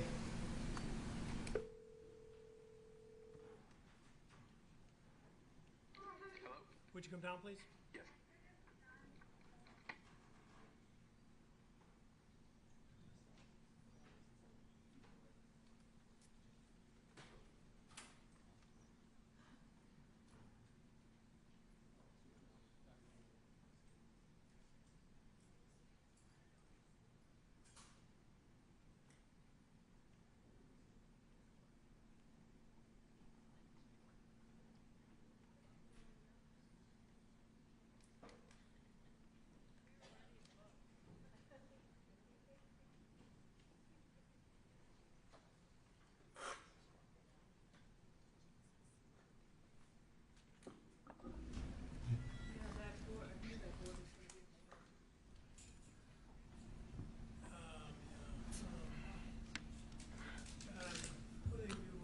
Move it, please.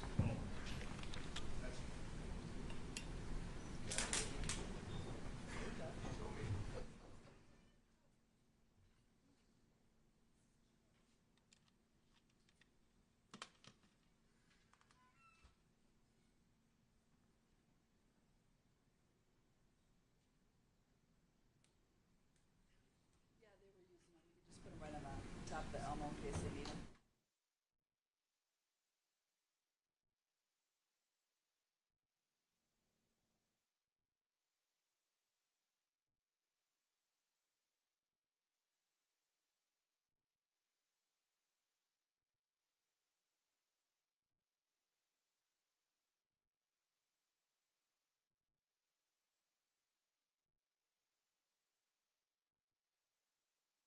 Continue. At this time, the defense would move into Exhibit 142 and 140, and we would rest.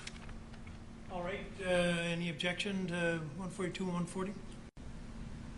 Subject to final review of 142, no. All right, received. Did you wish to present rebuttal? Yes, the state would call James Armstrong to the stand.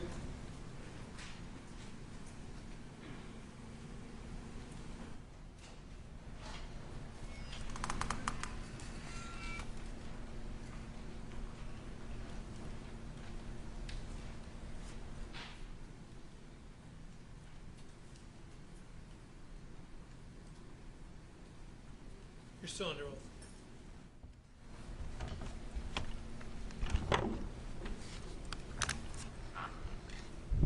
Welcome back, Mr. Armstrong. Thank you. You testified a few days ago about some videos from a drone footage that were entered into evidence. Yes. Did you do any additional work on that drone footage? Yes, it was requested that I enhance a person near a vehicle underneath a sign. And how did you go about doing that? I took two different approaches. The first one, I frame averaged, which means that I selected a group of frames. From there, frame average. From there, I frame averaged those, stabilized first, then frame average. From there, went through and clarified it, which just means that with using levels, we just brightened it up, and then enlarged it. And These practices you talked about, are these standards in the forensic imaging world? They are, yes. And so are these accepted practices in forensic imaging? They are. The software you used, is it accepted software program in forensic imaging? Yes. And was your work on these images did it go through the peer review process? It went through a peer review process by another qualified analyst. And did you write this software? I did not write this software. And this enlargement, does it use any kind of computer programs or systems to make the enlargement? Yes, it uses an algorithm to enlarge that image.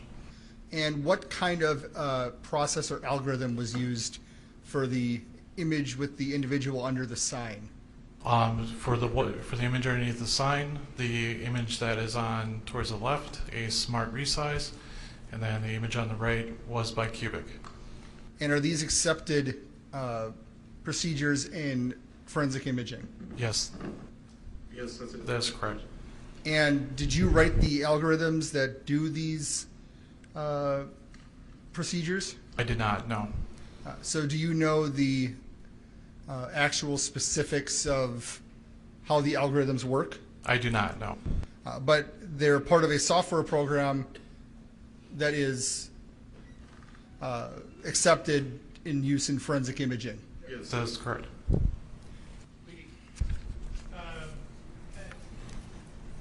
It is, but I don't know that he's going to get the witness to grasp an answer that he wouldn't otherwise make, so the objection's overruled.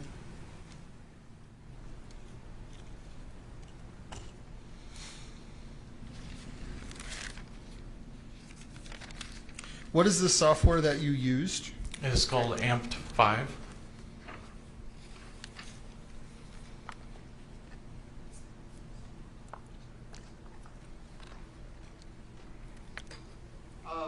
We've heard some testimony today about a software program called Input Ace. Is that a similar software program, to the best of your knowledge, to Amped 5? To the best of my knowledge, yes. To the best of your knowledge, did the crime lab have to choose between those two as to which software they would use? Yes, the Amped 5 was chosen. Were you part of that process? I was only part of the process of making the recommendation. Is that what you recommended? That was my choice, yes. I'm sorry? Relevance. It's relevant. That was my choice.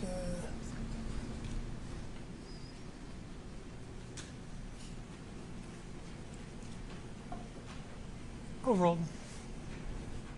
I think you said it was your choice. It was my recommendation to our technical unit leader It was my recommendation to our technical unit leader for my preference of software between the two. I'd like to show you what's marked as States Exhibit 155. Do you recognize this?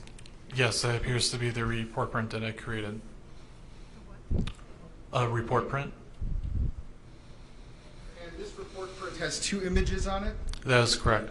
And is it a true and accurate representation of the report you created? It appears to be so, yes. And you said there were some differences between the algorithms used on the images? Yes, that is correct. And what is the difference?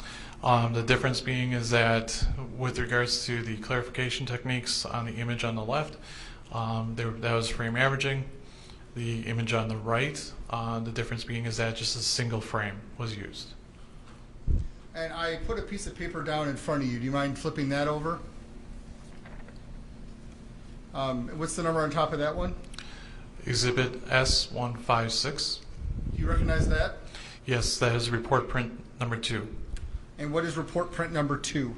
Report print number 2 is clarified and enlarged files or images that I produced.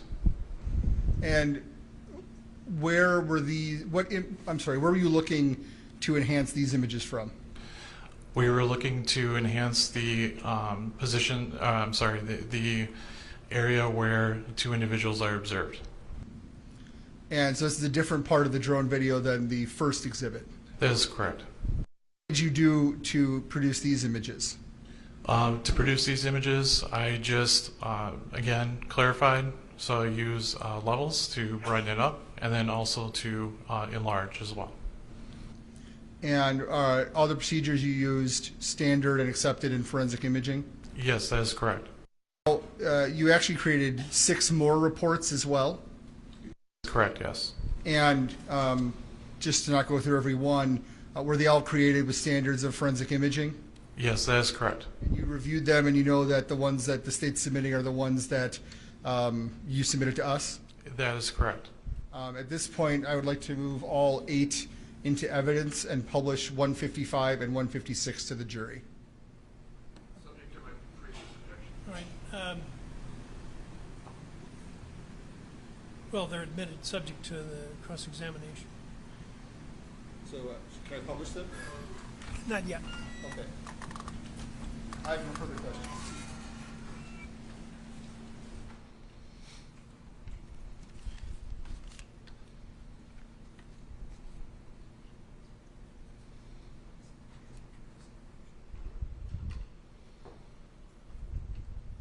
Judge, I'm going to use this.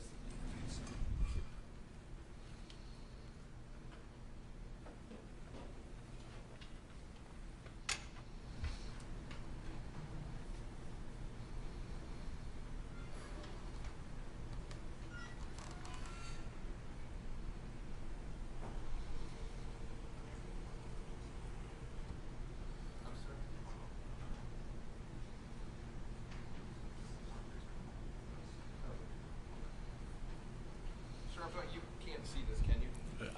I can partially see it. All right, I just want to make sure the members of the jury can, okay? Understood.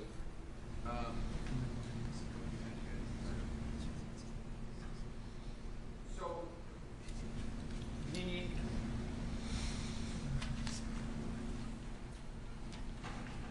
so in terms of your enlarging this image, from the information that's been provided to us, you did that through a bicubic interpolation program, is that right? I provided that through a smart resize and also by cubic, depending upon the image that you're referring to. Okay, and when you're making the image larger, you're adding pixels to that image, is that right? That is correct. Okay. So my question to you, in terms of your work on this, is in a situation where each individual pixel, you'd agree, has a color, if there's color involved, right? That is correct. Okay, so if these pixels are blue, and we know from the original that these pixels are red, when you're expanding the image, you're adding pixels, correct? You are adding pixels, yes. You don't know when you're adding and enlarging that and adding pixels, you don't know what color you're adding to these pixels, is that right? I do not know the interpolation, the algorithm what it exactly is doing when it's adding those pixels. There are programs, if I'm right, are there programs that would just default it blue, even though it might not be blue? I do not know. Do you know if there's programs that would take the blue pixel and the red pixel, combine them, and make a color purple when it's actually not purple? I do not know. Does it change? So here's the question I have for you. So if you take a picture of me right here and you expand it and blow it up, it's going to add pixels, so it might change. The pixels could become white for the color of my shirt or black for the color of my tie, correct? It's going to be sampling the pixels that from your example, Yeah. and and calculating those pixels out, and then duplicating those pixels into that image. Can you do that again? Well, What was your answer? I'm sorry, could you repeat your question? I'll try. So what we're doing here, what you've done is you've taken a still photograph, right? Yes. You've blown it up and added pixels to that photograph. That is correct. Okay. Those pixels have to contain or do contain information, right? That is correct. Some of that information is color, correct? That is correct. Okay, so if the best example I would give you is if you take a picture of my chest, my shirt, and you blow it up, you're going to be adding pixels around my shirt and my tie, correct? Yes, that is correct. Okay, so the question is this. In terms of the accuracy of that enlarged image, you don't know whether those pixels are black for my tie or white for my shirt, right? I cannot speak to the algorithm that's being used and how it's interpreting that. And that, to be fair, that could distort or not make an accurate picture of what we're seeing, right? It's possible. Right. So the images, and when we're looking at smaller images that are blown up, adding color that's not actually there can make the photograph not accurate, right? But all the steps that were taken are repeatable. So what does that have to do with the fact that you don't know what the colors are added? You don't know the colors that are added, so how do you know that's accurate? I do not know to the algorithm and how it's using it. So when we're doing that on small images, like a marker in my hand or something like that, and you want to see what this is from a far distance away, it might be adding color that's not actually there, right? It may be. So the image that we're asking people to look at might not actually be an accurate representation of the original image. True? It's possible.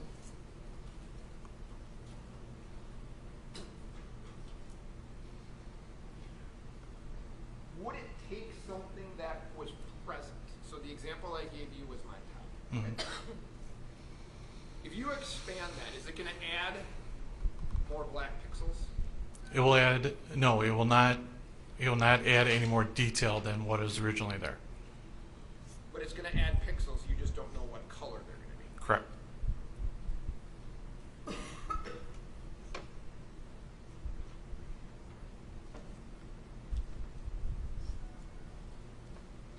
Is it more difficult to do that in situations where you're further away, meaning the distance from the photograph? The further the distance from the photograph, the more difficult it is, or the more pixels that need to be added to blow it up, right? You're saying more distant from the photograph, you mean the object depicted? Yep. Sorry, yep.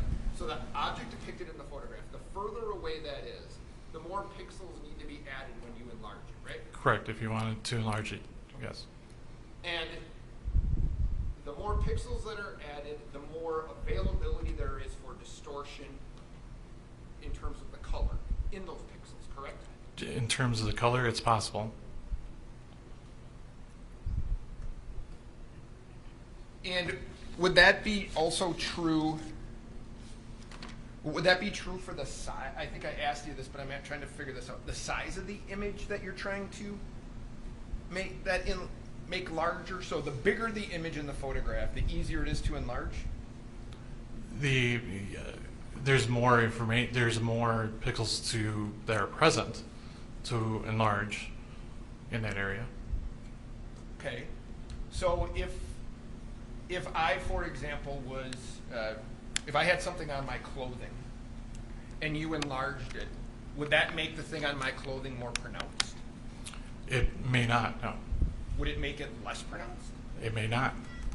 It may keep it the same even though the photograph is bigger? It does not, interpolation does not add detail. So if you are enlarging something on your clothing, all it's doing is making that image larger. The detail that may or may not be there is not added.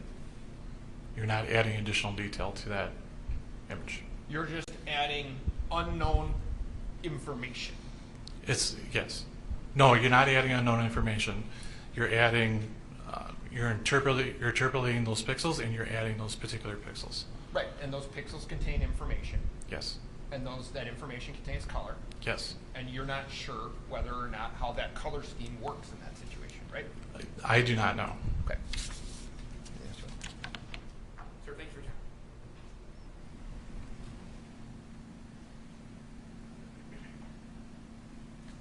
time. Mr. Kraus?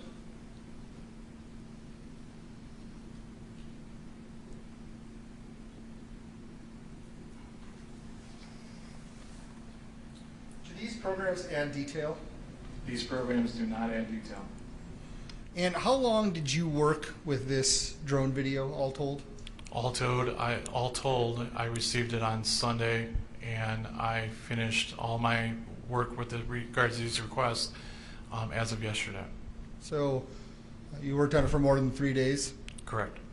Would you have submitted a exhibit that did not seem to be consistent with the original footage? Objection, argumentative. And foundational. It is argumentative. Did you make sure that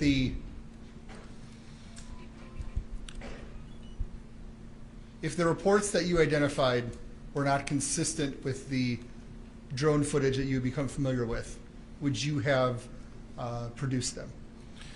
I would not have produced them if there was any information in there that did not seem accurate to me. So you do compare it to the original? I did not compare it to the original in this instance, no.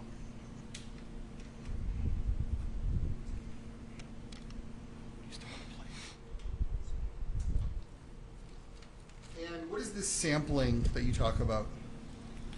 The bicubic and smart resize. Yes. Those are two different algorithms that use to interpolate that information. So do these algorithms look at, so let me ask this way. On a digital photograph, to make it bigger, do you have to add pixels? You do have to add pixels, yes. So if I take a photo from my phone and I want it on a 5x7, I'd be adding pixels to it. You would be. So this is something that's commonly done to photographs. It is, yes. Now, these algorithms, how do they know, to the best of your knowledge, how to add the pixels? To my best of my knowledge, it depends on the algorithm, and that's the extent of my expertise on that. So what is the sampling process? The sampling process is looking at the pixels and providing more data to that file. So it looks at the pixels and looks at what's around it, and that's how it adds the pixels. That is correct. So it's not just arbitrarily choosing colors to put in. Not to my knowledge.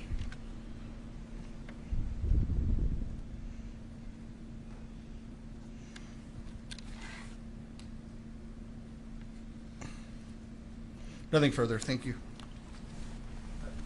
Sir, you never compared the photograph in front of you to the original? That's what you testified to? I did not compare the original. I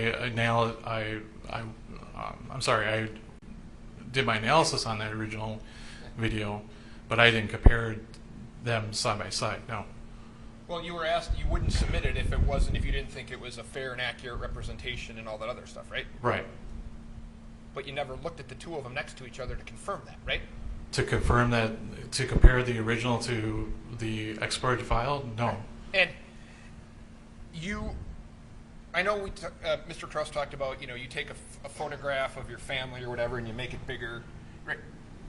You're probably not as concerned in a family photograph that you're adding pixels and where colors are going as you might be in, for example, say, a homicide investigation, right? That is true. Okay. So making sure that the information that's added to these pictures, and the information is in the pixels, making sure that's accurate, that's an important part of your responsibilities, correct? That would be, yes. and you don't know how that happens in this particular case, correct? I do not know the algorithm that's being used within the software to speak to that, no. That's all I have, Judge. Any question? How do you know that the interpolation is accurate?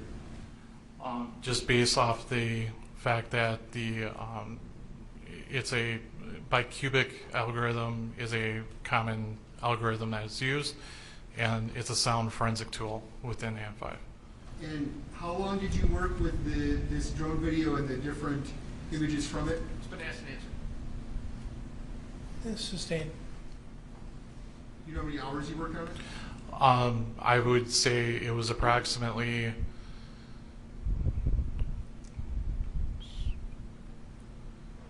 approximately 20 hours. Nothing further. Question? I don't. You may step down, sir. We have no further rebuttal witnesses. Any other evidence? Judge, I would move that the exhibits be accepted and published as previously requested. Any objection? The same objection that I've noted. All right. It'll be received and published. Did you have some for publication too, or was that done? That was completed? Yes. Okay. All right then. Folks, the evidence is closed, and I'm going to ask that you return to my, yes, you do. Go ahead. Can we get the screens on? Did you? Hey.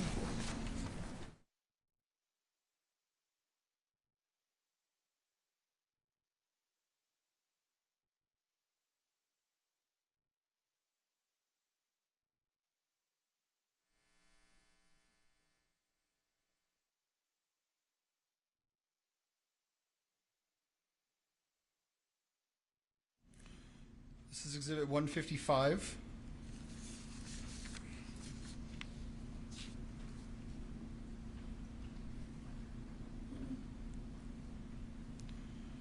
And now please exhibit 156.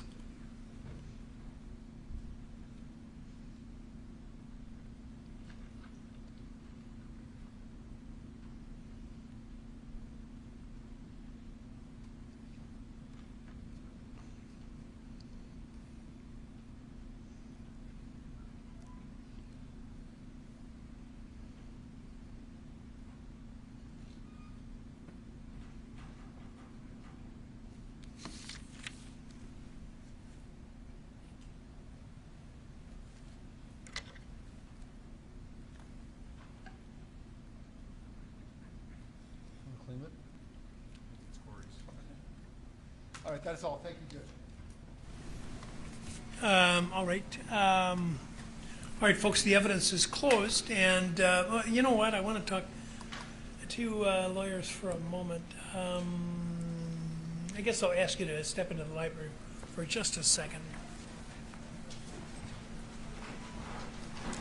And please don't talk about the case.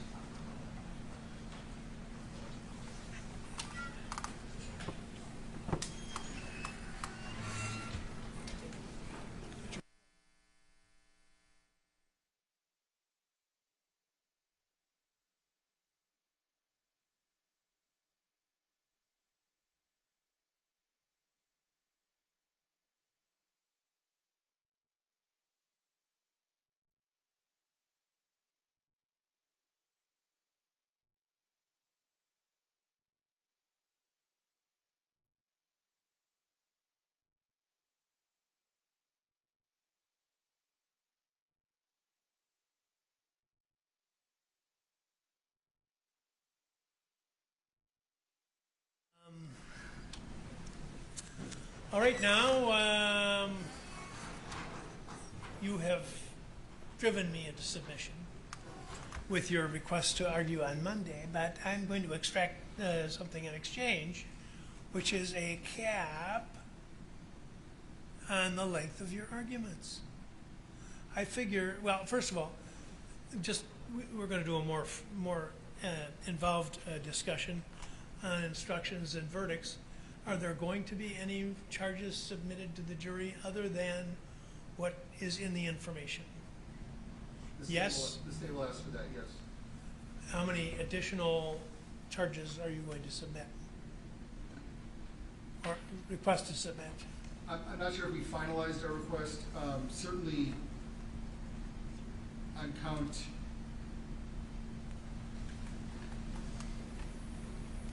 3 and 4, I think we've discussed on other counts, but the first degree homicide, first degree intentional homicide, we will ask for all lesser includeds. The attempted homicide to engage gross credits, we would ask for I believe there's only one lesser included.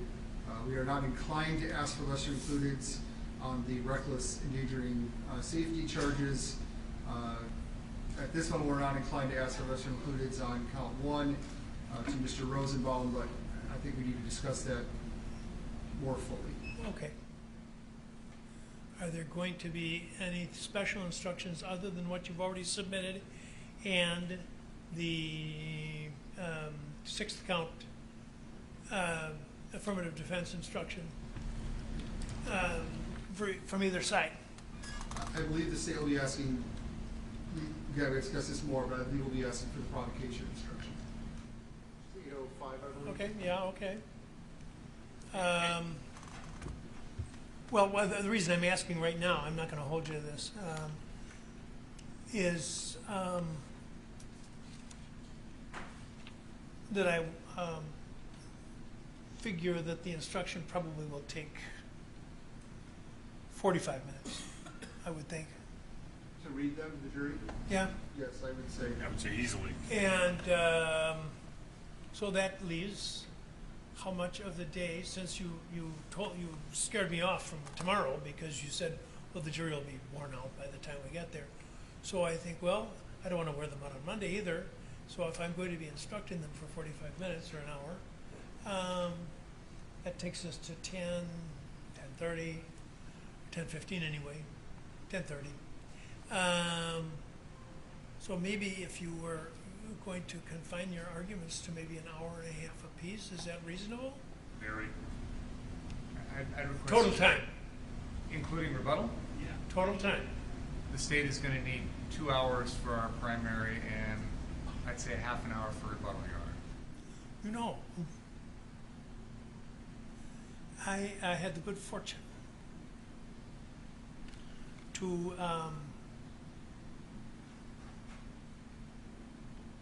be across the street neighbor, living across the street to the late Kenneth Grube, United States District Judge, when I was a lad. And Judge Grube is famous for his statement that the brain cannot absorb what the seat cannot endure. And if you don't like that advice, President Roosevelt, one of the renowned speakers of the 30s and 40s,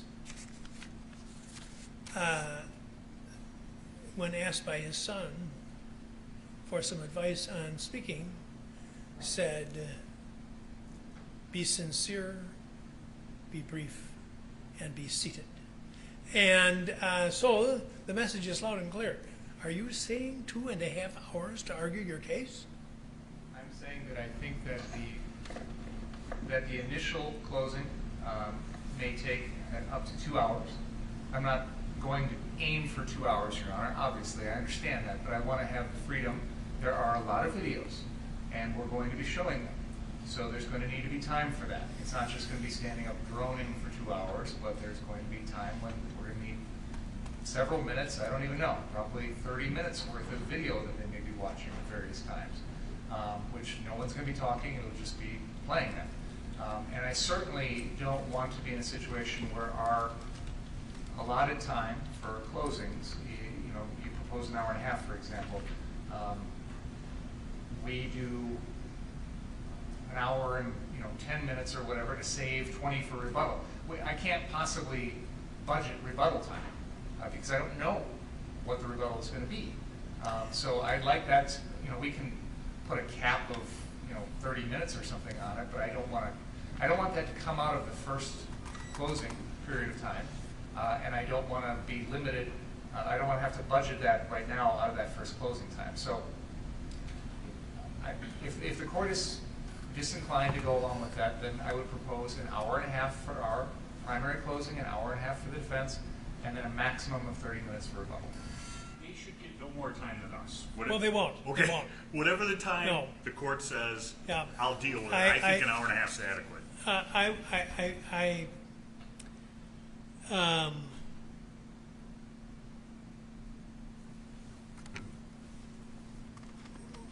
I agree with you that, and you make a good point about the number of exhibits, and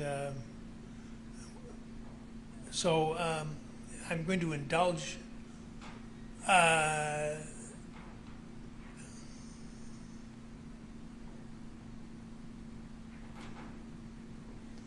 total time of 2.5 hours each side. But with that, I'm usually pretty permissive when people go a little bit longer than they should. I note it to the jury so that the jurors can make their own, if they get annoyed, they get annoyed. But I just warn the people, but I'm going to be a little bit tougher, and I may tell you to just sit down in mid-sentence if it keeps going. No, seriously. And I did it to one of your, one of the DAs that in the last several sequences, and mid-sentence. So 2.5 hours per side, and yours is to allocate as you wish. So we need to come back tomorrow. Tonight, you may send me your proposals for lesser included and any special instructions or the numbers of those you want. Well, let's get the jurors in, then we'll take care of these details.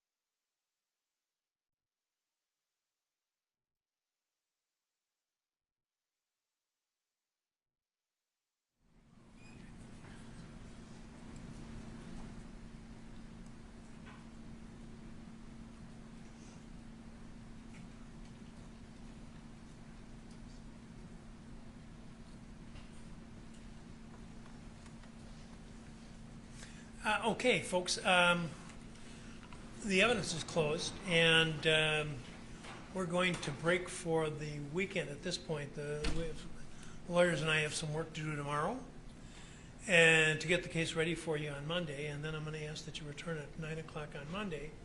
Even though the evidence is closed, it's still not appropriate for you to discuss anything about the case with anybody, not even with members of your household, not even with other jurors. Even if all 12 of you, all 18 of you are in the same place at the same time, you still can't talk about the case. And when you get back on Monday, you can't talk about the case until you've heard my final instructions regarding our law, which will take, I hope, less than an hour. I think that will be true. I think that probably closer to 45 minutes or even a little less maybe. And then we will hear the arguments of the attorneys. And they have graciously agreed that they will not exceed 2.5 hours in duration each, and may be less than that. And so it'll take a good share of Monday. And then the case will be put, well, then the procedure will be that we'll use that tumbler over there, and we'll draw out names of as many jurors as are necessary to get down to 12. And then that'll be our jury that will go into deliberation. And then what happens after that is up to you folks. Any questions about this at all? We're in the final stretch. Please follow the instructions. And don't read, watch, or listen to any account of the trial. And enjoy the weekend, and have a wonderful evening. Somebody will meet with them upstairs.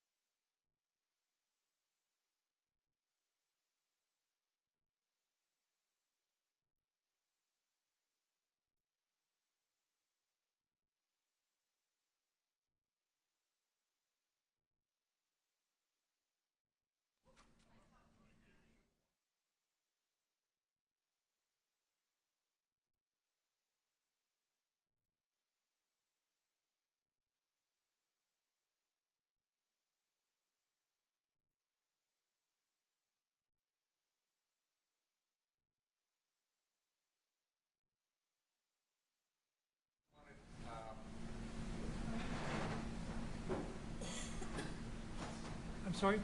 When you said you wanted any sort of lesser included or anything like that, do you want us to give you the full draft or just the number? If it's just if it's standard, just give the number. Okay, thank you. Is there anything else you need from us, Judge?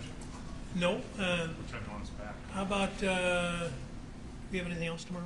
No, I took everything else off. Okay, 10 a.m. Okay, Thank you. great.